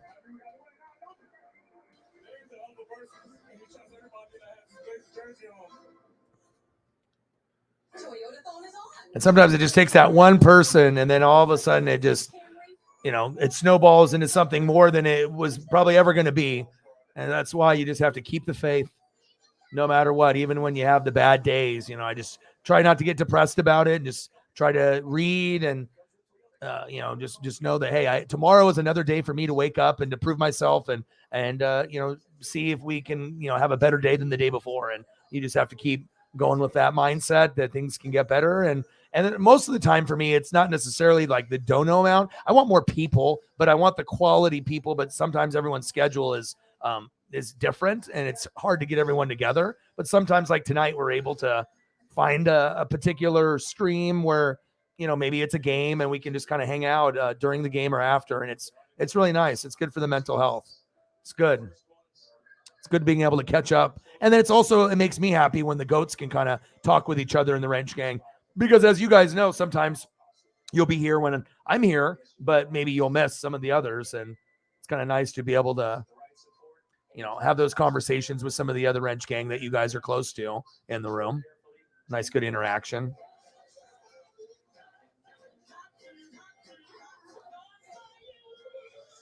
These moments don't last forever, but Duracell can make them last longer. Yes, we appreciate it very, very much. Yes. Appreciate you. What do you want to? I can do Bo Jackson. You let me know what you want to see. I'll try to do as many as I can. But it's always good when I'm being able to stay busy instead of just waiting for maybe somebody to show up, or if it's like really slow. This is like the best time for me where I can just keep working. I love this bow.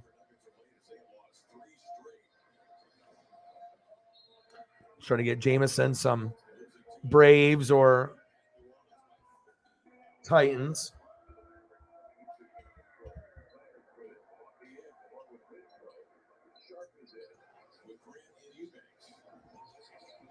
This is my favorite Derrick Henry. One of my favorites, actually, that I have. This is a really cool graphic with the cotton candy smoke. Like this graphic a lot, too, this bow. I love this. Baseball and football and the same little graphic there. Love this. Love this, too.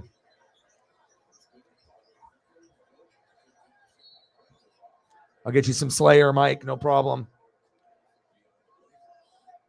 Let's throw up a couple Titans for Jameson, a couple Braves. If there's anything specific you want to see, let me know. Type it in. But I'll do some of these, and we'll work our way down. And Reflect, let me know what you want to see as well.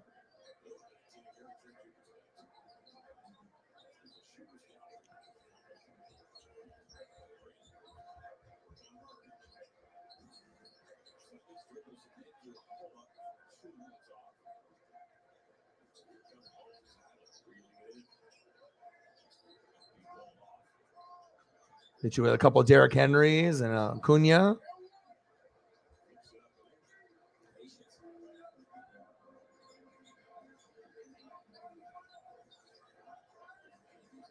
And that's also applies to Shep as well. Obviously, there's a lot of Braves fans. There's quite a few of you in the room.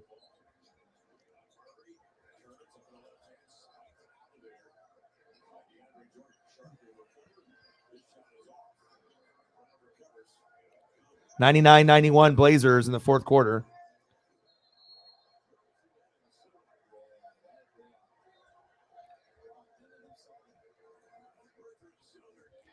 Raider fans already blaming the refs, are they? Oh, man. I mean, certain fan bases, man. I had to go off on the Rams fan base. I haven't seen them since week 2. We usually get a few of them coming in, but they told me, hey, Orion, you're an idiot. We're going back to back. We're winning the Super Bowl again. I was like, well, you don't have Odell and you don't have Von Miller. It's not going to happen. And statistically speaking, it's not happening, based off history. No, you're an idiot, Orion. We're going to go back to back. We're going to show you. I'm looking at the record here. So what, 4-9? Yeah, no Super Bowl this year. Not happening this year.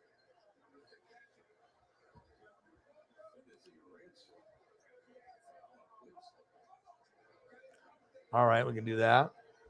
Try to go through everyone here.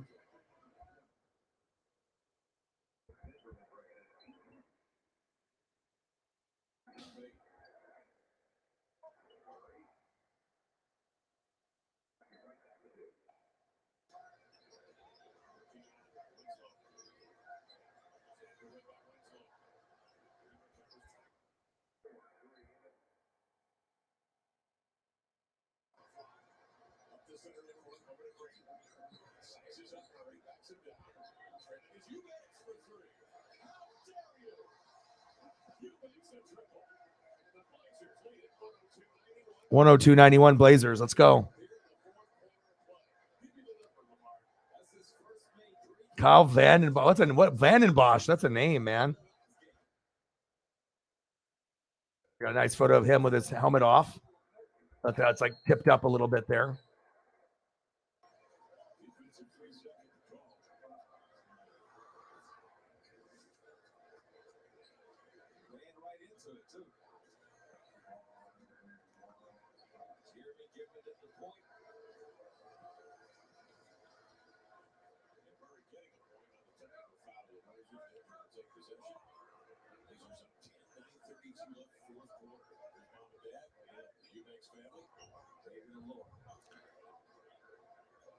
Here's his Nebraska, like a student photo. All right, baby. Old school, man. It's always cool when you have like the old school names and someone that's like not the most famous person, but you know, guys that you remember and whatnot. That's awesome.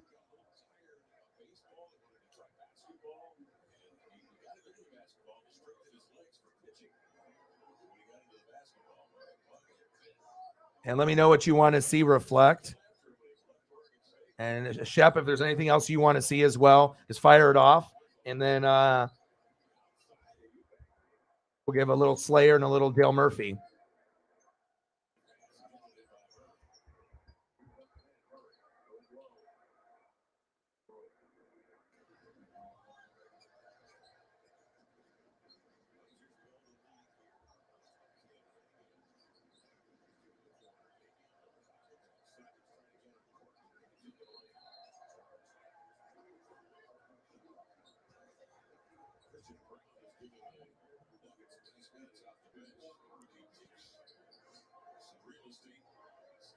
Appreciate you guys. They always have really cool photos.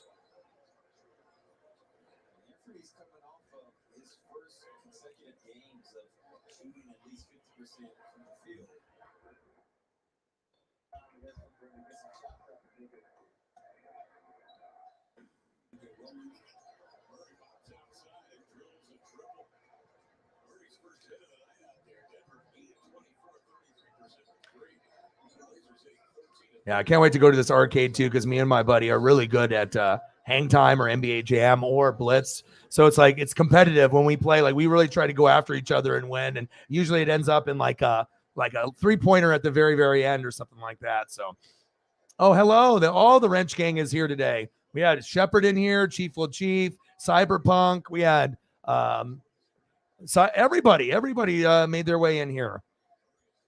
A special day. How are you? Oh my God, yes. Oh yeah, it's going to be crazy tomorrow. You already know it. Reflect is in the building as well. We're just trying to get as many photos as I can up. Started off really slow, and Shep came through with a really big dono, 400. And then we started a little dono train with Cyberpunk and Mike and Reflect and Jameson and a few others. And being behind the 8 ball this month, and we definitely are getting back on track with just this one stream alone, which feels really good to, be able to try to stay more afloat than, being like behind the 8 ball and whatnot. So, oh, you did. Oh, I can't wait. Can't wait.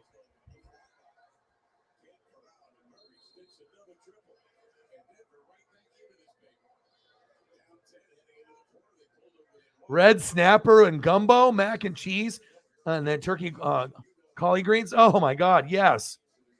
Dude, yeah, boy. That looks awesome. I'm jealous, dude. Oh my God. That looks insane. Man, you guys are eating good. Usually I'll get some really good photos from Shep and Chief with Chief based off food. I was like, man, if you're going to have some really, really good food, take a picture before you just mow down and show me. So, because I'm always interested to see what you guys have, like where you guys live and whatnot. So,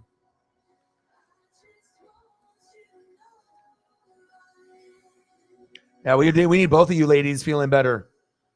Holly and Sarah. Yes, Dale should be in the Hall of Fame. I agree. And then we'll just go through some of the photos, and I'll make room and I'll get some more. Obviously, try to take care of Shep and give us some Georgia Bulldog representation. Kind of go through. I still need to get something for you. Reflect. You got a random Seattle Mariner or Seahawk that you want me to try to find something obscure and rare, and then a couple here for Jameson and Shep, and then a little bit more for Jameson with the Vanden Bosch, little Slayer. I was telling people that we did the cars, like the Novas, yesterday, which was a lot of fun. Yeah. Still got my walk-in. Weather's getting a little cold, but like I said, Paisley likes to be outside, so it's nice for us to get that mental health and get that 1 hour walk. It's like if I don't have that 1 hour walk, I feel incomplete inside, like dead inside, like I'm not accomplished. I need to get that every day, and I know she needs it as well. And it's always like once we come back, I feel like so good and refreshed. So, oh, great call.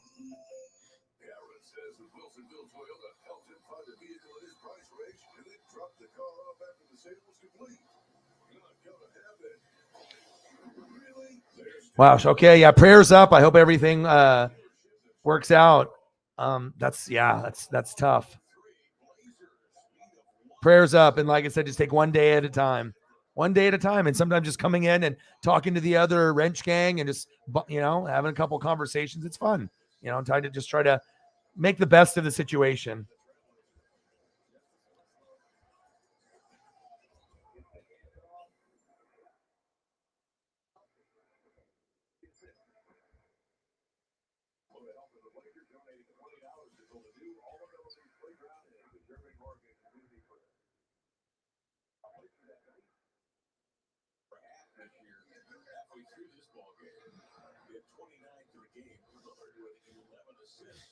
I like stuff like this that's like different. It reminds me of like the grandma cookies and like the cards that came. Like if you're old school from like the 70s, 80s, 90s, you remember these. Like remember those? Like where they had like the cards, but they weren't official like Tops or Upper Deck, but they were like grandma cookies, or they came out of bread, or they came out of like a cookie thing. Like, man, old school. Mother's cookies. Remember the Mother's cookies? Oh my God. I'm trying to take us back back in the day and for my memories. And they used to do Blazer cards and Fran's bread. It was like the coolest thing ever. And that was like when we were really good with like Clyde Drexler and Terry Porter. Everyone would try to go to the grocery store and try to get all the Fran's bread. And you try to peek to see if it was the Clyde Drexler card or the Kersey or the Buck Williams. And then they also did like Seahawks cards in Oro wheat. And I remember I was like, I didn't even give a shit about Oro wheat. I just wanted the Seahawks cards. And I remember like my grandma would buy the Oro wheat, and I'm not sure. I'm pretty sure she probably ate it. But I was like, I was all about the cards and the extra stuff that I could get.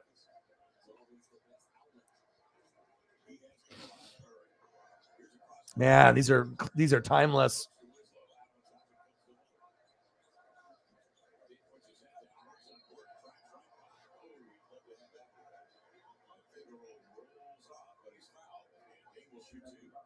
Oh my God. Some of these is like, it reminds me of some of like the baseball cards of like the Bowman and stuff that I used to go to the card shop, and then the photos. God, these are so cool. Oh man. What a time to be alive, man. Hope you love those.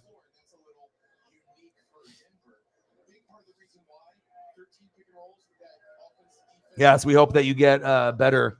And I hope that we increased the vibe and you felt a little bit better after yesterday's stream. We just got to take it one day at a time.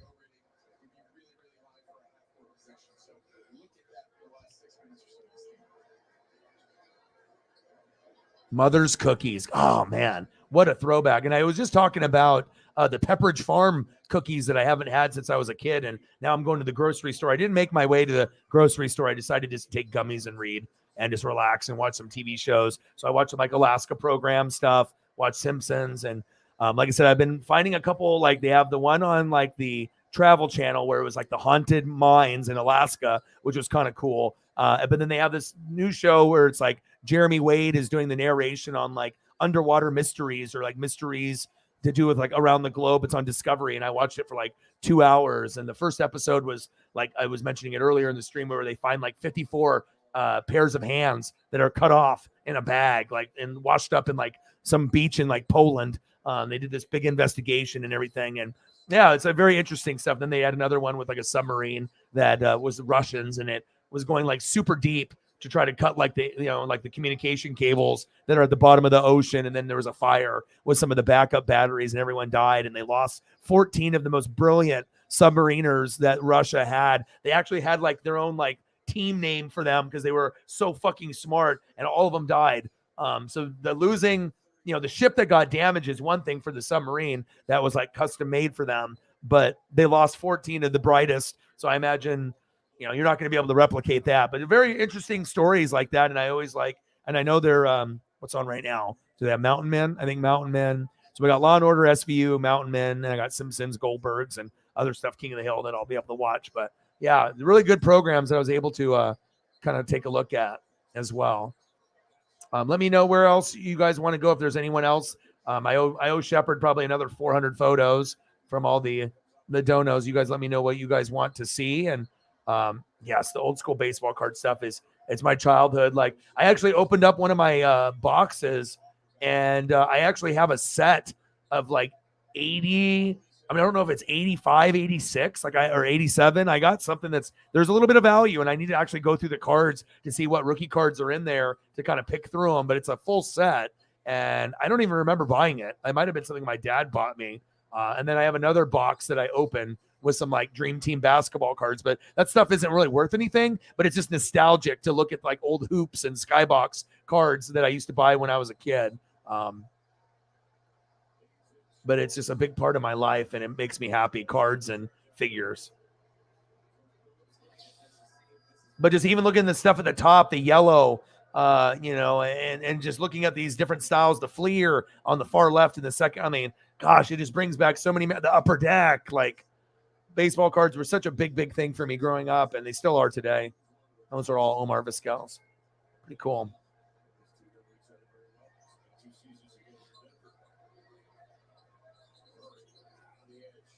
The Braves cans. I don't.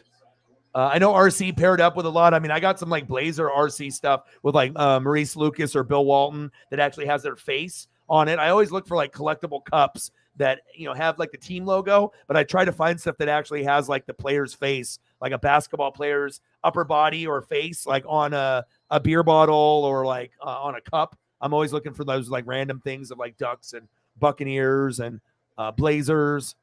Or just Hall of Famers that I can find that if I respect them and I like them.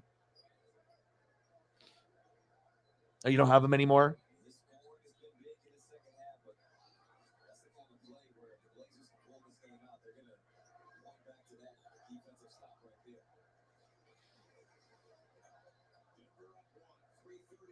Yeah, a lot of times they're like, well, they got lost. But then most of the time it's like whoever had that access, sometimes it's like, you know, and that happened. I know my dad, if he would have kept his stuff back in the day, I mean, he had a bunch of Willie Mays, Mickey Mantles. Sometimes they would put them in the spikes of the bike, but they usually wouldn't be putting like Mickey Mantles in there. You're putting in like the commons, but even some of the commons now are worth a lot of money. If you have like a PSA 10, like, you know, random guy that sucks, but it's like a great condition, like that card might be worth a couple thousand.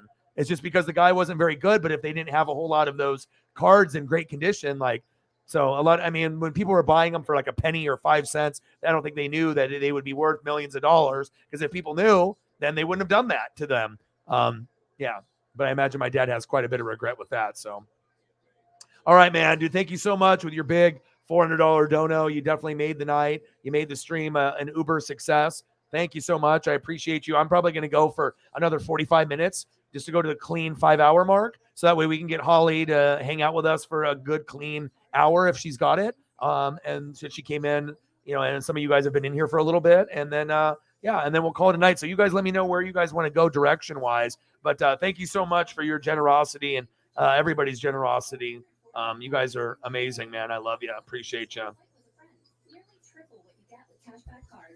Yeah, I was not expecting that. And normally he's like, how's it been going lately? He already knows, like, I'll be real if it's been going good or bad. And I was looking at the stats, and normally when I'm a third of the way into the month, usually we're at a certain dollar amount and we're like only like a quarter of that number, up till today. So it's like if you're only at like a little bit, like a couple hundred, and normally you're closer to the 500 to 1,000 range, about a third of the way through, you're like, oh, and so I'm like, I totally get it. People are in situations, and we got Christmas. It's not the most ideal month. It's December. I get, I totally understand. But we got a lot of people that work really, really hard, and they make the decision where they don't want, they can go buy themselves a brand new Jordan, brand new sneakers, brand new jersey, but then they decide to support. And we get that from Holly all the time, and Cyber all the time, Mr. Williams and Shepard and Mike, and there's many, many others. And sometimes you just, don't know when it's going to happen. And it helps tremendously, especially when there's been streams where I go for 4 or 5 hours and we're under 50. Shit, we've even had some where me and Sarah, we've been under 20, where I think we finished at like 14 and it's been like 5 hours. So when you have those low days, you just try to be like, okay, we'll take the L, we'll move forward, and then tomorrow's another day, and then we'll just see what happens. And and most people aren't streaming 7 days a week, so also I know that. I try not to act like that's not like a big thing. Like most people don't stream every day. And it's just nice to be able to get the incredible support. And sometimes there's people that will step up at the best time needed. And we definitely got that from Shep today, and we got it from Holly, yesterday, and we get it from Cyber. Cyber's been holding it down for the last 2 weeks or so, and without him, we would have definitely had some other streams that would have fizzled out a little bit as well. So thank you guys. You guys are the best. I appreciate you very, very much.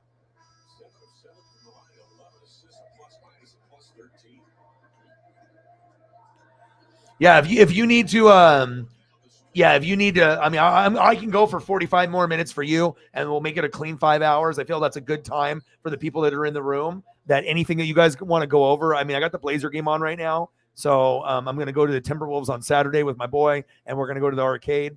But I want to make sure we get as much time as we can in today, and then tomorrow, since I'm taking Saturday off, and then I'll be here on Sunday. But it looks like I will be able to afford a couple thumbs for. Even though the numbers on the NFL thumbs are much worse than like baseball or NASCAR or anything else I do, it's just good for Johnny. It's good for the presentation, and I fucking like them. It's like I can always do my own, but I mean, if I have the ability to, help him out too, I definitely am, wanting to do that. So, yeah, and sometimes it's just like, you're just waiting for someone to come through, and even if they're low, I don't really mind that. Sometimes it's like worse when it's like there's no flow and there's like. I can just put up stuff of my own, but it's just always good to have that conversation, to be able to, go back and forth. And sometimes when it's just like one person or a couple people, it gets a little stagnant and a little slow. And then we have to wait for someone to come with the energy and come up with some ideas. And then we can pick up the vibe of the stream. But yeah, I mean, you got to take the good, the bad, and the ugly. Sometimes it's going to be a little rough, but as long as I know I'm connecting with at least one person every day and I can make a difference, that's really what it's about. It's being able to go outside of just the norm and just being able to connect and be real and just be genuine. And sometimes, just spending time with a person for 30 minutes can make their day, and make things better for them where they're at. So, big 3.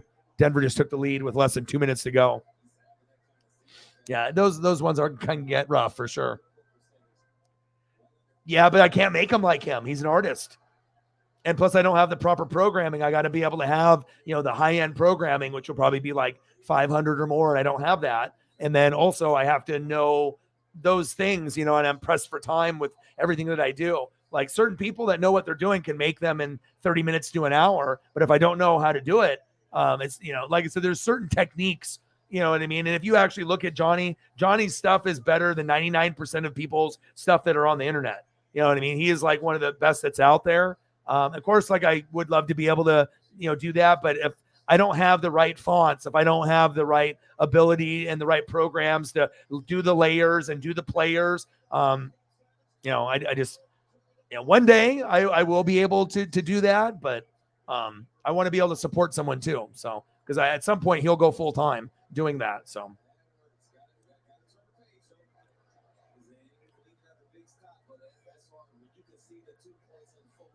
Yeah. I mean, if you got to go, you know what I mean? If you want to even go now, if you need to, no worries. I mean, you let me know if you want to just kind of relax and just wanted to come in and say hi. That's totally fine. I mean, I can always end the stream at the 4-hour, 30-minute mark or the 5-hour mark. I'm just going to kind of let you guys decide what you want to do at this point. I'll let you guys decide, the people left in the room, where we go. So, but I mean, like I said, because you know, people are artists, especially when they're really good. And I think I have a good eye. But like I said, it's all about like the font and then the size and then the layering and then, you know, finding the right photo. And, you know, he knows what I like, and he's very good at what he does. Like, he does things that even I probably wouldn't be able to do. You know, he's got the special techniques, and he needs to be rewarded for that. So it just will mean that sometimes I will have to buy less of them. So.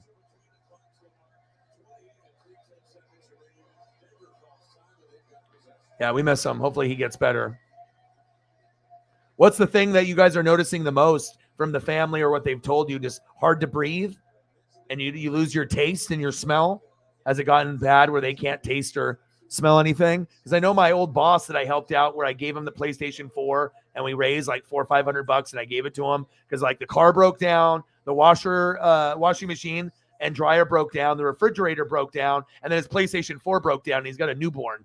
And I was like, dude, you got the worst fucking luck. And then he had to miss like 2 weeks to like a month of work because of COVID. And they weren't paying for any benefits. They had like a cutoff time where they paid for some of the COVID benefits. And then the workplace like cut it off. And when he got it, it was like 2 months after they cut it off, and they weren't, so I figured, I'll do the good thing and try to help him out. And sometimes doing stuff like that, you're just trying to be selfless and make someone's life a little bit better. But I know he told me that he lost his taste. And then sometimes with certain food, it was gross. He would like try to do coffee or something. And he said it tasted like gunpowder or like gunmetal. It was like a weird, like what, if you had an idea of what a gunpowder or a gunmetal taste would taste like, that's what he said, certain food. And he was like, it was really tough. Yes. So hopefully things work out. Mom had coughing. No fever. Damn, your mom got it rough.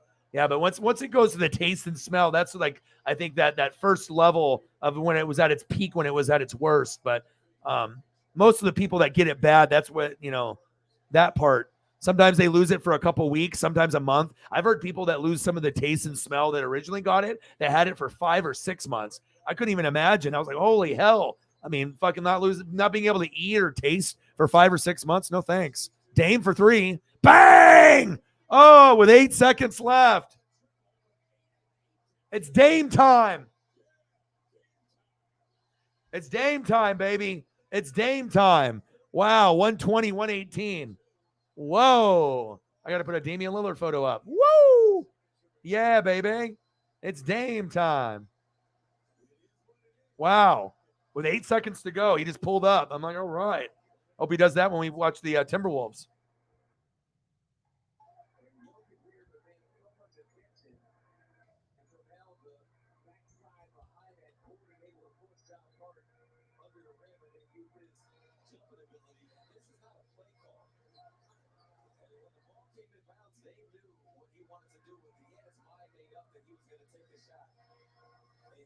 Woo! A step back, too. Let's go. Dame time, baby.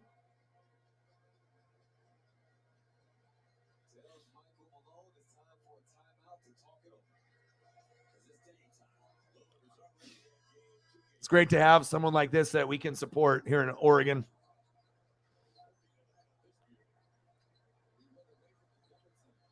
Huge bucket for Dame time.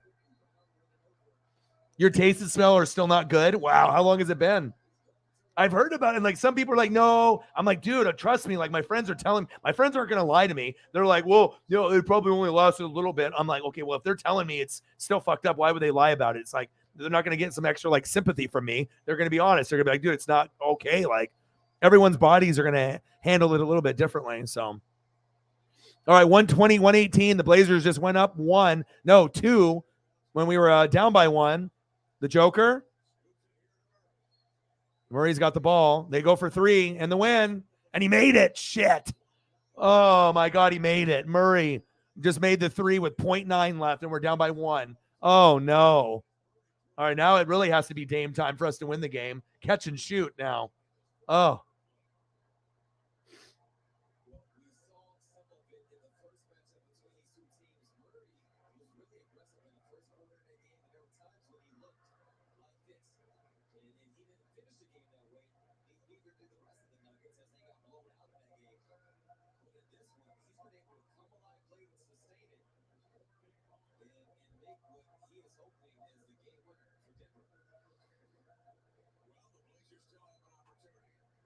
It's been a year and a half. Wow.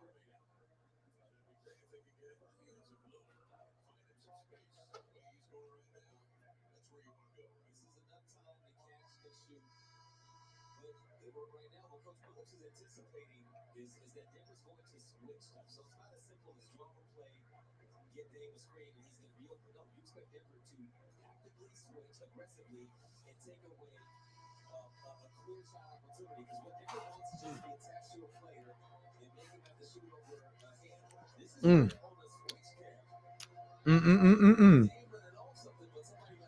Yeah, after I'm done streaming, I got some tacos and beans and rice. Oh my gosh. So good. All right, come on now. Let's go, Dame. Catch and shoot. 0.9. We're down by 1. 121-120. Denver just took the lead with a big three by Murray. It's got to be catch and shoot.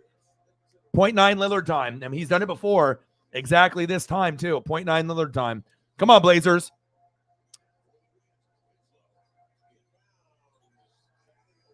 Tipped and we lost. Damn it. Oh, rough. Wow, big win for the Nuggets. Yeah, we started off so hot. We were the number 1 team in the West. Now we're like 8th or 9th. But Dame was injured for a little bit of that. So, oh, rough. Well, a lot of back and forth. No, nothing new in there. But like I said, it is what it is. All right, so that game is over now. That's tough. Tough loss for the Blazers. And like I said, we got another 35 minutes. So I'll let you guys decide where we go from here. If I owe anybody pictures of anything, let me know. And oh man, rough. Let's see here. And I'll take care of you guys. So let me know what you guys want and I'll take care of you. I kind of want to peep this mountain man, but I want to be able to have my full focus. Maybe I'll do the Simpsons in the background. Here we go. All right. The Ha-Ha couple. All right. I know, me too. Me too. I've been seeing a lot of like Sonics memes and the really cool like throwback stuff like Sean Kemp and Gary Payton and Shrimp and even further back. Every time I see it, I always watch it. It's very, very cool, man. It brings me back to my childhood. Freaking love it. I can throw some Sonic stuff up. And anything else you guys want. All right, so I got some Simpsons going for here the last 30 minutes.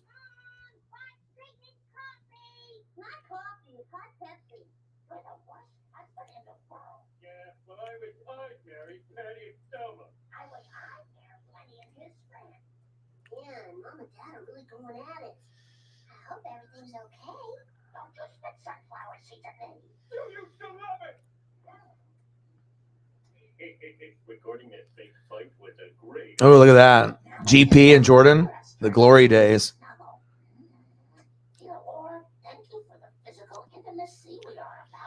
Smelling and eating and smelling the, yeah, I can't, I mean, that's what they were telling me. That like, there's like, you just, yeah. Man, that would be rough. It's just like different textures and whatnot. Yeah, I'm sorry to hear that, man. I imagine that was really a rough time for you.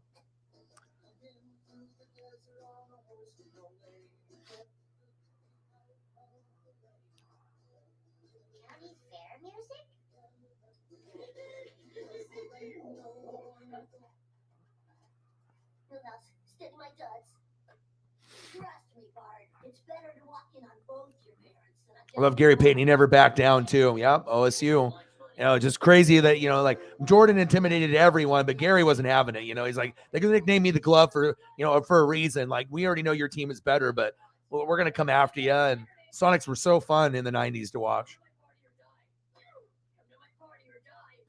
I hate Nelson's parties. He makes you look at his baseball cards and tell him they're good. They're not good.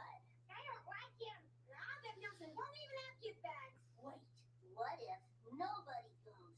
You can't kill all of us. He's right. Individually, we are weak, like a single twin.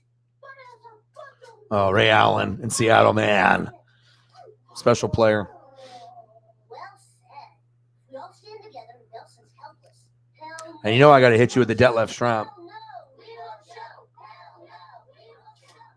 Hell no. I won't move. Willie, you're fired with complete loss of pension. Damn it!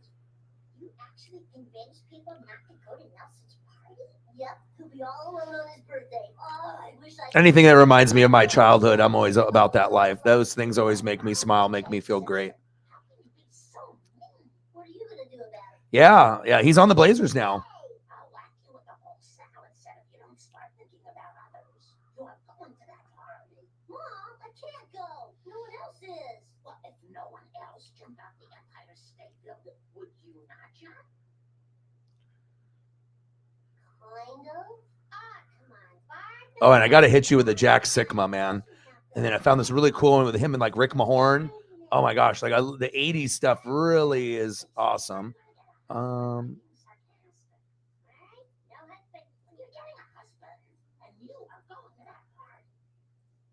don't make me go. I'll give you back rub.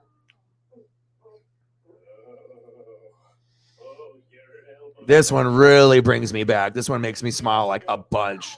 Ready? Oh my God. Yes, please. I mean, there's just so much basketball that I loved. I mean, it was basketball and wrestling was at its peak in like the 80s and 90s. And man, and even stuff from like the late 70s too is just so amazing. Look at the hair. Seriously, Sigma. See, you know, and me being from the Northwest too and just have an appreciation of sports. It's just, I'm going to try to be able to give you those vibes. I got this nice one right here, Ray Allen over Steve Nash. Doesn't give you vibes like this, but still trying to give you some vibes here.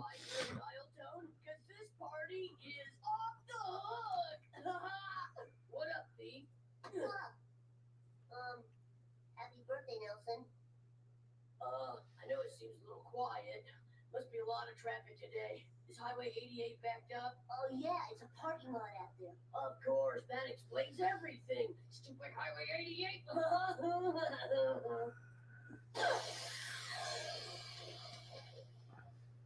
Whoa. Hey kids, my spidey sense is tingling because it's a certain someone's birthday.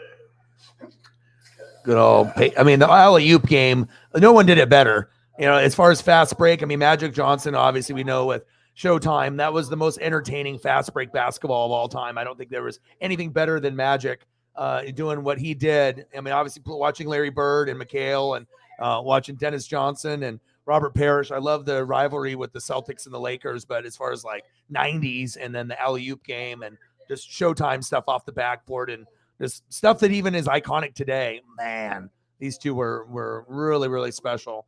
Like sometimes like they'll have like, again, like they'll have a Twitter like video and it'll be like 8 minutes long. I'll watch the whole thing. I was like, dude, if it comes up on the timeline, I'm probably going to like it. Maybe I'll retweet it. Maybe I won't, but I'll definitely watch all 3 minutes, 8 minutes. And, you know, they'll go through all the different famous highlights. Like when he points down, when he, you know, does the big dunk and yeah, it's awesome.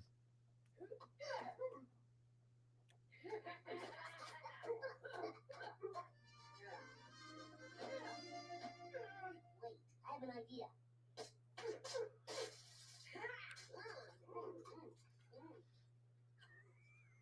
Look at our kids. Play like champs. All right, we got 28 minutes to go. I'll let you guys decide where we go. We continue to go down the memory lane. We can go through like basketball, baseball, football, whatever you guys want to go. I'm gonna message my bro. Yeah, it's like I watched it. Hey, it's my birthday, bud. It's tough after Dame made the three. Super fun. Good times. Hey, Ralph, am I gonna have a sandwich for you? Bart, where are you going? I saved you a seat, best friend. Yeah. Yeah. Well, the first one, you know, it's like when they had you know, John Paxson and Horace Grant and you know, you had the Jordan and the Pippen and the Bill Cartwright. And then the second one, when they had the Sonics and then they had the Utah Jazz, that's the later one. That's the one they had Rodman and Tony Kukoc and Pippen and Jordan. It was that second three-peat. Yeah, and it just crazy, man. Like the Jazz got robbed, the Sonics got robbed at 1, the Jazz got robbed at 2, the Suns got robbed, the Blazers got robbed. I mean, there's just a lot of teams that had opportunities, but Jordan came in there. He's like, I'm going to beat the Lakers. Boom, beat them, beat the Blazers. See you later. Bye, Clyde. And then boom, Charles Barkley on the Suns. See ya. And then murder, dad, sad baseball, and then comes back to the love of the game. And then Sonics in 96, 97, 98, Utah. Yeah, very, very tough. And if Jordan's dad didn't get murdered and he didn't, leave the game, it's possible that they would have won 8 straight. Because I know as great as Houston was with Olajuwon in the first one, and then, Vernon Maxwell and all the guys that they had, Otis Thorpe and, Robert Horry, and then going from that, Sam Cassell, and then going to the second one with Clyde, and that team was better. But, I mean, based off Jordan and how everything was going, it's very, very possible that they could have won 7 or 8 in a row in that window, even though that Houston team was unbelievable. Never underestimate the heart of a champion, Rudy Tomjanovich. So, yeah, we're at 5:23. Anything that we get from here would be great. If not, we definitely are well above and beyond at this point. But yeah, like I said, the lead mod will facilitate, and we got 25 minutes to go, and we'll end the stream. Whatever you guys like that you want to see, just type it in the chat. If you guys want to go towards food, players, let me know. Yeah, I'll hit you with a Mark McGuire. Let's do it. I always like looking at the old stuff anyways. Let's do it. We did some food stuff yesterday and some cats and dogs. If we want to just do like athletes, let's do it.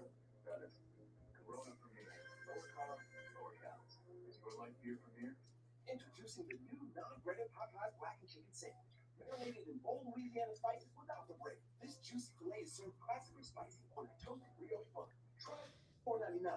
No breading, all flavor.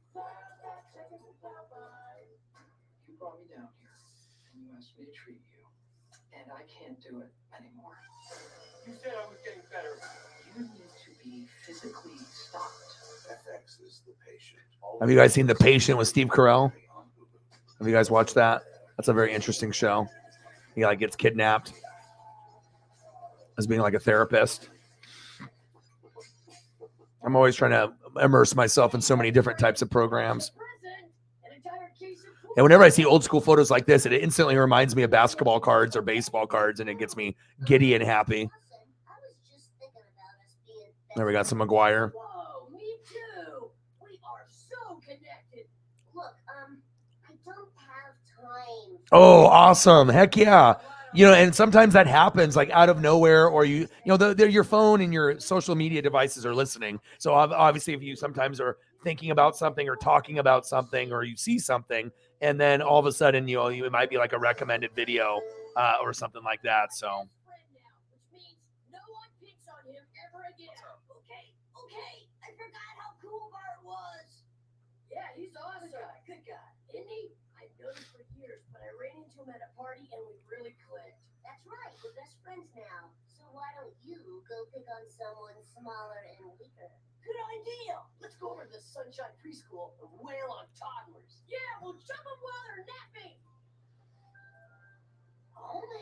Yeah, even with like the doping and just like the baseball. God, I was really excited. Like when we had the Sammy Sosa and we had the Mark McGuire just like back. I mean, I was on the edge of my seat, even if I knew that they were juicing, but still it was like I want to watch. Like I want to see these home runs go, and even with Barry Bonds going too, I was like, I watched all of that. I was like, all right. I mean, it definitely brought baseball back into the limelight. Just after all the investigative reports came out, then it kind of went down the shitter. But at least for that time being, and trying to get baseball back to being like relative again, and at least it was kind of exciting, for that time period.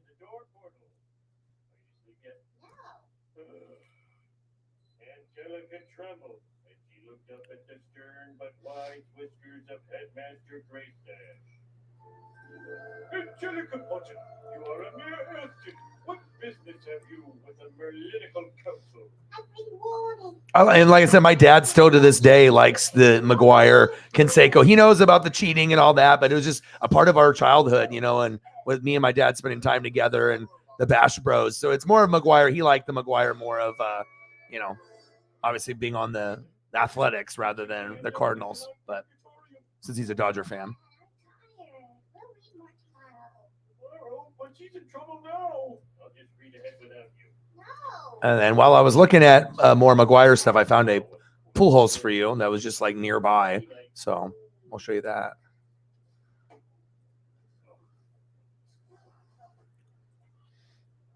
It's a cool graphic. I like to come up here and make fun of the sunset. Hey, Gaspol, you suck. Nelson, you ever wish you weren't a bully? Sometimes, but it's not up to me. It's who I am. I mean, a shark can't stop swimming or it'll blow up. Never knew you were so deep. Here, this is for you. Oh, a Nelson vest. The sleeves were torn off by wild dogs. From then on, my life changed. All of a sudden, I was a somebody in a school full of nobodies. I could go anywhere, do anything. For us, to live any other way Huh? was nuts. What?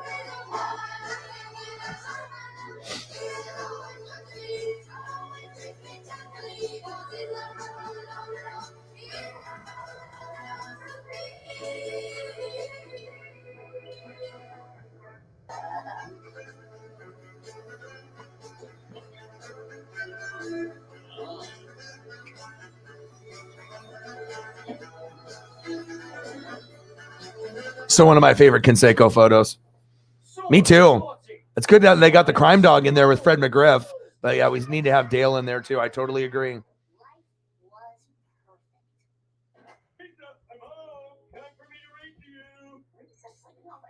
Who else has been getting like ripped off? There's another individual that there's at least a couple other ones that have been kind of like borderline that should be in though.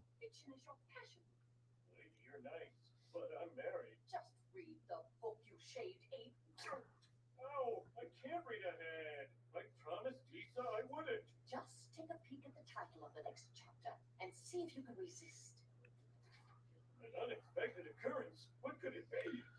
Yeah. And that's why, I mean, there was a lot of memories there. Yeah, they had, I'm trying to think, the Giants had Will Clark, Kevin Mitchell. They had a few guys, with the Giants, but I mean, they had Dennis Eckersley, Dave Stewart. So they had like the pitching. Then you had Walt Weiss, like kind of like the average, like, the middle of the lineup guy, but that guy still was pretty good. Carney Langsford. And then you got the Canseco and the McGuire, Dave Stewart. I mean, they're just, there's so many just different levels to the team from back then and all the names that I remember. And even like the Carney Langsford, I don't think very many people remember that name. But once the name is said, you're like, oh shit, I remember, it's like those certain guys that maybe weren't the best on the team, but you still remember them for sure. Why are you hanging around with Nelson so much? He's a bully. Hey, don't use the B word around me. It's offensive. Yo, bully. What up, my bully? What up, my bully? Make him say it. Okay? It's weird to see you as somebody's sidekick. Look, Bart Simpson is nobody's sidekick. Well, then why are you wearing that vest? Because my chest is cold and my arms aren't. I see. Then I see She being bad? She's being a bad girl. A bad girl. Daddy needs to get her out of the bedroom.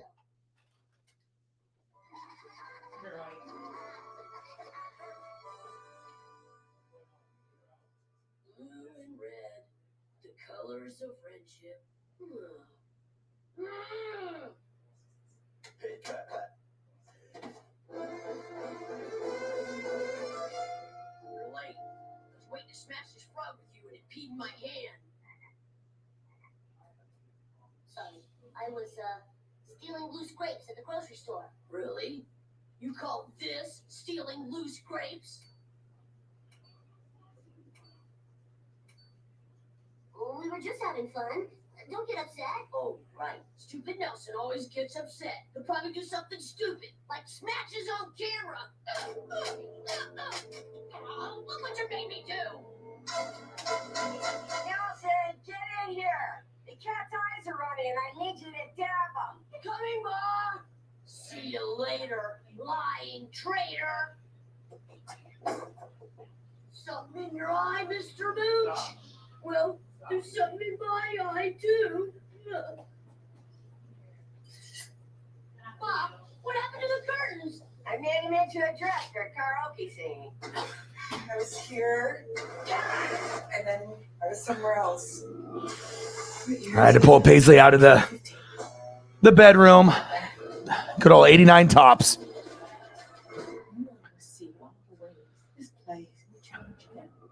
Yes, he was.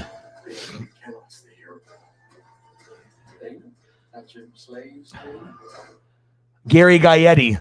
You know, just I'm such a nerd that like I can remember like just names because of I have so many baseball cards that I looked at and stats and like, you know, you give me a name from, you know, one of those guys, you know, Oil Can Boyd or, you know what I mean, Jim Abbott. Like I can just go down like a team, Vince Coleman. Like I shouldn't remember certain names like this, Ron Gant, but it's just, you know, all those cards that I bought over the years, the Mark Graces and even the guys that are lower, like the Sean Dunstons. Like, I don't know how the hell I remember those guys.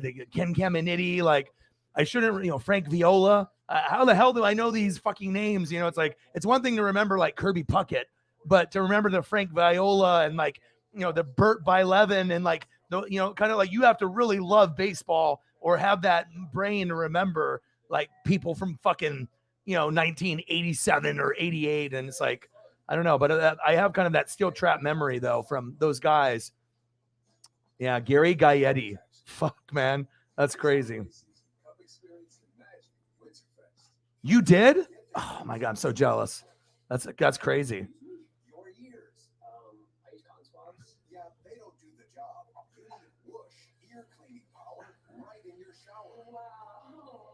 Really? See, sometimes I'll bring something up and we have some kind of, you know, connection like that. That's crazy. Like to bring up a name like that. Like, I mean, how many people I mean, when you say it, people are like, ooh, like if you're over 40 or like, you know, 35 to, if you're 35 and up, you maybe, you know, you have heard of or collected but normally it's like you have to be in that, you know, 5 years younger than me, 5 years older. And then we're in the same window of like memories and you could still be a little bit older, 10 years younger, 10 years older. But the people that are going to be on the same vibe are usually 5 years younger than you and 5 years older. So it's like older brother, younger sister, like, you know, depending on, you know, your friends and the group. But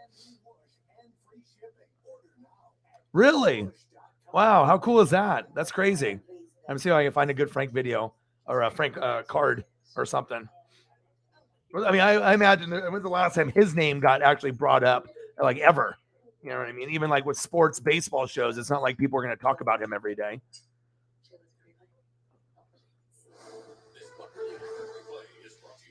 Oh, and I love the style of the old cards. It just gets me like, I don't know, man.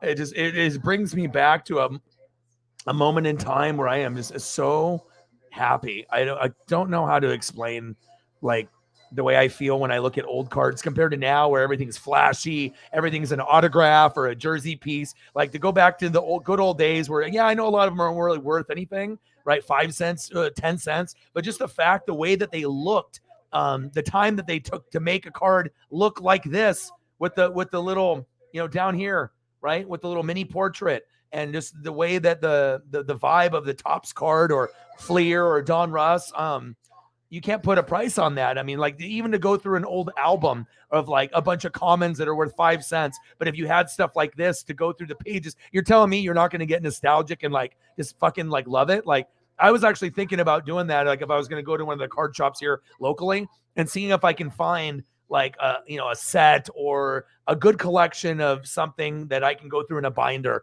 and not pay too much money, but just have it kind of like as a coffee table piece. You know, it's like you get bored and you just open it up and instead of looking at magazine pages, you're just going through the baseball cards or old like wrestling cards. I thought that would be a really cool thing if I could find some old like wrestling cards for like 88, 89, 90, stuff with like Ultimate Warrior and Hulk Hogan and stuff and going through the binders. But anything like older like that, if I didn't have to pay too much, yeah, I'd definitely be, you know, I got stuff at my parents' house where I still have like 10 binders, like thick, just full of baseball, basketball, football cards and things like that. But it'd be kind of cool to get like a set of something I never had, but I remembered, you know, collecting would be very, very cool. So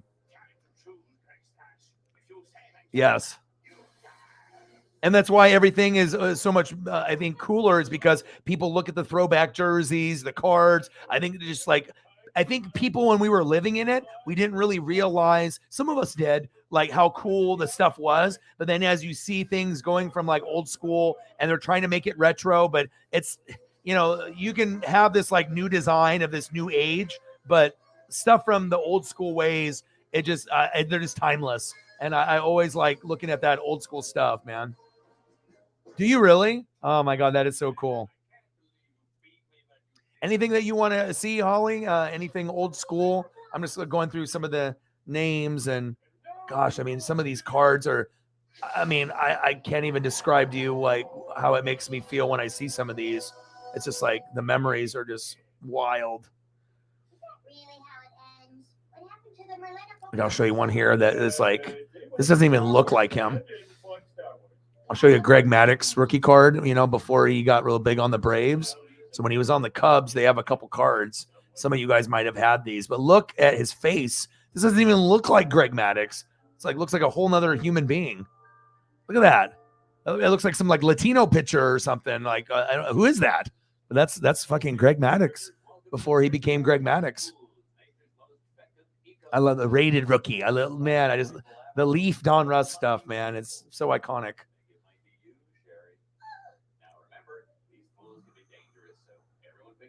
And then I had this one growing up. This one I had. This one looks more like Greg, just like clean shaven. And this is an old school one. But I had this one. See, that one looks like more like a young Greg Maddux, but still, it doesn't really look like him because he's so fucking young. He's a rookie there. 87 Don Russ. You are a bad friend. Say again, never liked me. For me, you liked that I protected you, gave you a vest, and stole milk boxes for you. Oh, I got a high-end Chipper rookie card graded. I remember this one. The Topps Tiffany. This is worth some good money. Look at this one. This is a Chipper Jones graded BGS 9.5 back in 91. Woo! Topps 40. I mean, this was a hot commodity, and I don't know if anyone really knew how good Chipper was going to be. A lot of people had some of these, but they were like, and they got bent or got ruined. You know, in that particular set, you know, when you were getting into the early 90s, you were getting closer to Jeter, like in 92. But this was, I think, the best one in the 91 set. 40th anniversary. God, the cards are just so timeless. I will check. Any Bo Jackson? Ooh, Brett Saberhagen. Yeah, let's do it. Yes, let's do it. One of these streams, I can just do cards. I think that would be kind of a cool thing to do, where we just, you know, get together and just go and, you know, have like an hour or whatever, you know, or it could be after I do a stream and we just do cards for like an hour or something. I think that would be very cool. Let me see here. Let me check.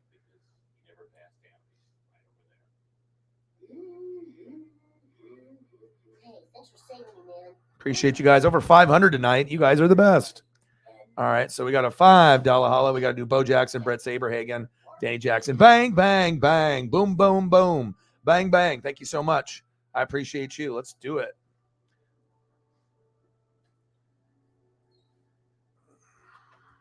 Nelson, I'll never forget that week we were best friends.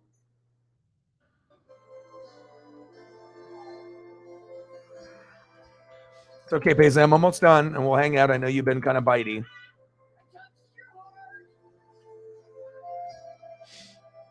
This is my favorite collage of cards, maybe just because it's Bo and we've done it, but God, certain cards I just love it, love it, love it.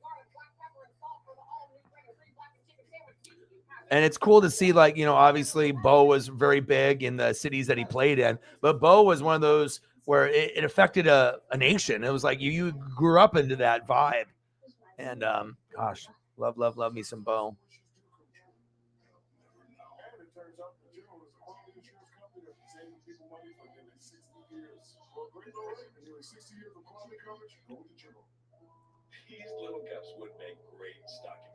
Oh yeah, and the Frank Thomas. Ooh, hold on here. 1990 score. I remember I had some boxes and sets, and there's some stuff here. 90 score. So you got the Bo Jackson with the shoulder pads and the bat, the Frank Thomas rookie card, the Larry Walker rookie card, and then we got a couple down here below. I'll take the banner down. And then we got Alan Trammell, Juan Gonzalez, remember him? Dave Justice, and then we got a Ken Griffey Jr. second-year card. So there's not really a bunch of value there. I mean, there's some value depending on if it's graded, but just this is 8 years old me. So this is me in second grade. So I'm and I actually have a lot of these still at my parents' house, and some are going to be worth some a little bit. And there's some pretty good rookies though. You know, Juan Gonzalez, Dave Justice, the Frank Thomas rookie, not bad.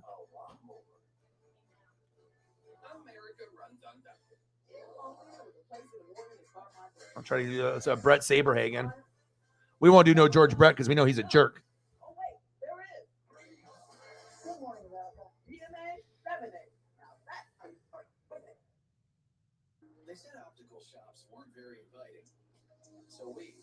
Oh my God, they got some really cool ones here. Let's see. So we offered more affordable glasses, contacts, and eye exams. They said opticians weren't always friendly. So we hired only the friendliest. And I like the attention to detail because you guys already know that's kind of how I am with the pictures, but the subtle little details that people take for granted, I always notice every little thing that, you know, these companies do or the artists do. Like this right here, just the way that the Royals comes down in the print, right? And then you got the nice photo, but then you got the beautiful photo down here, you know, in the box. Like just those little extra subtle details of putting a baseball card together. I mean, they didn't have to go to that length of having the two faces on the card, but to me, that takes the card to a whole nother level. Could have just been him in the big photo there with no miniature photo right down here on the bottom, but just having this little pink box with the extra face, that takes the card to a whole nother level for me. Those little subtle details, I love that, man. Love it. Let's see. Really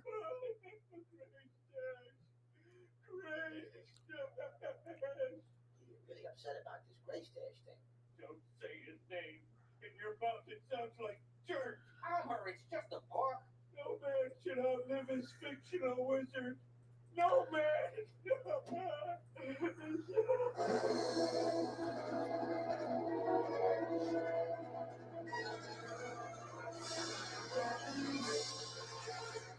I mean, when's the last time anyone looked at Brett Saberhagen cards? Like, oh man, and that's like kind of like the Bo one, so cool.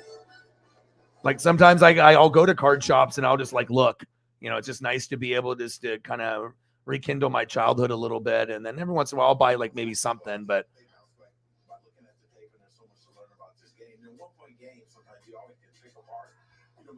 Said something that was really important and a factor in this game that stood out to me was the offensive rebounding and the second chance point differential. 22-9, Denver not the second chance point because they. There's a photo of Brett. All right, tough one for your Blazers, but you know they'll bounce back. They fall to the Denver Nuggets tonight, 121-120 after a phenomenal. And I really like the stuff from the 80s. You know, I was born in 82, but, you know, I really started getting into the collecting stuff like 85 to 87. And it's just, you know, stuff from like 88, 89 was really special because that's when I was like kindergarten, first grade. But I always try to go back and look at the stuff that was a couple years before me. So if I started collecting more stuff from like 88, 89 moving forward, I always wanted to peek back to like 87, 86. And if I was a little bit older, if I was born in like 80 or 78, I probably would have way more Jordan rookie cards right now besides the one that I invested in. Because I mean, I missed that by a couple years, but yes, that's awesome.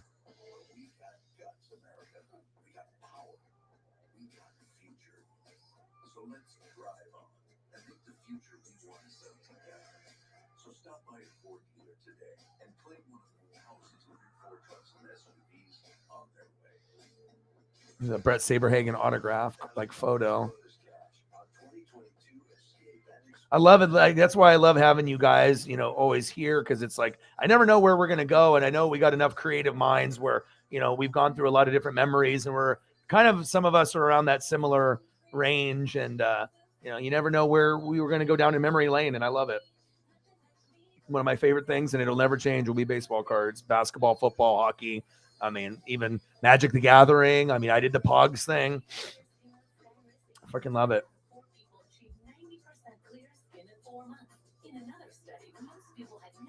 All right, I appreciate you guys. Well, we're just wrapping up, so we'll just go through some of the photos that we have here, and then we'll end up calling it a night. Thank you guys for coming through and hanging out, and shout out to Shep and everyone else that donated to get us to this insane number tonight. It definitely will help us get back on our feet from having a pretty rough month this month and last month, but this month's been much worse. But we still got plenty of time to turn that around. Paisley, I see you. We're going to snug and hang out since you got kicked out of the room. And we're going to look at some of these photos here, and we'll call it a night. We got Canseco. This is still one of my favorites. We got the Dale Murphy. Why aren't you in the Hall of Fame yet? You should be. Good old Dennis Eckersley. Gosh, 89 World Series throwback. Wow. And then we got a Frank. Man, I love this card right here with the circle portrait style on the bottom. I mean, I don't know what it is, but these people that designed the cards, they knew what they were doing, man. And I love it that it's so completely different now. It makes me really appreciate the simplicity and also the extra detail that some of these cards that they did. And, it makes them so timeless and wonderful. And, everything now is flashy, it's a jerseys, autographs, and sometimes this old school look. They might not be worth a lot of money, some of these. Some of them might be only worth, a quarter or a nickel. But the memories that I get with look at them is fantastic. So, well, I appreciate you guys very, very much. Thank you for hanging out. Mike, MVP, Holly, Sarah, Shepard, every single person in the room that supported, and obviously Shep with the big $400 dono, which is amazing. Tried to do more. I think they cut him off, probably with the too much on the dono side. So you guys are fantastic. I will be back tomorrow, and we'll grind it out again. And then obviously Saturday I'll take a break, going to the arcade Blazer game, and then we'll be back Sunday doing a game or two. So I love you guys, and I appreciate you guys very, very much. Have a great rest of your night. Thank you so much for coming through. Final score, Baker Mayfield and the Rams 17, Raiders 16. Have a great rest of your night. I love you. Appreciate you. And I'll be back tomorrow. I love you. And again, I got one question for you. Who talk sports like us? Your boy Ryan, Northwest Sports Fanatics, and I'm out. Gang. Love you.